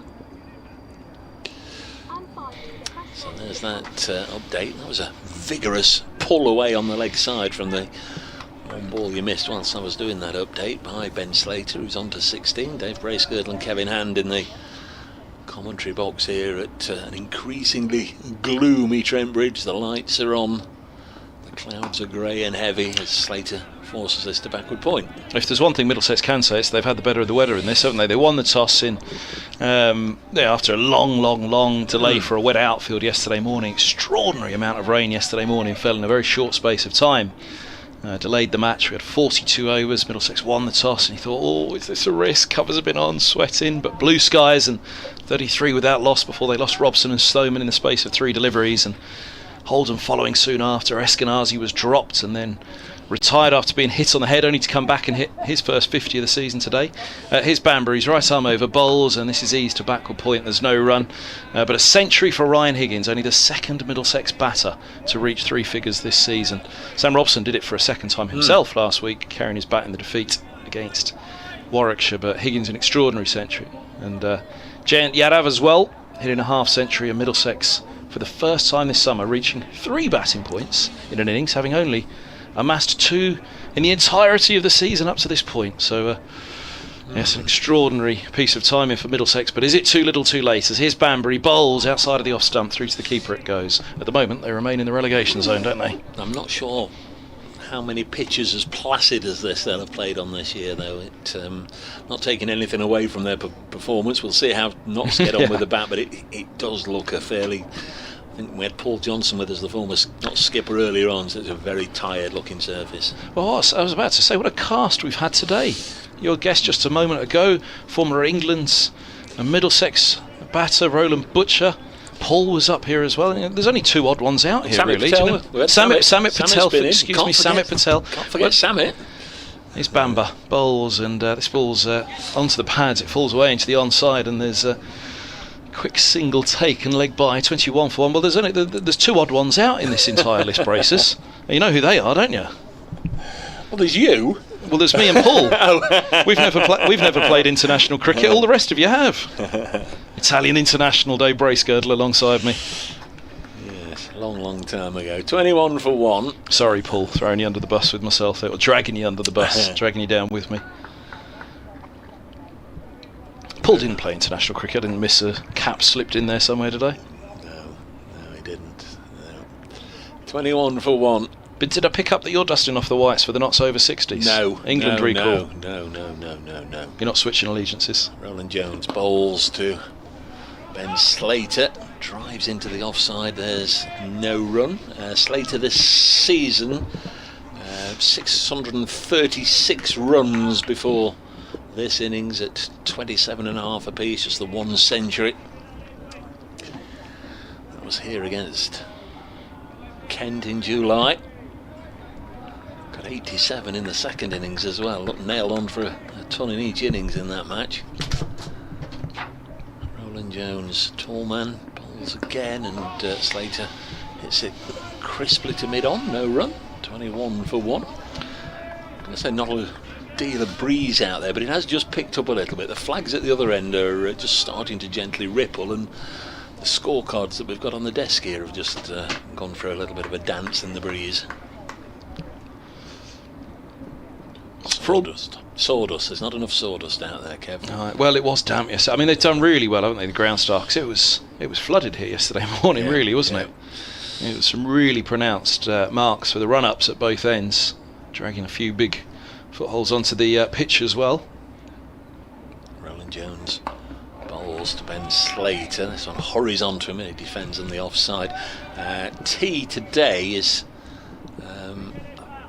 it 3:30? It's not an overs thing. It's absolutely set in stone at 3:30. And during the tea interval, presumably, unless it's chucking it down with rain, but during the tea interval, both Samit Patel and Jake Ball, both of whom are ending their association with Notts on the playing front, are going to be honoured during that tea interval as Ben Slater plays this late and with an open face to guide it down towards the fence, and it will go for 4. Nicely run away by Ben Slater for 4 runs. 25 for 1.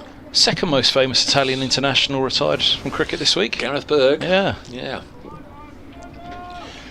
Yes, I saw that. Good man, ex-Middlesex player, Hampshire, Northants latterly. Oh, he was let go by Middlesex, a shoulder injury, and they rued that because he had a good spell at Hampshire thereafter, didn't he? Of course, he's head coach of Italy now, and he's been delving through a few family trees, and he's actually had Wayne Madsen playing for Italy this summer. That famous Italian. Its delivery has worked.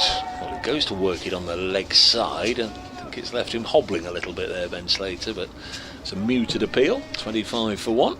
Am I right in thinking, was it Jay Dernbach also? Yes, I think so. Yes, yeah. And Grant Stewart is the talk. Yes, Grant Stewart is. It's quite the side Italy, of course. Yeah. Well, just after I had my brief brush at that level in 1992, Martin Crowe, the New Zealand player, was appointed their head coach as Slater cuts this away for 4 runs. Lovely looking shot to conclude that over from Roland Jones, who's bowled 3 overs and none for 13, and from then on they obviously sort of got on a more formal, more professional level. If you're going to employ Martin Crowe for a couple of years as head coach, then you are going to do things properly. Umpires are chatting. They don't seem to be looking skyward, they don't seem to have light meters, but they're chatting. I would presume it's about the weather. There's always a little spot at Lord's that I look for and I think, oh yeah, you can tell it's dark. You can see right into the committee room or into the boxes in the grandstand. Where do you look here at Trent Bridge to think, oh yeah, I can see that's dark? The old press box, I guess, over the far side. You can see deep into there at the moment, can't you? But as I say, Middlesex have had the best of it in terms of the weather. You'd certainly would prefer to be bowling now rather than batting. Floodlights on.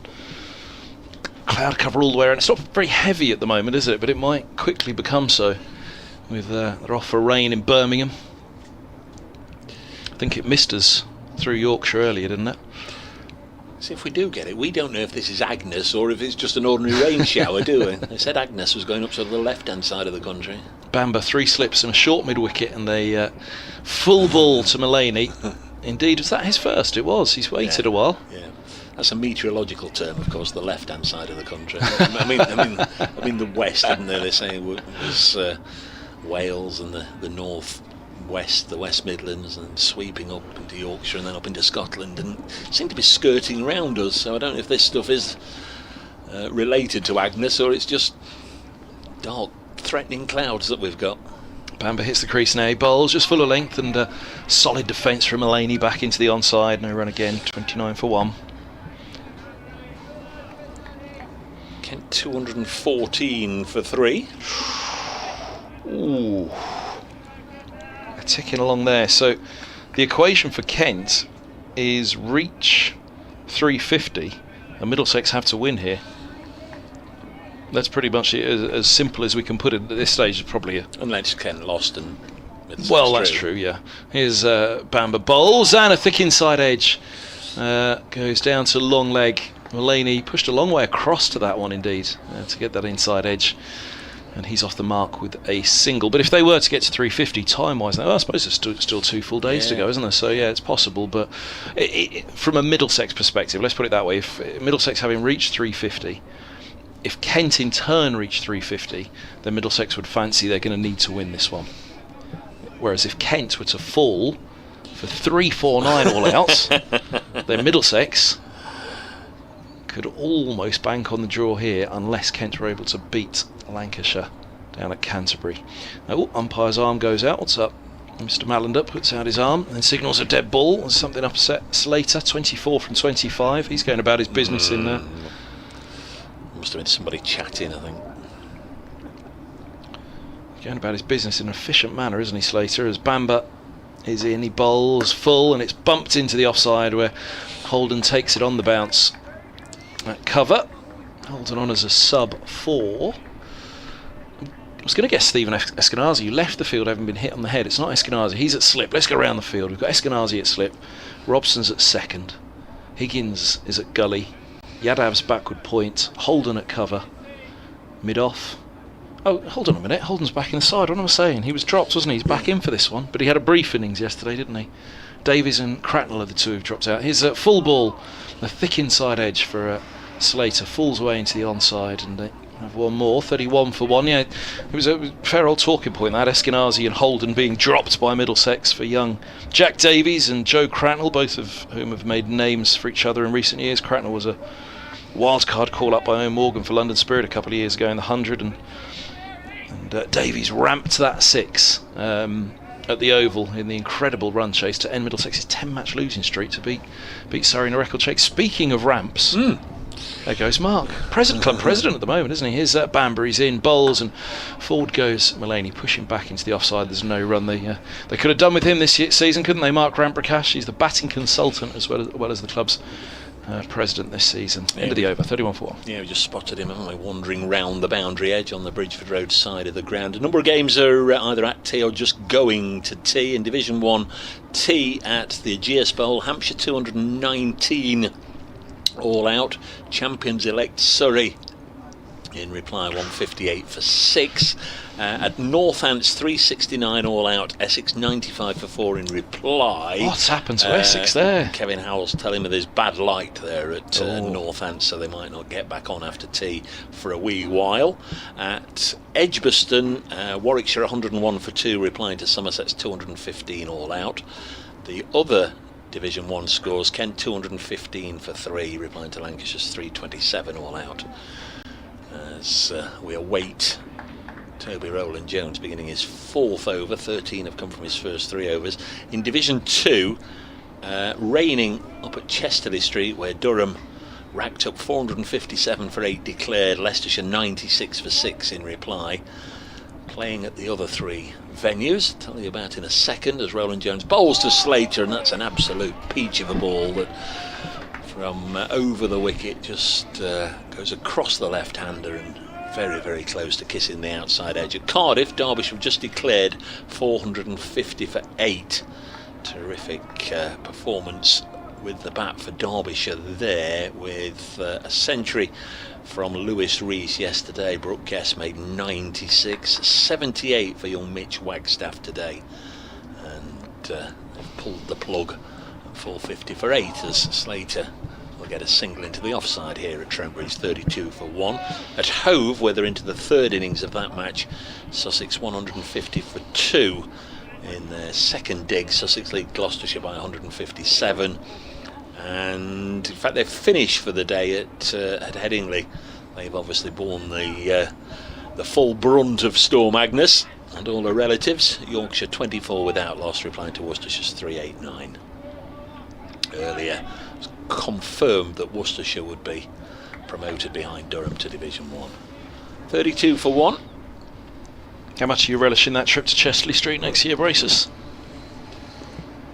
Stephen Mulaney on strike on 1. Toby Rowland-Jones bowls, and it's turned away behind square on the leg side. Well, they're going to come back for 2. Good running by Mulaney. 34 for 1. Well, obviously North Group, South Group were in the same group as Durham in T20 cricket. But there's nothing like 4 days on a Roker Riviera. I was going to say, but the thing is, obviously, as you know, with Division 1, you don't necessarily know where you're going to go, because you won't necessarily go to all the grounds. All right, let me rephrase it. Would you prefer go to Canterbury away next year or Lords away next year? Oh, now then.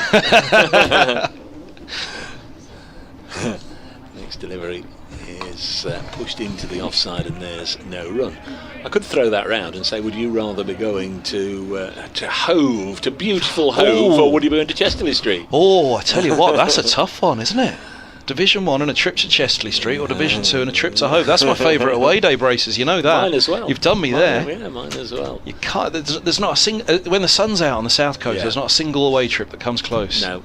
Nice walk along the seafront before before a day's hard work in the commentary box with Adrian Arms. Next ball is driven into the offside and partially stopped. They don't get a run. 34 for 1. Well, I was going to say everything has its up and down in life. Of course, you do have to work with Harmsy for a day, don't you, down there? But other than that, are they playing in this round, Sussex? They are, aren't they? Everybody's playing. Yes, they've of course they would be. Of course they would be. A day and a half of full cricket at Hove. Sussex 202, Gloucestershire 195, and Sussex 152 for 2 second time around. So no, he's a good mate, Harmsy. He's the closest commentator, I think, to me in terms of going for a meal in the winter. Next ball is pushed square of the wicket by Stephen Mullaney. Yadav will do the fielding. Mullaney moves on to 4. Again, slim pickings for Stephen Mullaney this season. Just the 150, made 86 at Canterbury a couple of weeks ago. It's his only 50. Averages 26 for the season. Bumped himself up for that match to number 3 in the order. Got about 12 minutes to go until the tea interval. Just wonder if they might give Yadav an over before the break, or whether they'll keep this pair going. They've only had 4 overs apiece. Going to be Ethan Bamber. Tim Merton not playing, of course, which is a great shame. Yeah, exactly. Yeah, and it is. That was what I was going to come to about the batting there a few moments ago. So here's Bamber. He's in. Bowls. Oh, that was nice. Just outside of the off stump. It rather floated past the edge of Mullaney's bat, but that's not to in any way denigrate the bowling of Bamber. It was just a beautiful delivery, wasn't it? It's just straightened slightly on the Nottinghamshire skipper. Yeah, the Middlesex batting's been all the focus this year, hasn't it? Just one centurion prior to this game, Sam Robson, who only brought up his 2nd century last week, just 2 batting points prior to this game. But the bowling, question mark of the bowling is, has it quite had that little bit of bite? As here's Bamber, he's in, bowls, and this is eased to the backward point by Mullaney, and there's no run. Bamber's the reliable one. The 9th in the table, Kev, so I suggest the answer is no. Yeah, but do you know what I mean? It's obvious to look at their at the stats and go down the batting lineup, and it looks horrific in terms of the averages, apart from Higgins. Then you go through the bowling. It looks all right. You wouldn't look and go, oh, that's, you've seen years where you think, blimey, they're going to have to rethink this bowling pack, aren't they? But where Middlesex at times have been 19 for 5, 20 for 5, 4 for 4 at Lords. As Bamber comes in, bowls, and this one's punched away to point by Mullaney, and there's no run. You've never really had the feeling that Middlesex's bowling attack has had it in them to do that to an opposition, although they did bowl out Warwickshire for 60 and 22.5 overs on a really bowler-friendly surface in the first innings at Edgbaston in the middle of the summer, and that was when this man Ethan Bamber took a 9 for Indeed. He's been Middlesex's star with the ball, as has Higgins, who's been the all-round star of the season, leading the run scoring. Bamber leading the wickets column. I don't know if this pair are running in harder than the Nottinghamshire bowlers, or they're heavier, or what, but there's far more use of the sawdust than we saw from Notts. Bamber's in. Bowls. Oh, wraps him on the pad. That's gone. LBW. Full and straight. Mullaney has a little look back at his line. How far across was he? As long as it didn't hit him outside the line and off, then that was a pretty good shout for Middlesex. 35 for 2 as Mullaney departs. The Nottinghamshire skipper, who's been a thorn in Middlesex's side many a time over the years.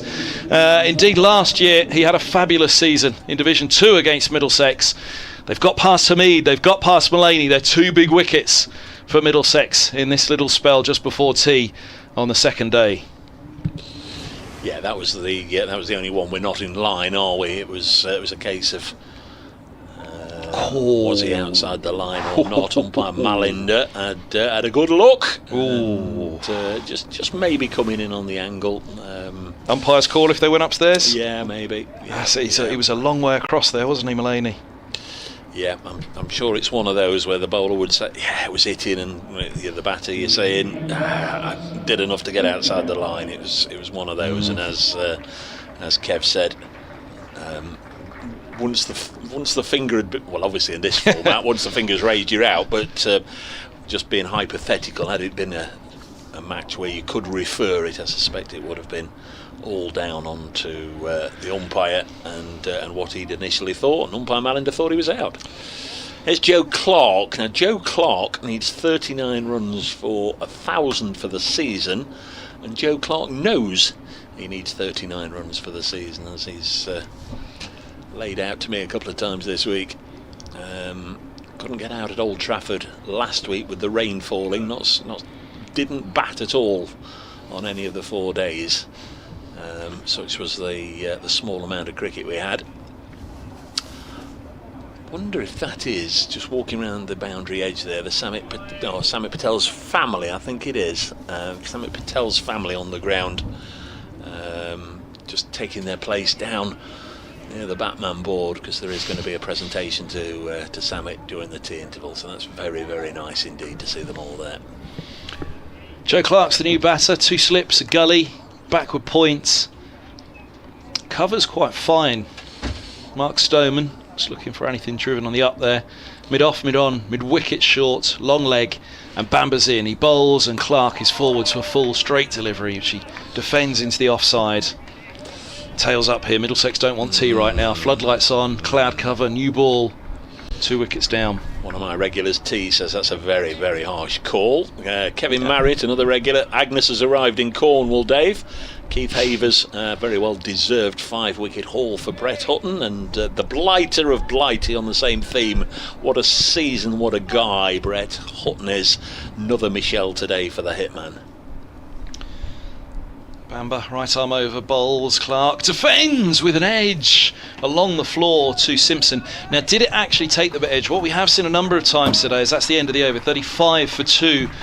And Mulaney was trapped LBW by Bamba for 4. As one of your correspondents just said there, perhaps he'll feel a little aggrieved. He might have been outside the line of off. But what we have seen on that last ball, Dave, is a couple of balls that have kept low today, more so than yesterday. And well, Middlesex will be infused by that as the game wears on, as they have some pretty good runs on the board already. Yes, Ben Slater is 26 not out, 26 out of 35, so he's got a start, but he's lost to Mead and Mulaney, both for 4. Got about 6 minutes to go until the tea interval here, probably a couple of overs, as Roland Jones from the pavilion end to bowl to Slater. 2 slips and a gully. Ben Slater will immediately get off strike, dropping this towards mid-wicket. So Joe Clark down to this end. He'll take guard from umpire Debenham, but there'll be all sorts of little rituals first. He's gone down and done a bit of gardening. 36 for 2. It's another one who we saw with Ryan Higgins, didn't we? Virtually every delivery that was sent down to him today, he was leaving his crease, either 1 or 2 strides. Joe Clark's another one who likes to get on the front foot and take the fight to the bowlers. Decent number of people inside Trent Bridge today. There's been a fans forum at lunchtime, and obviously they're waiting to say farewell to Samit and to Jake Ball during the tea interval, as this is pushed into the offside, although we hope literally that Jake Ball doesn't ride off into the sunset, because he's still got a couple of days left. Jake Ball recalled to the not starting 11 for this game, picked up a couple of wickets and threw down the stumps as well to run out Ryan Higgins. Almost an act of self-sacrifice, wasn't it, from Higgins? I think you said there wasn't that much of an effort to get there. I think he knew if Jake hit the stumps, he was gone, and if he missed, then he'd be able to make his ground. Clark shoulders arms. John Simpson takes it low down. You should never give up is the thing, though. I remember being taught that at an early age. No matter how out you think you are, don't give up, because how out of your ground, because you never know if something goes wrong. Just that extra little jolt of pace, that dive, does it just put off the thrower slightly? But Ball was dead-eye on that occasion, wasn't he? Was indeed. They're very easy off your own bowling when you end your follow through and you're picking up, you're turning, spinning, throwing. Someone's upset.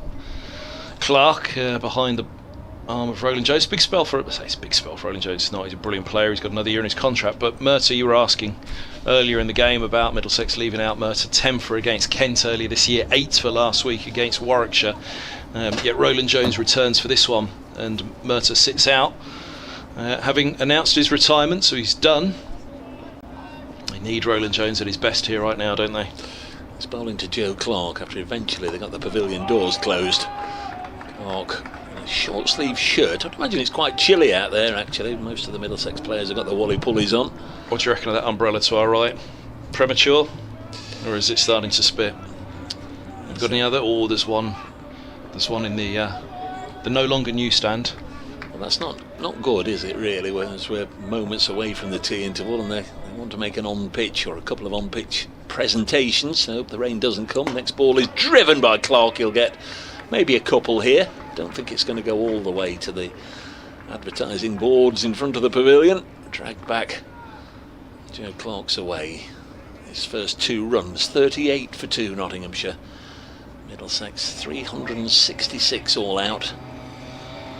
And that noise you can now hear is the old leaf blower or yeah, but what are they doing with it, Bracers? This is brilliant, this. Well, they pump up the hover cover. It just makes it glide a little smoother and a little quicker. Is the pump on the hover cover broken that they have to blow it up with the leaf blower? Well, no, since it's been here for years they've done it that way. Next delivery is on its way. It isn't a leaf blower. It's the proper piece of equipment. Oh, that is the pump? Yeah, 38 for 2 at the end of the over. Can see 1 or 2 more brollies going up, sadly. A couple in the Smith Cooper stand now, as you say, to our right. Well, they're poised with that hover cover, aren't they? I mean, it's like one of those social media accounts. It ain't stupid if it works. It does look like he's got the leaf blower stuck into the hover cover because the umpires are having a chat now, aren't they? We could be off for bad light before tea here. They're pointing over the back of... Yep, they're waving the ground staff on, I think. I don't know, Malander's pointing over... I don't know why he's pointing at the scoreboard to our left. To be honest, they're spending so much time talking about whether this over should take place. They probably have bowled it and have had tea by now, wouldn't they? Well, not have had tea, but started it at least. We are right that it's 3:30 tea and not overs to bowl. Now 3:30 is, well, that's what they said. I mean, they're going to talk it. They're going to talk it through to 3:30 at this rate, aren't they? Yeah, there we go. Now we're going to go off. 3:29, and now we're going to go off. Although there's a big old debate about it, so I do wonder, was it 3:30? Because I mean, the amount there's a right. Who out there, isn't there, with Roland Jones? He's having a chat with Mr. Malander, and 38 for 2 at tea, Bracers. That was a good little special. Well, it was a great session for Middlesex indeed, wasn't it, for Higgins and Yadav. And batting points, 3 of them. And we might just be able to see the first few spits of rain ourselves now, I think. Mark Barker says it's pouring in Derby. And the blighter of Blighty, Stephen Mullaney, adjudged in capital letters. It struck him well outside the line. Yeah, that was the feeling. I think that's fair. I think we were both sort of alluding to the fact that he might have got a debatable one that is brought in on the angle from Bamber. We'll just quickly kill the effects microphone for a second, because although the hover cover is absolutely wonderful, and they have got it with the aid of the leaf blower out there very quickly, it does make a bit of a din, but it's out there now. 38 for 2, and they will obviously take tea. The board says rain stops play. Rather than bad light. Well, Roland Jones is still having a chat with the umpires. Now, whether this is a reprimand from the umpires or Roland Jones is making his point, which makes me wonder whether that announcement this morning was correct, whether it was 3:40 tea or 34 overs left or something along those lines. But Roland Jones eventually making his way. If you don't want to upset the umpires too much at this stage, do you might need a decision or more to go your way, Toby. But it was certainly a long conversation there between the two. But anyway, they've left us on BBC Radio 5 Sports Extra, so it's probably time for you and I to go and get tea, Bracers. Yes, it's tea here. Those of you listening on the ground, we do understand there is going to be a little presentation to Jake Paul and to Samit Patel. Those of you watching the live stream, you'll be able to see it for yourselves, I'm sure, if something happens. But yeah, Roland will be back with us after tea. Kevin Hand is here. I'm Dave Bracegirdle. I hope you've enjoyed the coverage so far. Sadly, we can't go on doing it forever and ever and ever. It's the last match of the season, a long old season that began for us all in early April, and I'm sure it'll soon come round again to cricket time. But we've still got 7 sessions left. Everybody on the Notts balcony there, you can see those of you watching the live stream. If you're not watching the live stream, you might want to do it now, because there'll be a great ovation for Samit and for Jake Ball, I'm sure. 38 for 2 as we head off for a bit of tea. Nottinghamshire are playing their final match of the season with a home county championship match against Middlesex.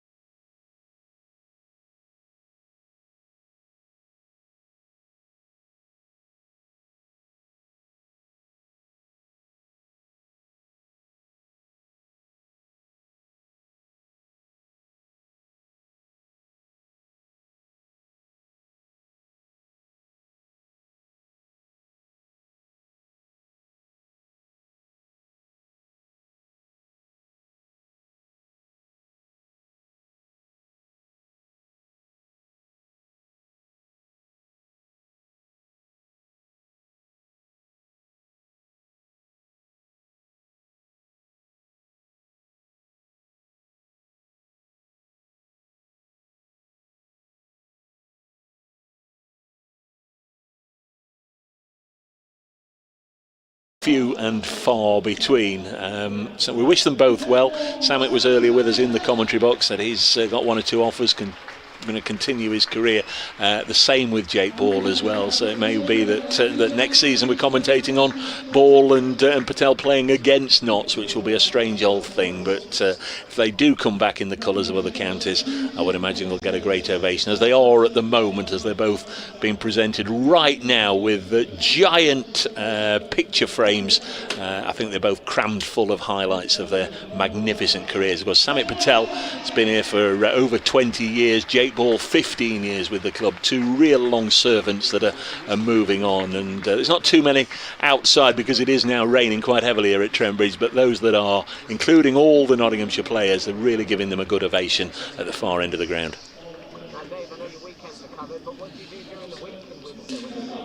Holidays, mate, holidays.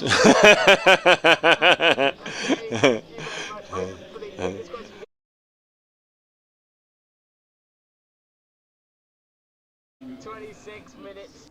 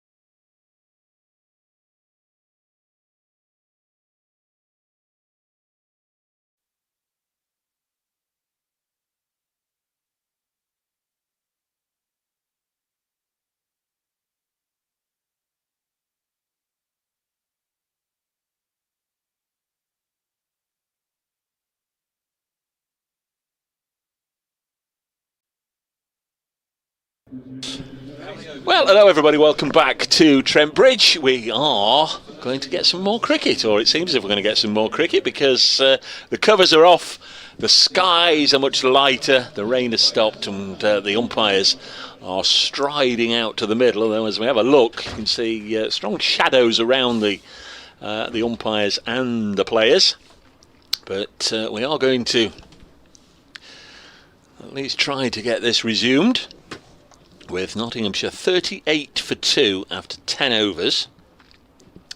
Just saw quickly on the board, 26 overs remain, so that's the best part of an hour and a half or so that they're going to try and squeeze in. Of course, any cricket that they can get in will aid Middlesex, I'm sure, as they look to pick up bonus points. They are 1 wicket away from a first bowling bonus point. Ethan Bamber with the 2 wickets to go down so far. 2 for 17 is dismissed. Asiba Mead for 4 and Stephen Mullaney for 4. Welcome back. I'm Dave Bracegirdle from BBC Radio Nottingham.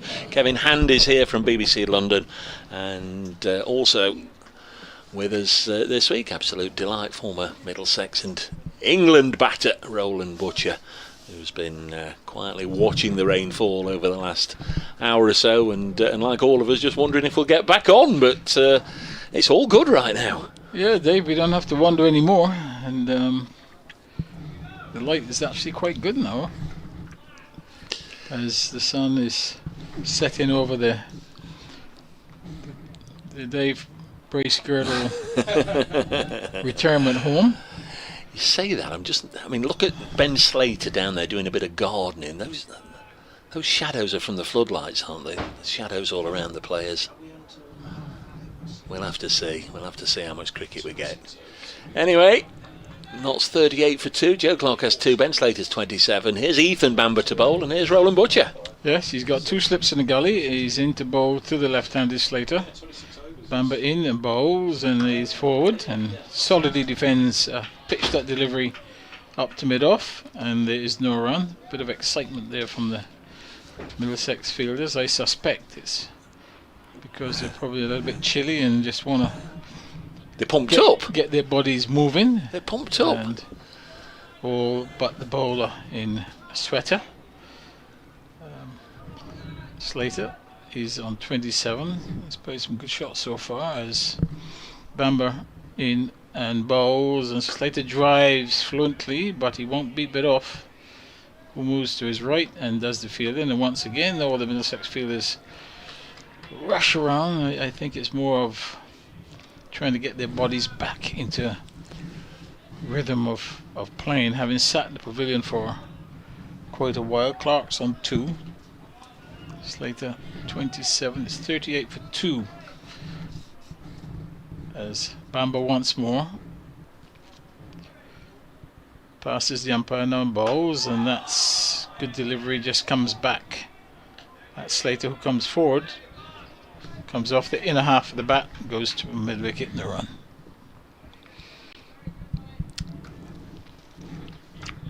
Yep, and good day so far for Middlesex, really going on from there. 162 for 4. Saw a very good 100 by Higgins. Bamber now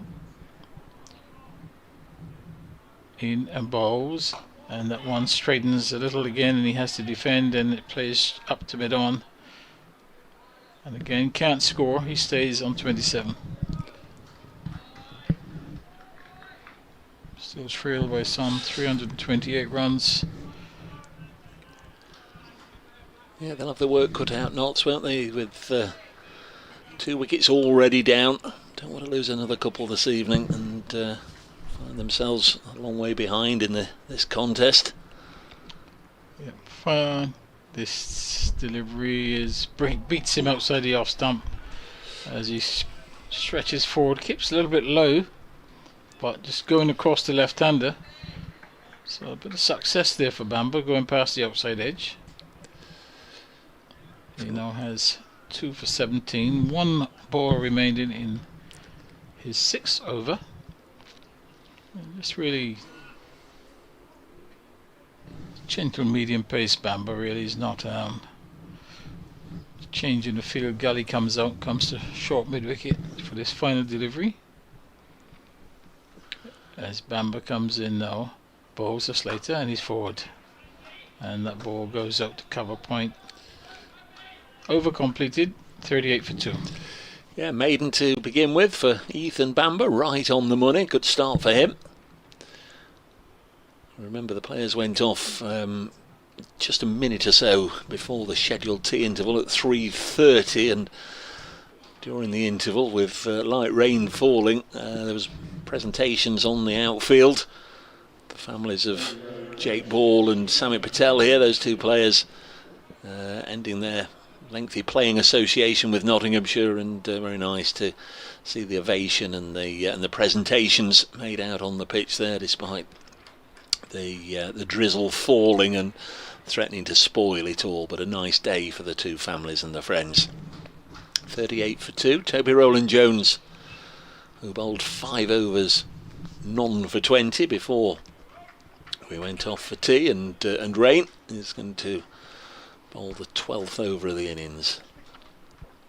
Joe Clark has 2, faced 7 deliveries. He's on strike now and works his first ball up to mid-on. Clark going into this innings needing 39 to reach 1,000 for the season, so that's certainly an individual target for Joe Clark, the man who always performs whenever Roland Butcher's watching.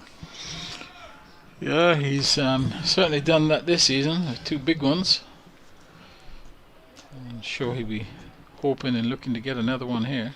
229 not out here against Warwickshire earlier in the season. Rowland-Jones bowls left alone, and was it 141 not out, something of that order, down at Canterbury a fortnight ago.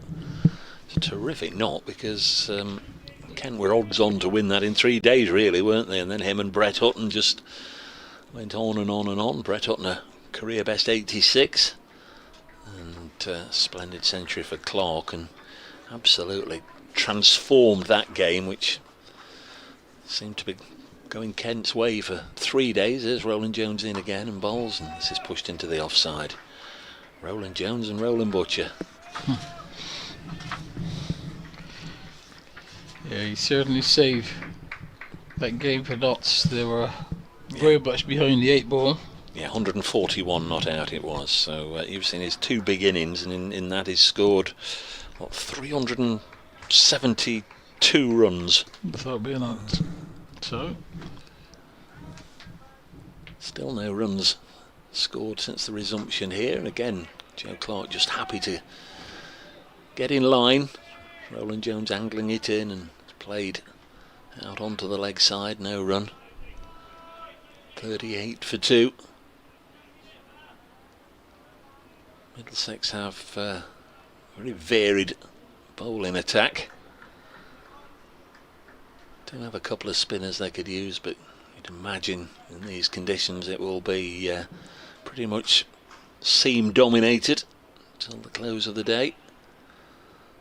Rowland-Jones in once more, past umpire Debenham bowls. Clark drives nicely through the offside crisply. That'll go for 4. So if there is any moisture on the outfield, there was no sign of it slowing the ball up there. That was a lovely shot, wasn't it? yeah, lovely extra cover drive. Slightly over pitch, not a full half volley. Still had to hit it a little bit on the up, but shape was good. Got into a good position. Been off for bad light at Canterbury, but they're back on. Kent 288 for 4 there. Lancashire made 327, so it's not particularly good news for Kent followers. For Middlesex followers, I beg your pardon. Kent only trail by 38 now as Rowland-Jones comes in, bowls, and Clark happy to block. So 4 from the Rowland-Jones over. 6 overs, none for 24. Nottinghamshire 42 for 2. And if we can get them all in, we've still got 24 overs to go. Yes, and at the moment, said light's pretty good. So certainly for the time being, we'll be able to keep going. It was an 8-week internship. I did so much. Yeah, 42 for 2. Bamber will continue, and Slater, who is on 27, will take strike. Still maintaining that short mid-wicket in a catching position. as Bamba starts his run in first ball of this over, bowls, and it's turned into the onside, but straight to that man at short mid wicket, and there's no run. Just to have a good look at the field, he's got the 2 slips in place, and then a ring of 3 fielders on the offside. There's a backward point, there's an extra cover and a mid off, and then a strong leg side field that's starting with a short mid wicket. Update for BBC Radio Nottingham listeners.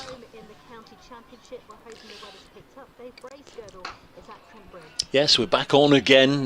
They had a delay for rain from 3:30 up until about 5 minutes or so ago.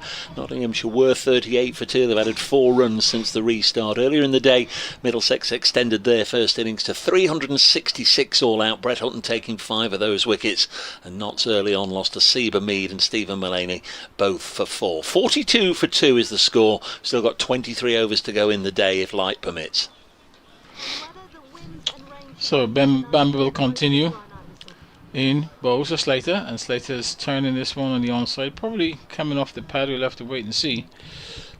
They go through for the single, and yes, leg by Cole. So that takes the score now on to 43. Brings Clark on to strike. So he's still on 27, Slater. Clark is on 6, playing one lovely extra cover drive in the previous over for his first boundary. So Bamba now with 2 for 17. He's halfway through his 7th over, and not still trailed by some 323. 2 slips, gully, short mid wicket, catching, then Clark just comes forward and at the last minute tries to take the bat away, comes off the face of the bat, goes all along the ground, and is fielded at second slip. So just coming down the pitch, inspecting that area just on a good length.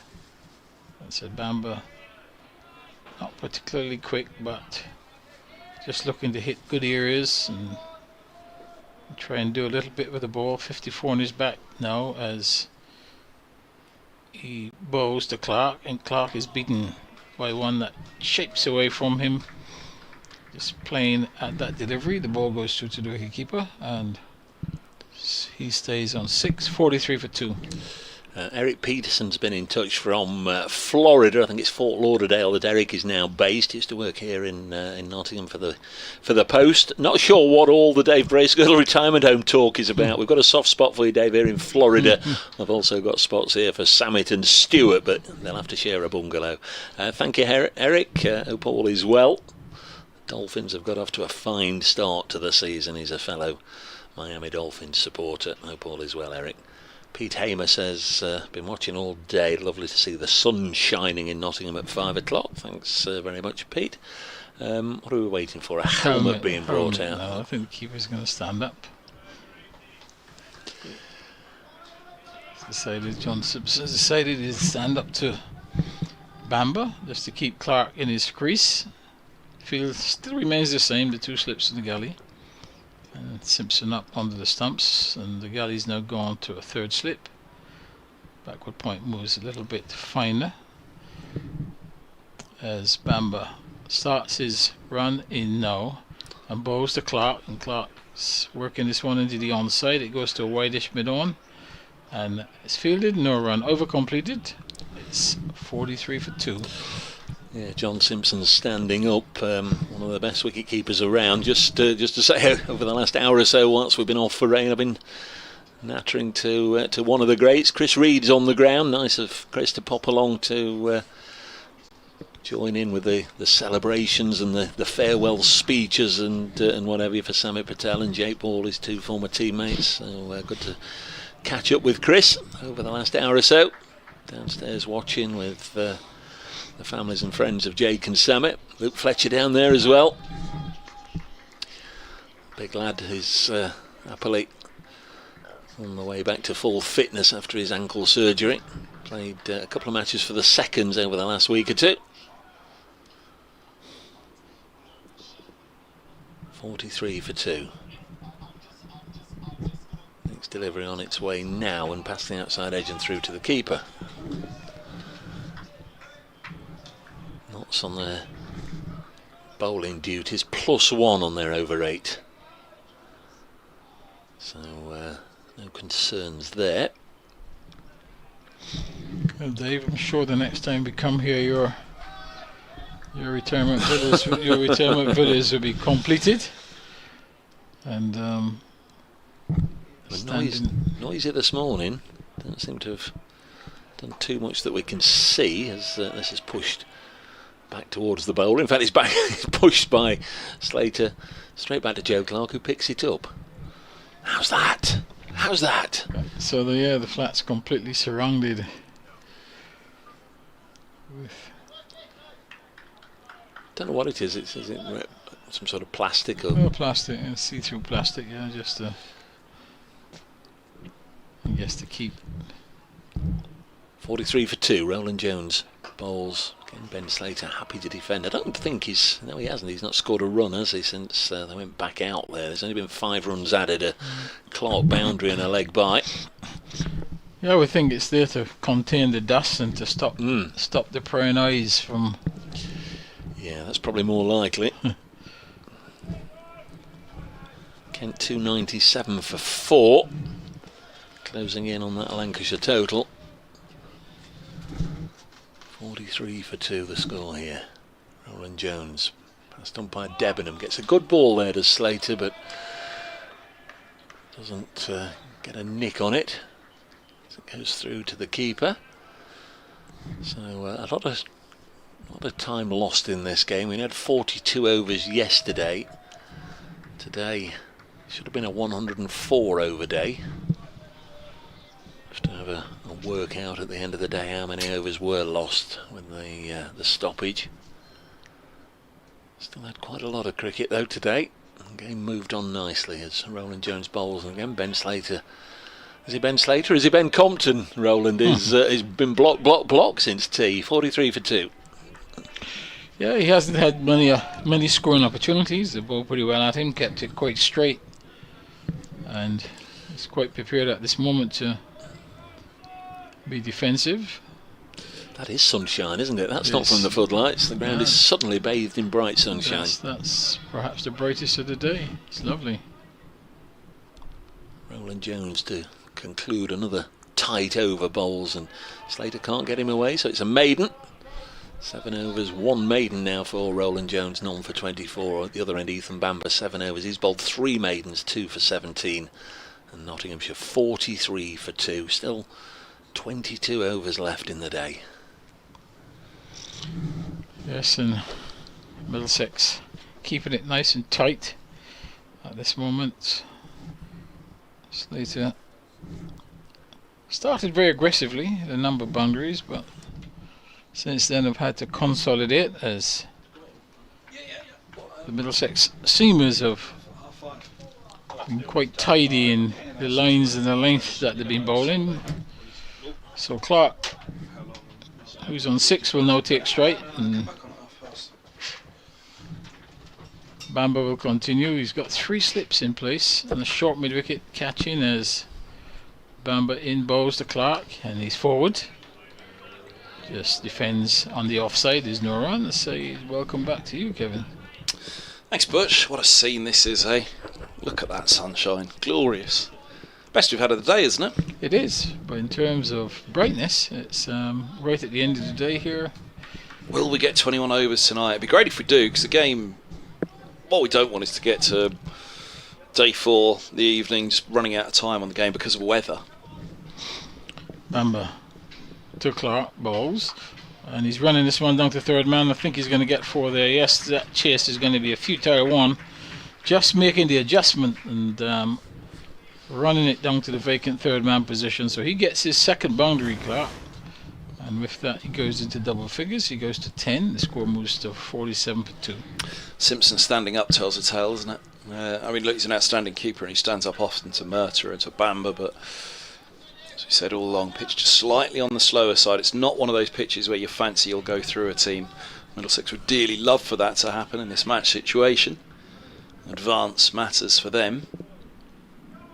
Keep it all in their own hands. We've lost a lot of time in this game, so they do need to move it on if it's for a victory. Bamber bowls outside the off stump. Alpha's no shot. A little bit of bunks on that occasion. Good take that from Simpson, isn't it? Yep, just parried it up Simpson, and eventually took it with both hands. So 47 for 2. How close an eye have you cast on the other games? Oh, Surrey all out for 207, Hampshire 219 in their first innings. So Hampshire begin their second innings leading by 12 runs. Another adjustment in the field. Third slip goes into gully now, and Bamber bowls to Clark, and he's going to get at least one here. It goes out to square leg. They're going to come back for 2. A sliding stop there. Short mid wicket, chased it out to mid wicket, and 2 runs taken, but a good delivery on the stumps, and that mid wicket's probably about 10 metres away on the leg side. It's in the catching position.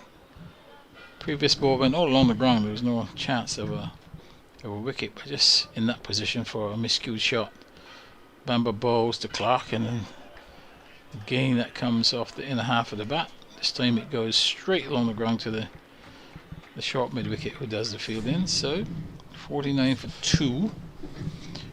12 to Clark, 27 to Slater. And even though we've got excellent light here at the moment, the floodlights are still on, because sure at some point in time they'll come into play. Bamber with the final delivery of his 8th over, bowls to Clark, and he's solidly behind that one, defends on the off, and the over comes to an end. He remains on 12. Slater will face the next ball.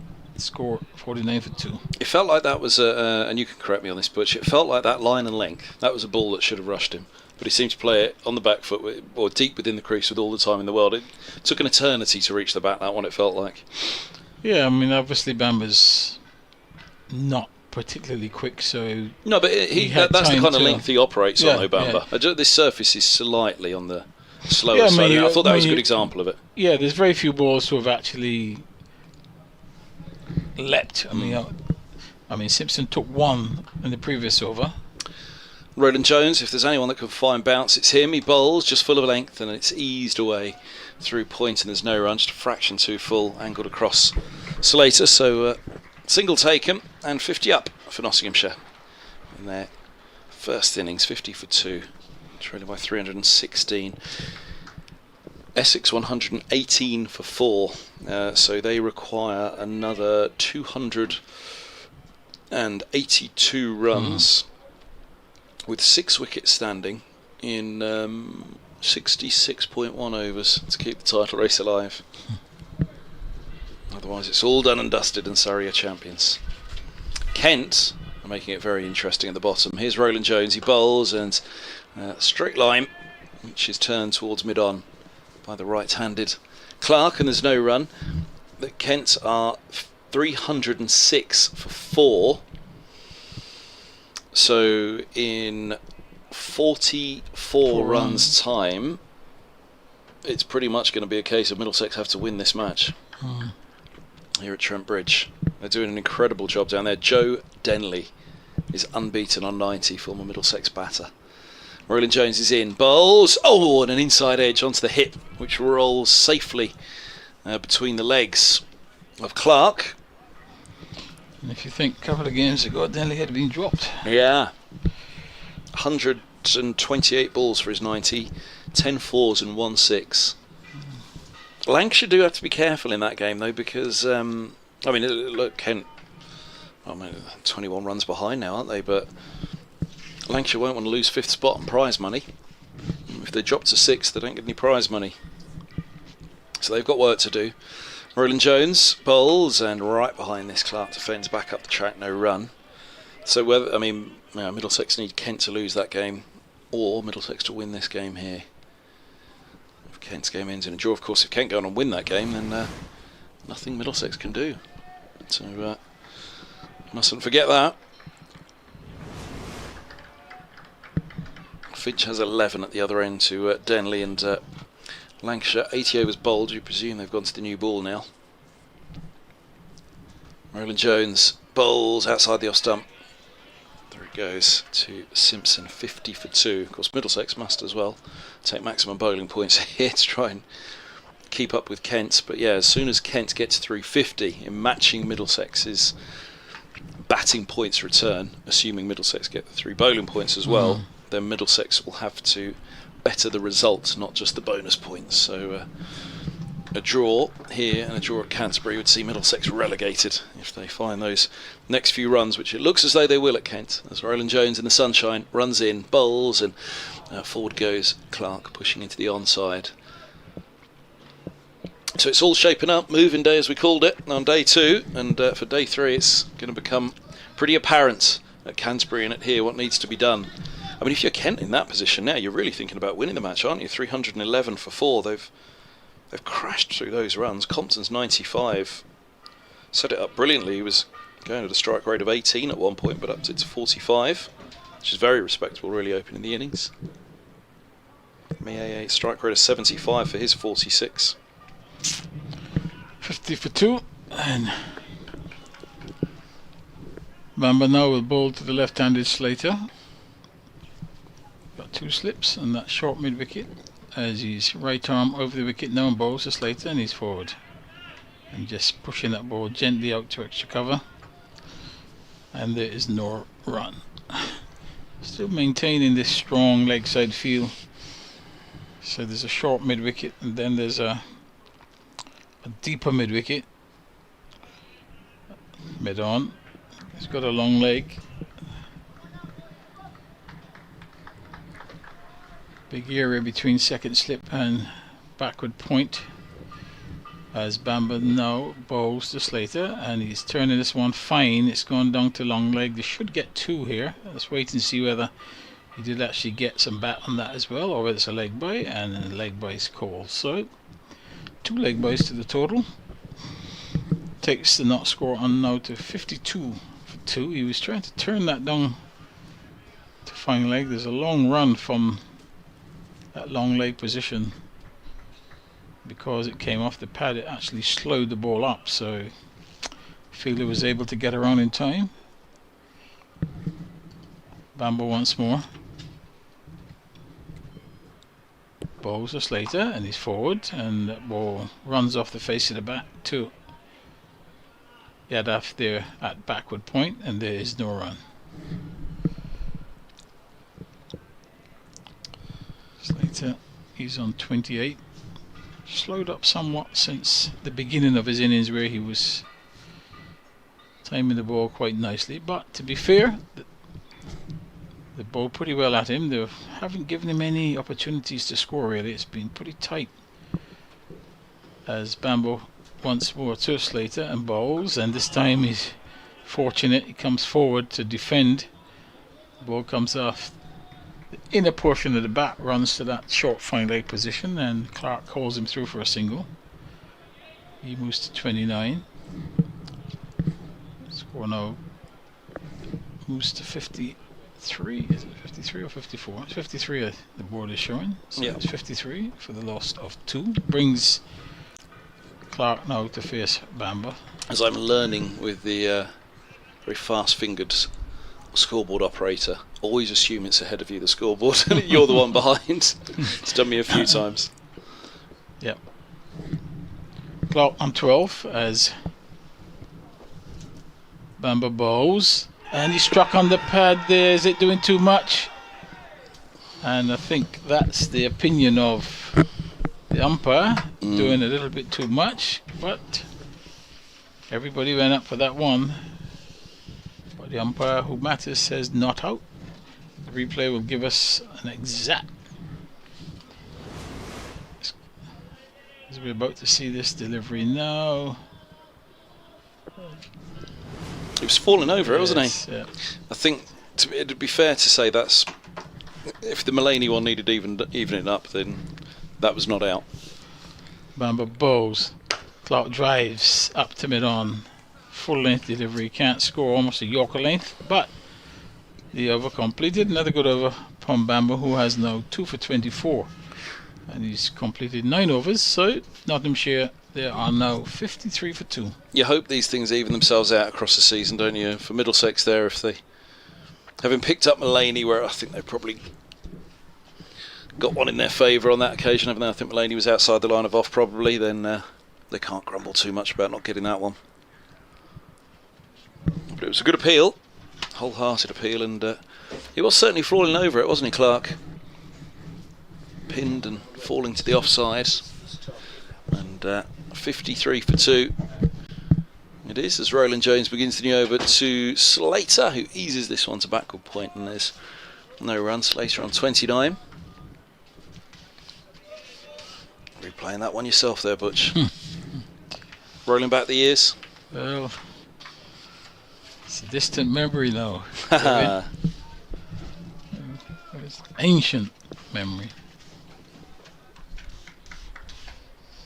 Roland Jones in his 17th over. I'm sure it seems like just yesterday to many of the Middlesex fans, as Roland Jones comes in, bowls, and forward goes Slater, pushing away into the offside, and there's no run. 53 for 2. Well, certainly for me, that first year in 2005 commentating on Middlesex seems pretty much like yesterday. Could almost still name you the 11.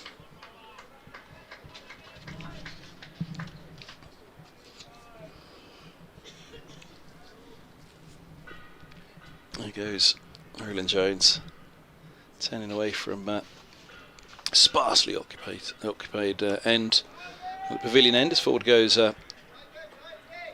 Slater, defending to cover and Stoneman. There's no run. Excuse me. Yeah. Finn and Murtagh done this year. Roland Jones, he's still got a year to go, and hopefully many more years to come. He's had a couple of injury problems the last couple of years to go with sadly a career-long tale of injuries and woe for Roland Jones. He passed the umpire now, he bowls, and right up there again to Slater. It's pushed up to mid-off and there's no run. A rare criticism of Roland Jones over the years, it feels he's a fraction too full at the moment. The ball's not doing too much through the air, so on that length the batters are pretty happy, it seems, on the front foot to him. Yeah, I would think at this late stage of his career he's probably lost a little bit of nip, which you'd expect. So you have to go a So you have fraction to go fuller. a bit fuller. Hits the crease now, bowls, and full straight and turn to mid-on this occasion. 53 for 2. Well, in that you have to become a metronome, don't you? Now, what's he gone for? 25 in his 9th over now. Yeah, really, once the pace goes, you've just got to try and hit good lengths. You know, try and do a little with the ball either way. Well, this is where Murtagh, you know, the pace was rarely there to begin with, was it, for Murtagh? And that's, again, not talking down of him. Incredible player. Did it with a different skill, not with pace. As Roland Jones bounds in, bowls, and slightly better length, but too wide and left alone by Slater through to Simpson. 53 for 2. But the way Murtagh could just wobble that ball on a full length, it was a sad thing to say. It was, now that he's retired and he's done and he's not in this game, it was quite a magical achievement for Murtagh. Helm's warming up, the quickest of the Middlesex bunch in this game. He's at mid-on. Cullen probably the quickest of the Middlesex pile of bowlers, but been battling injury all year. And Bamba, well, he's in the middle of them, of the two old fellas, Roland Jones and Murtagh, and Helm and Cullen. Yes, and it's Bamba to continue. The keeper's standing back now. Who's up to what? Is it the camera person? Are they eating Rachel's brownie? Right behind the arm. Rachel's brownies were good. Have you tried them yet? No, I haven't. Oh, they're really good. One's going home to Karen, so we're holding back the Battenberg for tomorrow. Yep, keeper standing back. 2 slips and a gully as Bamba comes in now and ball to Clark, and Clark's in defence. Ball goes up to mid-off and there is no run. Joe Denley's moved to a century. 101 for the man who moved to Middlesex and then back to Kent. Finch has 12 and Kent 318 for 4, 32 away from pretty definitive. It will be no longer about the bonus points if they reach that 350 mark. It will be about the result. Middlesex need to better the result, not just the bonus points. Bamber bowls. Clark drives. He's going to get a single here as it's misfielded at mid-on, moving to his right, but was able to retrieve the ball before the batsman could consider a second run. So settled for the single, Clark. He's now 13. Total moves to 54 for 2. As we're late here in the afternoon of this second day, as a field change has been made, there's umpires not happy with somebody behind the bowler's arm. Oh yeah, who is it? What's going on? It's definitely not our camera person, it's just below. Yep. It's definitely So not. It's definitely not that third brownie. Change, the short mid wicket has been removed, and he's gone to mid on, almost in line with the stumps at the other end. As Bamber bowls and Slater drives square the wicket. There's runs here. I think the ball's got enough on it to get to the boundary. Escorted there by Yadav. It was running away from him. The boundary is pretty short on that side of the field on the offside, so he gets a boundary. Slater goes into the 30s. He goes to 33. First time he's had the opportunity to score. A whitish delivery, and it just came off the pretty much the middle, but square the wicket on the offside for 4. No, 58 for 2. It's definitely not that fourth brownie that's being quite literally shoveled in by the camera person to our left. That's holding up play. Bamber once more to Slater, and he's forward and just defends, and ball just goes gently out to extra cover. No run. The umpire just having a little chat there with Bamber, and perhaps giving him a first warning for running on the pitch.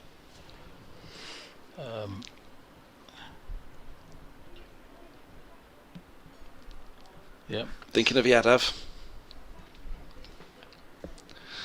Roland Jones at mid-off having a little chat as well. Is that a well-positioned fielder on the drive there, Higgins, on the onside, that he has to run around him? Not at all, no. Bamber bowls, drives, and I think Slater will feel that he missed out on that delivery there. It was full, it was wide, and he drove it straight to extra cover.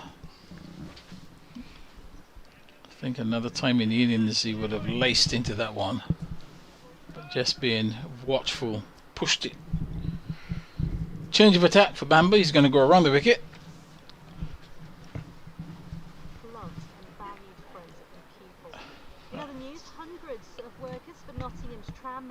He's in now and bowls, and that's driven away for 4.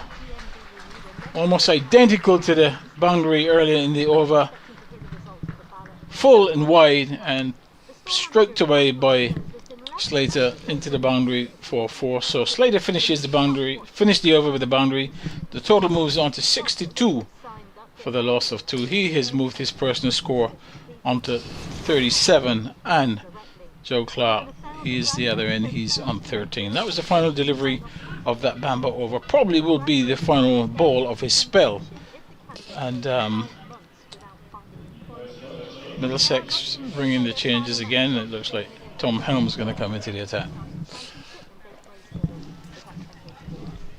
Well, we've got pretty much ideal conditions as we move into the final hour of the day here. Still 17 overs to be bowled. Nottinghamshire 62 for 2. We did lose round about an hour of cricket from 3:30 onwards, but they're back out there. Ben Slater's on 37, Joe Clark on 13. Middlesex earlier in the day advanced their first innings to 366 with a century from Ryan Higgins. Brett Hutton took 5 wickets for Nottinghamshire. Asiba Mead and Stephen Mullaney both dismissed for 4, but Ben Slater is leading the response here. He's 37 not out. Nottinghamshire 62 for 2. Here comes Tom Helm from the pavilion end. Bowls. Good delivery first up there, right arm pacey bowler just outside the off stump. Clark lets it go through to the keeper, and there's no run. 62 for 2. Kevin Hand at the back of the box with the look of a man contemplating a season going to Leicestershire and to Northamptonshire again and to Derbyshire and to Sussex and to Glamorgan and to Gloucestershire. Lunches are good at Glamorgan. 62 for 2 as Helmin again, and Clark defends. Lunches are good at Glamorgan, he says. It's the teas at Cardiff, isn't it, when they come out with the Welsh cakes and all the dessert trolley full of cakes. Very nice indeed. There are benefits to playing in Division 2, got to certain grounds. There are one or two perils and pitfalls, almost literally, when you're trying to climb up and down those corrugated iron steps at Leicester. That's one of the pitfalls. Often say I'll one day be found at the bottom of those. As Clark works this off his hip for probably a couple of runs. Yeah, he's going to come back. He'll move on to 50. I was just having a little look. Joe Clark's only scored 1,000 runs in a season once before, and that was right at the start of his career in 2016 when he got 1,300 runs for Worcestershire, and he got 6 centuries that year. So he's had to wait a long time. Yeah. So, do they still play at Swansea? I mean, I used to like playing at Swansea. No, they haven't for a couple of years, which is a shame. And obviously the Nottinghamshire link is Sir Garfield and his 6 sixers at the St Helens ground. 64 for 2. Next delivery on its way now, and chopped away by Clark on the bounce to Yadav at backward point, and there's no run. I think the last time Notts went there would have been about 2014, something like that, for a Sunday game or a one-day game on a Sunday. And crikey, they quickly let you know that you're in enemy territory. There was I think there were 1 or 2 drinks consumed at lunchtime, and then all the Notts players individually were getting absolute pelters from the what do they call them, the bombardiers or something, the Swansea supporters. Absolutely gave the Notts players a great deal of abuse as this is defended. We had Samit Patel up in the box earlier. He was amongst them, getting plenty. But I think that was the last time Notts went there. A ground, of course, as I say, associated with Nottinghamshire back to 1968, and Sir Garfield and his 6 sixers from the bowling of Malcolm Nash. Yes, it was a nice place to play cricket, Swansea. It was nice. One of those facilities that is also a rugby union ground as well, isn't it, as this one. It's on the pads of Clark, works it to mid-wicket. There's no run, remains 64 for 2 at the end of the 20th over, 16 to go, so that's an hour's cricket if we get it all in. Right now you'd say the light is fine, but as we saw last night, it started to deteriorate quite rapidly after 6 o'clock. I think we got all the overs in yesterday, but we finished, it was very, very gloomy, wasn't it, about 6:15 when we went off. Going to have some spin now, though. That will accelerate things. Not literally with ball out of hand, but in terms of getting these 16 overs in. Giant Yadav, who I thought batted beautifully this morning.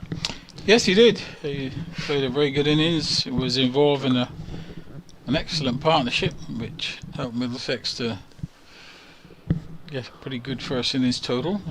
Now he's been asked to come in and do the job with the ball. 3 or 4 strips away from the one they're playing on. I watched him bowling this morning. Obviously it is an old practice wicket, but he literally turned it square on that wicket this morning. I do appreciate the one he's bowling on now isn't anywhere near as roughed up, but he really was getting a lot of appreciable movement this morning. Yep, he's going around the wicket to Slater.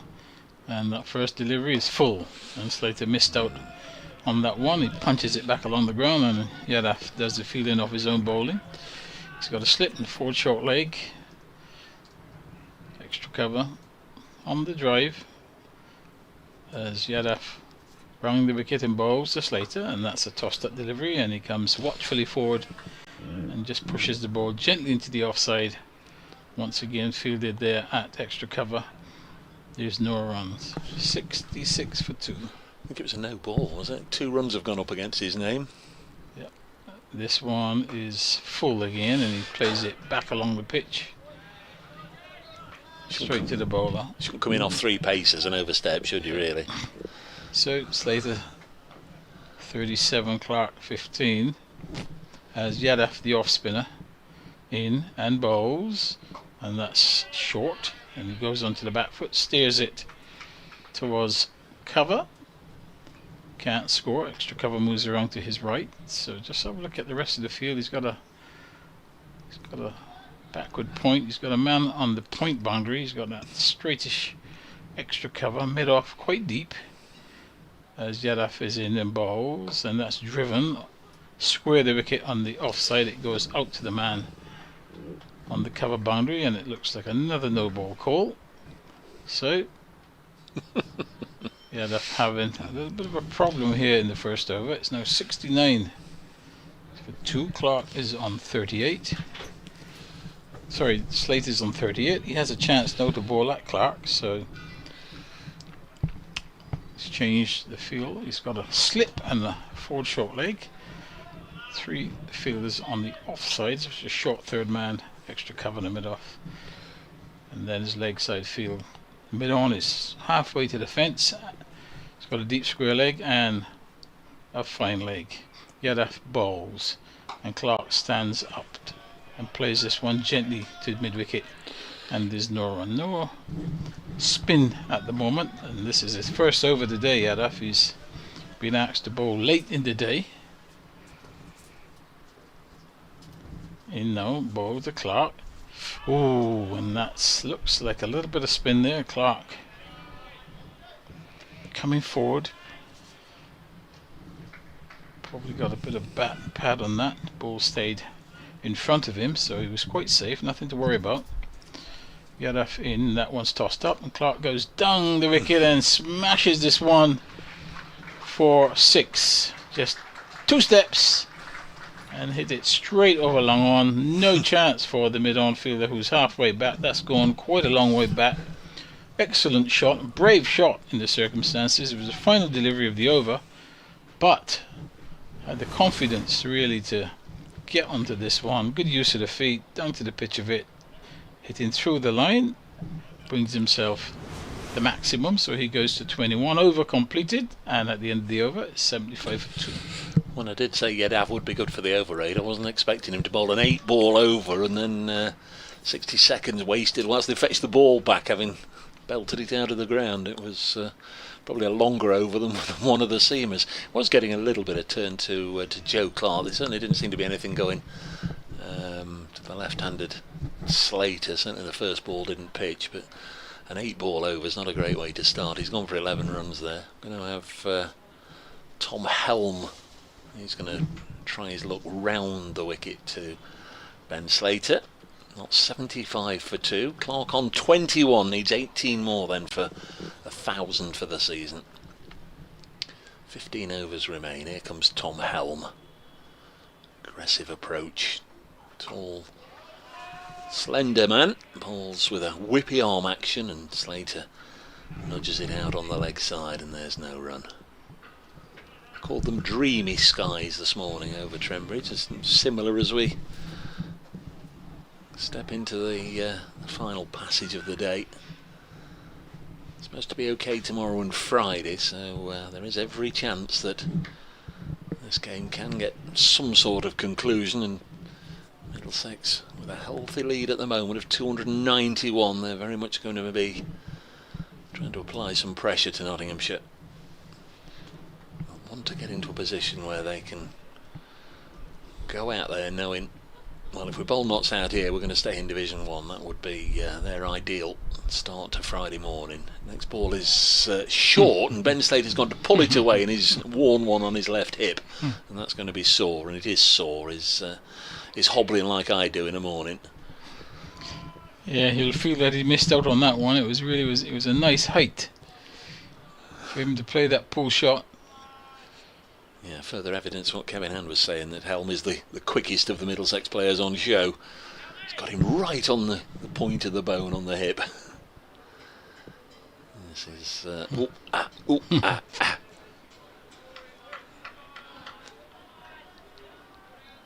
That's slowing the over 8 up as well, with Ben Slater showing no inclination whatsoever to walk back and get in line. They come keen, don't they? Slater on 38. He was 27 not out when they went off for rain at 3:30. Been very watchful since play resumed. 5-5. Here's Helmin again. Passed on by Debenham, Bowles, and Slater happy to leave it alone. He's still in some discomfort out there. Yeah, that's. Yeah, probably just caught him right on that hip area. Saw on the live stream there. He's already got a nick on his left elbow, which has got a plaster on, some sticking tape. Yeah, that's. He's probably feeling a little bit numb for the time being, but it will wear off. 75 for 2. Helm in again, down the leg side, deflected away for 4. That'll make Ben Slater feel a little better. I think he was pleased he didn't have to run hard for 3 as well. Just deflected it away down that leg side, well wide of John Simpson, and away for 4. Yeah, short ball wasn't an attempted bouncer really. He had moved the mid wicket out to deep square leg, and obviously the indication is to bowl 1 or 2 short deliveries. Looks like he's going to put in a leg gully as well. So he's not happy, is he, Ben Slater? nope. So it looks Middlesex are going to revert to the short ball tactic, trying to make Slater play a shot. There is Helm in to bowl to him, and Slater will cut this away down to 3rd man.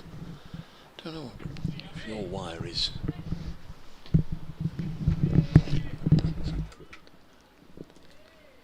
I didn't see what it was. I heard it too, but Yeah. I didn't see what was doing. I don't know. I don't know.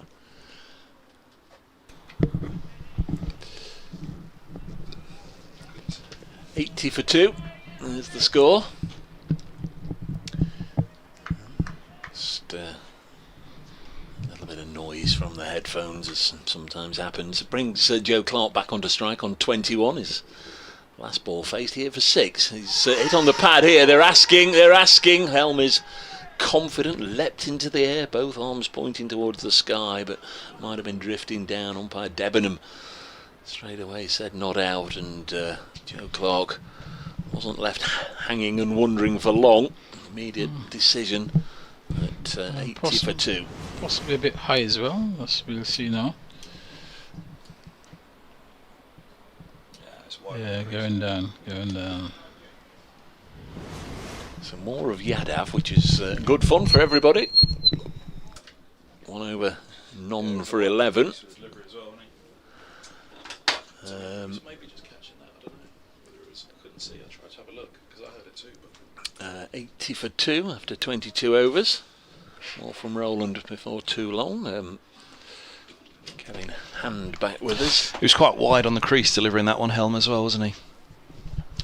Here's Yadav round the wicket, he bowls. That's punched away by Slater out to deep cover. Is he limping, or is he just? He's done it a few times, hasn't he? No, Slater was hit on the hip bone. Oh, and it's still that one, yeah. Okay. I saw him do it a couple of overs ago, limping. I wasn't sure if it was just a, just a little thing. Or he's not happy. I know how he feels, Bracers. I know how he feels. Kent lead by 11 runs with 6 wickets standing. Yadav bowls again. This is turned to mid wicket where Stoneman fields, and there's no run. They are 12 runs away from equalling Middlesex's batting points return, and well, indeed, they could still eye 400. There's right back to this Clark defending, thick inside part of the bat, short leg, no run. Yeah, they'll probably go through all the dramas and the trauma of this week, and then in a month or so it'll be announced that we're doing away with the 2-division system next season or some such. Forward goes Clark pushing back. No run again. Well, it feels like it becomes ever more apparent doesn't it, by the over here, and at Canterbury, Middlesex have to win this game. As Yadav bowls and back goes Clark. There's no run. We're not a long way through it as we approach stumps on day 2, though. We're still in the first innings of the game, and Middlesex only 2 wickets into the first dig of the hosts. Slater and Clark very well set. Yadav his almost medium pace run up. His bowl is off spin. Down the track comes Clark, clips him out to deep square. Nice sort of use of the feet and a single taken. 22 for Clark, 82 for 2. Thanks very much to Matthew. We've had several messages over the course of the couple of days as Koo, the physio, comes out just to have a little bit of a look at Ben Slater and no doubt give him some TLC. 82 for 2. I mean, this was directed at me, but I think hopefully it will be aimed towards all the BBC County Cricket commentators. Matthew saying, just wanted to say huge thanks for all the hard work on the commentary over the summer. Really enjoyed the coverage and missed the cricket commentary. Says some nice things about the football as well. But thank you, Matthew. Appreciate that, and to everybody who's taken the trouble to say how much they've enjoyed, if that's the right word, or relied on the county cricket commentary, or it's in any small way it's supplemented their cricket this summer. We're pleased, we do it for you out there, and we appreciate that. It's a huge privilege to be able to go around the grounds and sit and watch cricket and tell you all about it. No, we don't. We do it for the scones. And they were very good again today here at Trent Bridge. Thank you very much. About 3 overs ago, when they brought Yadav on, I said they should increase the over rate. We should be able to get through these 17 overs, 16 overs, whatever it was, in a short space of time. Yadav began with an 8-ball over, which included a 6 that needed fetching, and Slater's been hit, and we've got a lengthy delay. Could be heading on for 7 o'clock. No, I think 6:15 we'll be done with the light. Yeah, it's just shadows at that point become a problem, don't they? The stands, low sun. Ollie Stone doing the 12th man work out there, bringing out the spare gloves and the water, and no doubt 1 or 2 other bits and pieces of towel. Koo, the Notts physio, Koo Bansal, has I'm sure given Ben Slater a pain-killing tablet or 2. It's going to be Tom Helm to bowl, 2 overs, none for 7. Joe Clark is on 22, needs 17 more for 1,000 for the season. Helm from the pavilion end comes in and bowls short, and Clark just watched it onto the face of the bat and then ran it away down to long leg for a single. Spectators dwindling in their numbers now. The hardy souls that remain, many of them wrapped up warm. There's probably about 40, 50, 60 in front of the pavilion, and similar number spread over the 2 layers of the Hound Road stand. 3, I think, in the Larwood and Vose, maybe 50, 40, 50 in the Fox Road stand. Can't see what's in here, of course, because obviously we can't see downstairs in the Radcliffe Road stand. Oh, interesting tactic, that first ball of the over there, bouncer. I mean, they've got it set again, deep backward square, long leg. Anytime we've seen anything mistimed from a short ball, it's usually the batters who throw it too early. Yeah, a bit of leg theory here, but Slater forces this to backward point, just finishing it. I think there's one gentleman on his own in the William Clark stand, and in the Smith Cooper stand there's 2, 4, 6, 8, 9, 10, 12, 14, 16, 18, about 21 or 22 people in the Smith Cooper stands. It's wonderful how far apart everybody chooses to sit. That's what I say. I do this folk after my own mind, I have to say. This isn't a pop at Lords or 1 or 2 others. I understand if you've got to fork out for stewards to man this stand and that stand as Helm round the wicket bowls, and Slater does pull it away on the leg side, and there were cries of catch, but I think it was always played with control down into the ground. But you sometimes go to Lords, don't you, and either everybody's in the grandstand or everybody's in the mound stand or wherever, depending on which strip they're played on, and I do like the fact that all the stands are open, everybody can come and sit pretty much where they want, apart from obviously the members area. But I'm not entirely sure that's as rigorously enforced as it seemed to be when I was a young schoolboy, sometimes trying to get in there before I got a membership. Can we get in there and get an autograph? This one's worked away on the leg side. There are always stewards there. I'm sure I know the answer, but what was your favourite autograph? I mean, I just threw that out there. I wasn't... I bet you got Sobers though, didn't you? I did. There you go. Was that your favourite? Has to be. Yeah, Who could have beaten so. Sobers? I think so.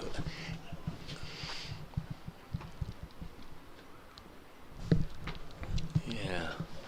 Ramps would have been mine if I were a kid. He was my hero as a kid. Ramps and Thorpe. Graham Thorpe. For 2. Next ball.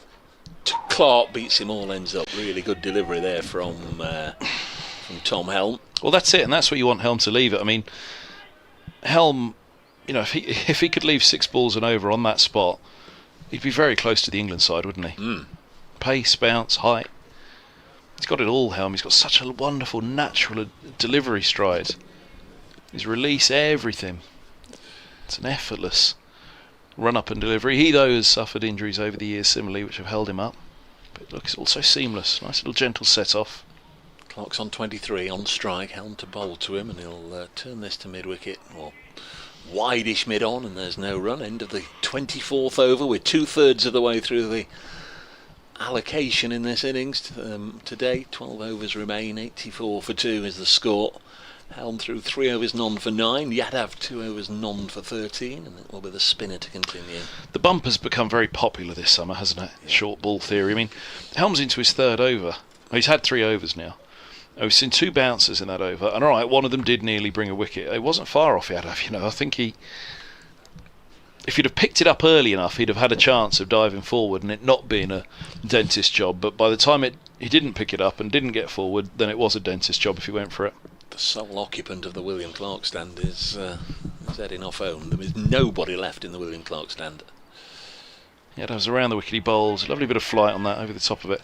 Slater defends and there's no run. He was obviously listening to us, digging him out about sitting on his own. Although I wasn't, I was in support, as I said. Yes, yeah. Man after my own mind. I always say that's the fisherman mentality. Somebody is quite happy to go and sit on his own by a riverbank all day just to get away from... Don't finish that sentence. Forward goes Slater, pushing back up the track to Yadav, and there's no run. Mrs. Bracegirdle might be tuned in. No, away from the pressures of everyday life. I've never really... Well, I've never done fishing, so I don't really get it in that sense. We'd get bored, you and I, wouldn't we? But I could understand it. Yadav bowls. Oh, that's a lovely ball. It's not. Has it gone through everything? It's a no ball. Has he called off a no ball? No, I don't think he hit it. You don't think he hit it? It went through to Slip and Eskenazi, didn't it? I think it turned out of the footmarks and went deviated. But that's 3. Well, he was guilty of no balls. That's a 50 partnership up as well. He was guilty of a number of no balls in the last 2 matches. Yadav, too many no balls for a spinner. Runs at a premium here, a game that Middlesex must win. What a delivery that was, though. He's in again, bowls, and cut into the ground, fielded by Eskenazi at Slip on this occasion. We might have a look at the end of the over, will we, at that previous one. Turn and bounce, I mean, if it didn't take the edge, you're almost just as happy to see that amount of turn and bounce for Yadav, because Middlesex will feel he's in the game for the remainder of it then. In he steps, bowls, and forward defence from Slater. 2 balls to come in the over. Just don't get how you can come in off such few steps and overstep. Well, you know what he needs down there? He needs a line to tell him where he's got the bowl from. That's really what you need, isn't it? There is one. Medium pace run-up for him, though, isn't it? I mean, it's as long a run-up as you'd imagine for a spinner. He bowls now. Oh, big looping ball down the leg side. That is tickled away for a single. Oh, look at Ben Slater. Through square, yeah, he's struggling, isn't he? I mean, there's no sharp singles for Slater out there. He won't be scampering much, will he? Well, the 2 men dismissed are Captain Stephen Mullaney and Vice Captain Asiba Mead, and it may well be that one of them might just have to pad on, and it won't be the skipper. Come out and do some running. Would add to that would lengthen the day a little bit. Over the wicket now, you'd have to finish the over, and back and across goes Clark inside of the bat. Trickles to the 45, there's no run, 25 bowled, 87 for 2. We're going to look at that replay at the end of the over of the ball that turned out of the foothole. And we'll see what it does. There's the confirmation of the third wicket partnership, 50 on the board up there from 101 deliveries, 52. We'll have to scrub back on the stream, I think, to watch that replay if we want to see it again, because might just have the computer frozen or something and haven't quite picked it up. But either way, it was a no ball from Yadav, so whether it hit the edge of the bat or not, just really, as I say, for Middlesex, if it did, you'd almost be more excited if it didn't hit the edge of the bat and it turned that big to slip. Might have come off the keeper's glove, of course, to slip as well, mightn't it? Yeah. No good if he keeps overstepping though. But Ben Slater certainly in some discomfort. 11 overs to go, 87 for 2. Helm in again. Oh, hang on. Mankard. No, he didn't let go of the ball. And now, is he holding his back? Oh dear, no. He's apologised to Ben Slater. I mean, it felt like one of those, didn't it, where something twinged as opposed he lost something, and he is holding his lower back. Well, what came first, though? Was it the twinge or was it losing the run-up? You kind of lose the run-up and then you stop and twinge something. Go on. It's been extraordinary the last 3 or 4 overs. They've stopped just playing 6 ball overs and 3-minute overs. Everything's been drawn out and elongated. That's a shot bouncer though from Helm. That was a really nasty, vicious delivery. Ben Slater's response, having swayed out of the line of it, was then to clutch and rub and stretch his left hip again. It's got him right on the point of the left hip, and he's been troubled ever since. Might just focus the mind a little bit though. He's on 46. Helm to bowl. Slip, a leg slip, a short leg, and he'll pull this away, but straight to deep backward square. So only a single, moves to 47, 88 for 2. And poor old Ben Slater absolutely hobbling down to the other end.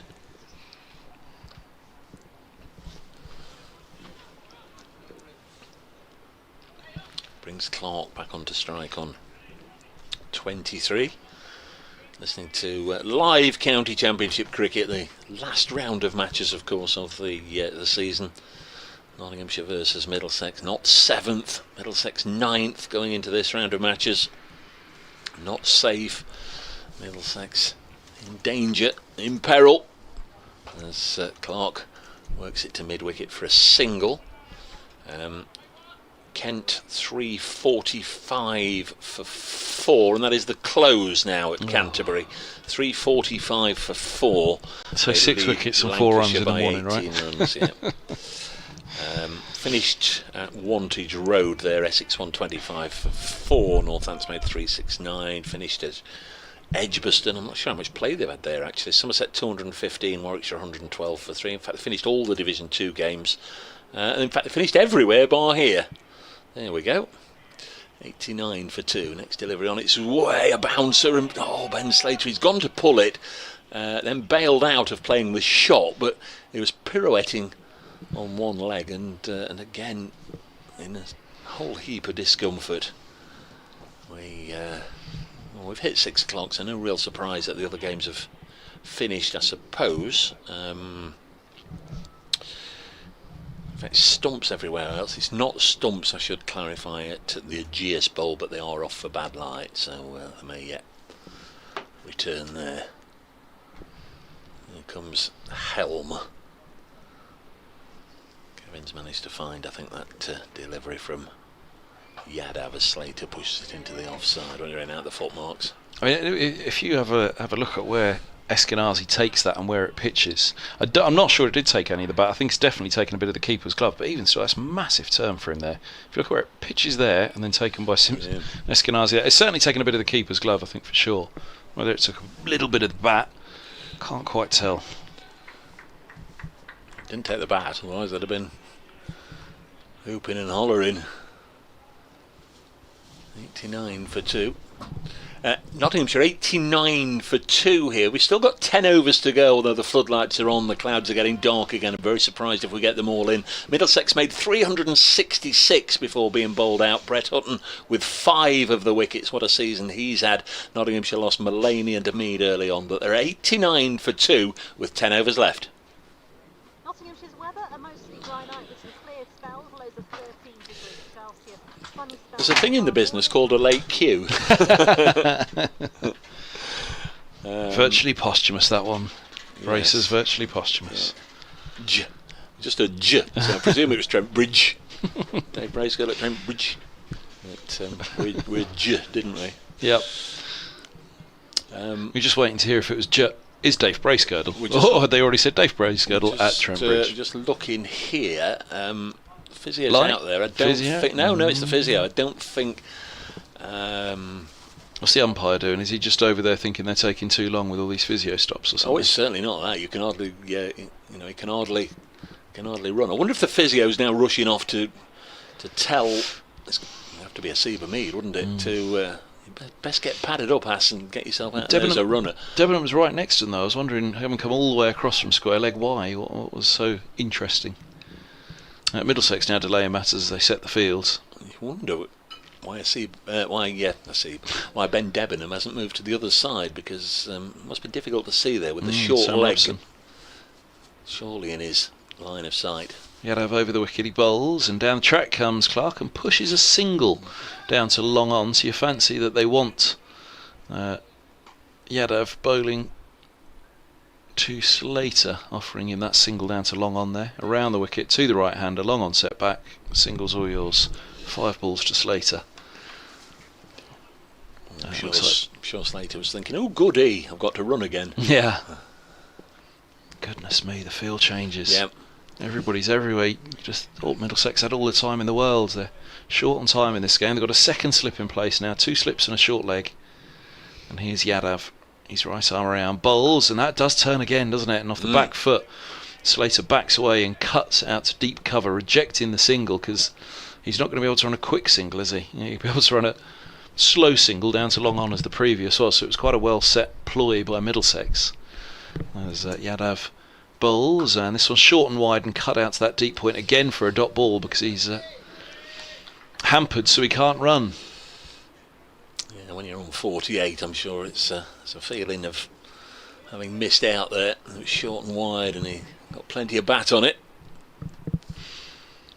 And he steps, bowls, and that's a better line and length from Yadav, and just over the top of it, Slater takes the single to backward point where Helm's coming around.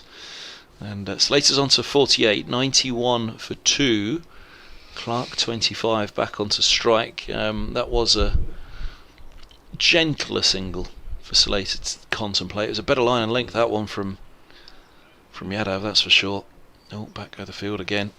Stoneman's on the wrong side. He's being sent to onto the 6 on the onside for the right-handed Clark. Oh wait, where's he going now? He's going to a silly mid-on.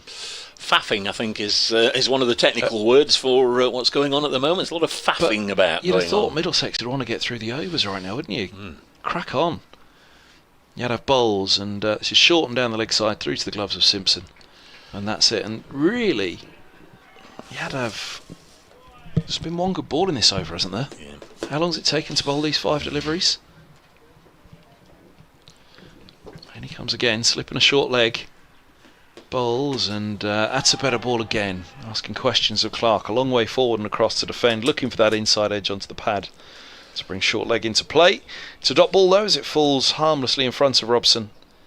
In close, and it's 91 for 2. Slater will have strike on 48. Clark 25. Just seen a picture of the live stream there, and those of you watching will have seen umpire Malinder. It just looked as if he was going to stride towards Ben Debenham. The floodlights, or the shadows around the players now, are as intense, I think, as I've ever seen. You can see all 6 shadows. It's really gloomy out there in the middle. If you look at those shadows, Josh De Carey's is going to come on to replace Tom Helm. So Middlesex trying to keep out there with spin at both ends. De Carey's going to bowl to Slater. Right arm off spinner. Again, it's all taking a moment or two just to to get underway or to get restarted. Oh dear, cricket. Goodness me, how many overs have we had in this match so far? You'd have thought there was all the time in the world. De Carey's then to start his spell. 91 for 2, 9 overs left in the day. If we get them all in, Slater defends. Oh, he's in a lot of discomfort, poor old Ben. Feel a whole lot happier if he can get 2 more runs to get to his half century. That would be ideal, I think, for Ben Slater. Get 2 here, and then the umpires say that's it for the day. He's going to drive this into the offside. He'll get 1 of those. Is he to run if you don't run? Is the question. He's scored 48 runs and a hobble there. A hop, yeah. 92 for 2. He's moved to 49, but he is hobbling quite badly.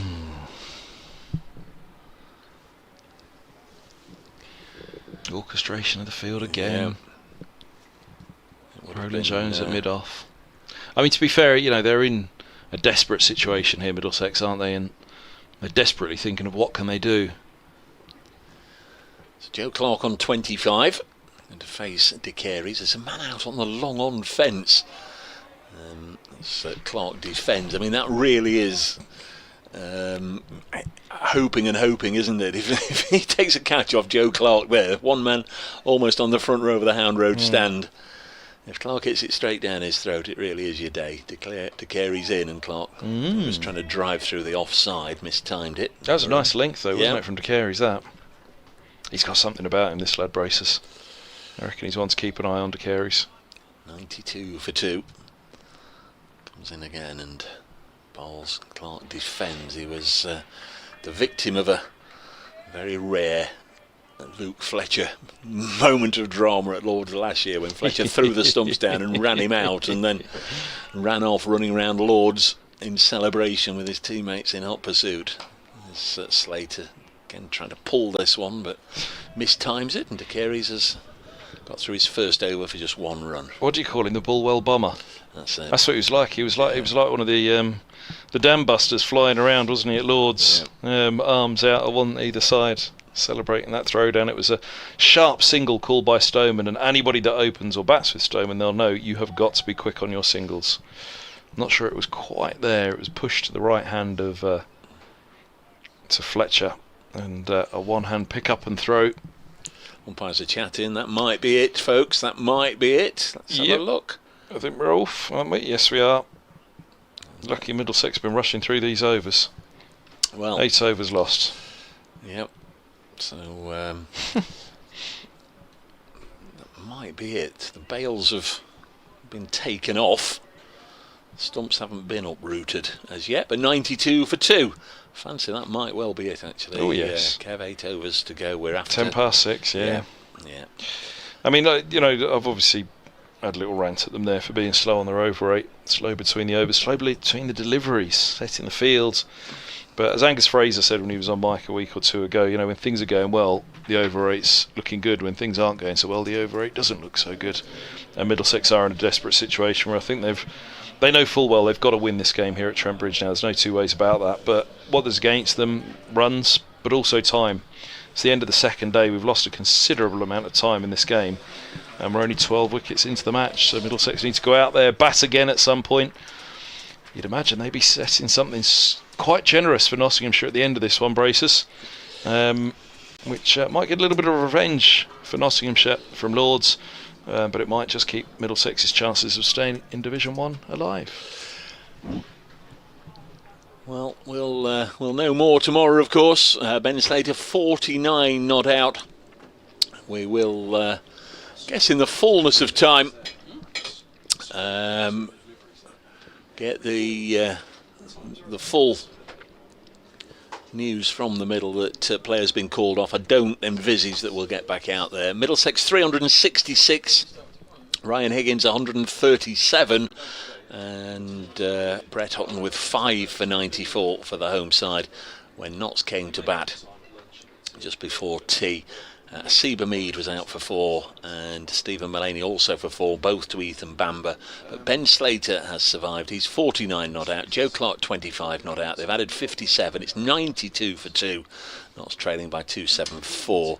We very much suspect that will be it from Trent Bridge for this evening, although again I must reiterate, no confirmation as yet that it's been called off for the day. But if they do return to the middle, so will we. We'll bring you the commentary, of course. If that is to be it for day 2 here at Trent Bridge, then we'll be back just before 10:30 tomorrow morning, or if you follow on the live stream from about 15:15, you'll be able to get Aaron giving you the highlights of the day, any interviews he's been able to get, and of course a bit of a preview as we lead into day 3. Thanks very much to all our guests today. Paul Bradley, the team manager for the England seniors team, has been with us. Samit Patel, on the day that he was honoured by the club and presented with some farewell gifts, he came up and shared some of his time this morning. Paul Johnson, the former Notts skipper, he was also with us, joining the commentary team for this match. Roland Butcher, the former Middlesex and England test batter. Kevin Hand, who wasn't a former Middlesex and England test batter, but as always has been very enjoyable company, and very much enjoyed his insights this week. I'm Dave Bracegirdle from us all at Trent Bridge. Assuming they don't get back out there, we'll bid you a very good evening.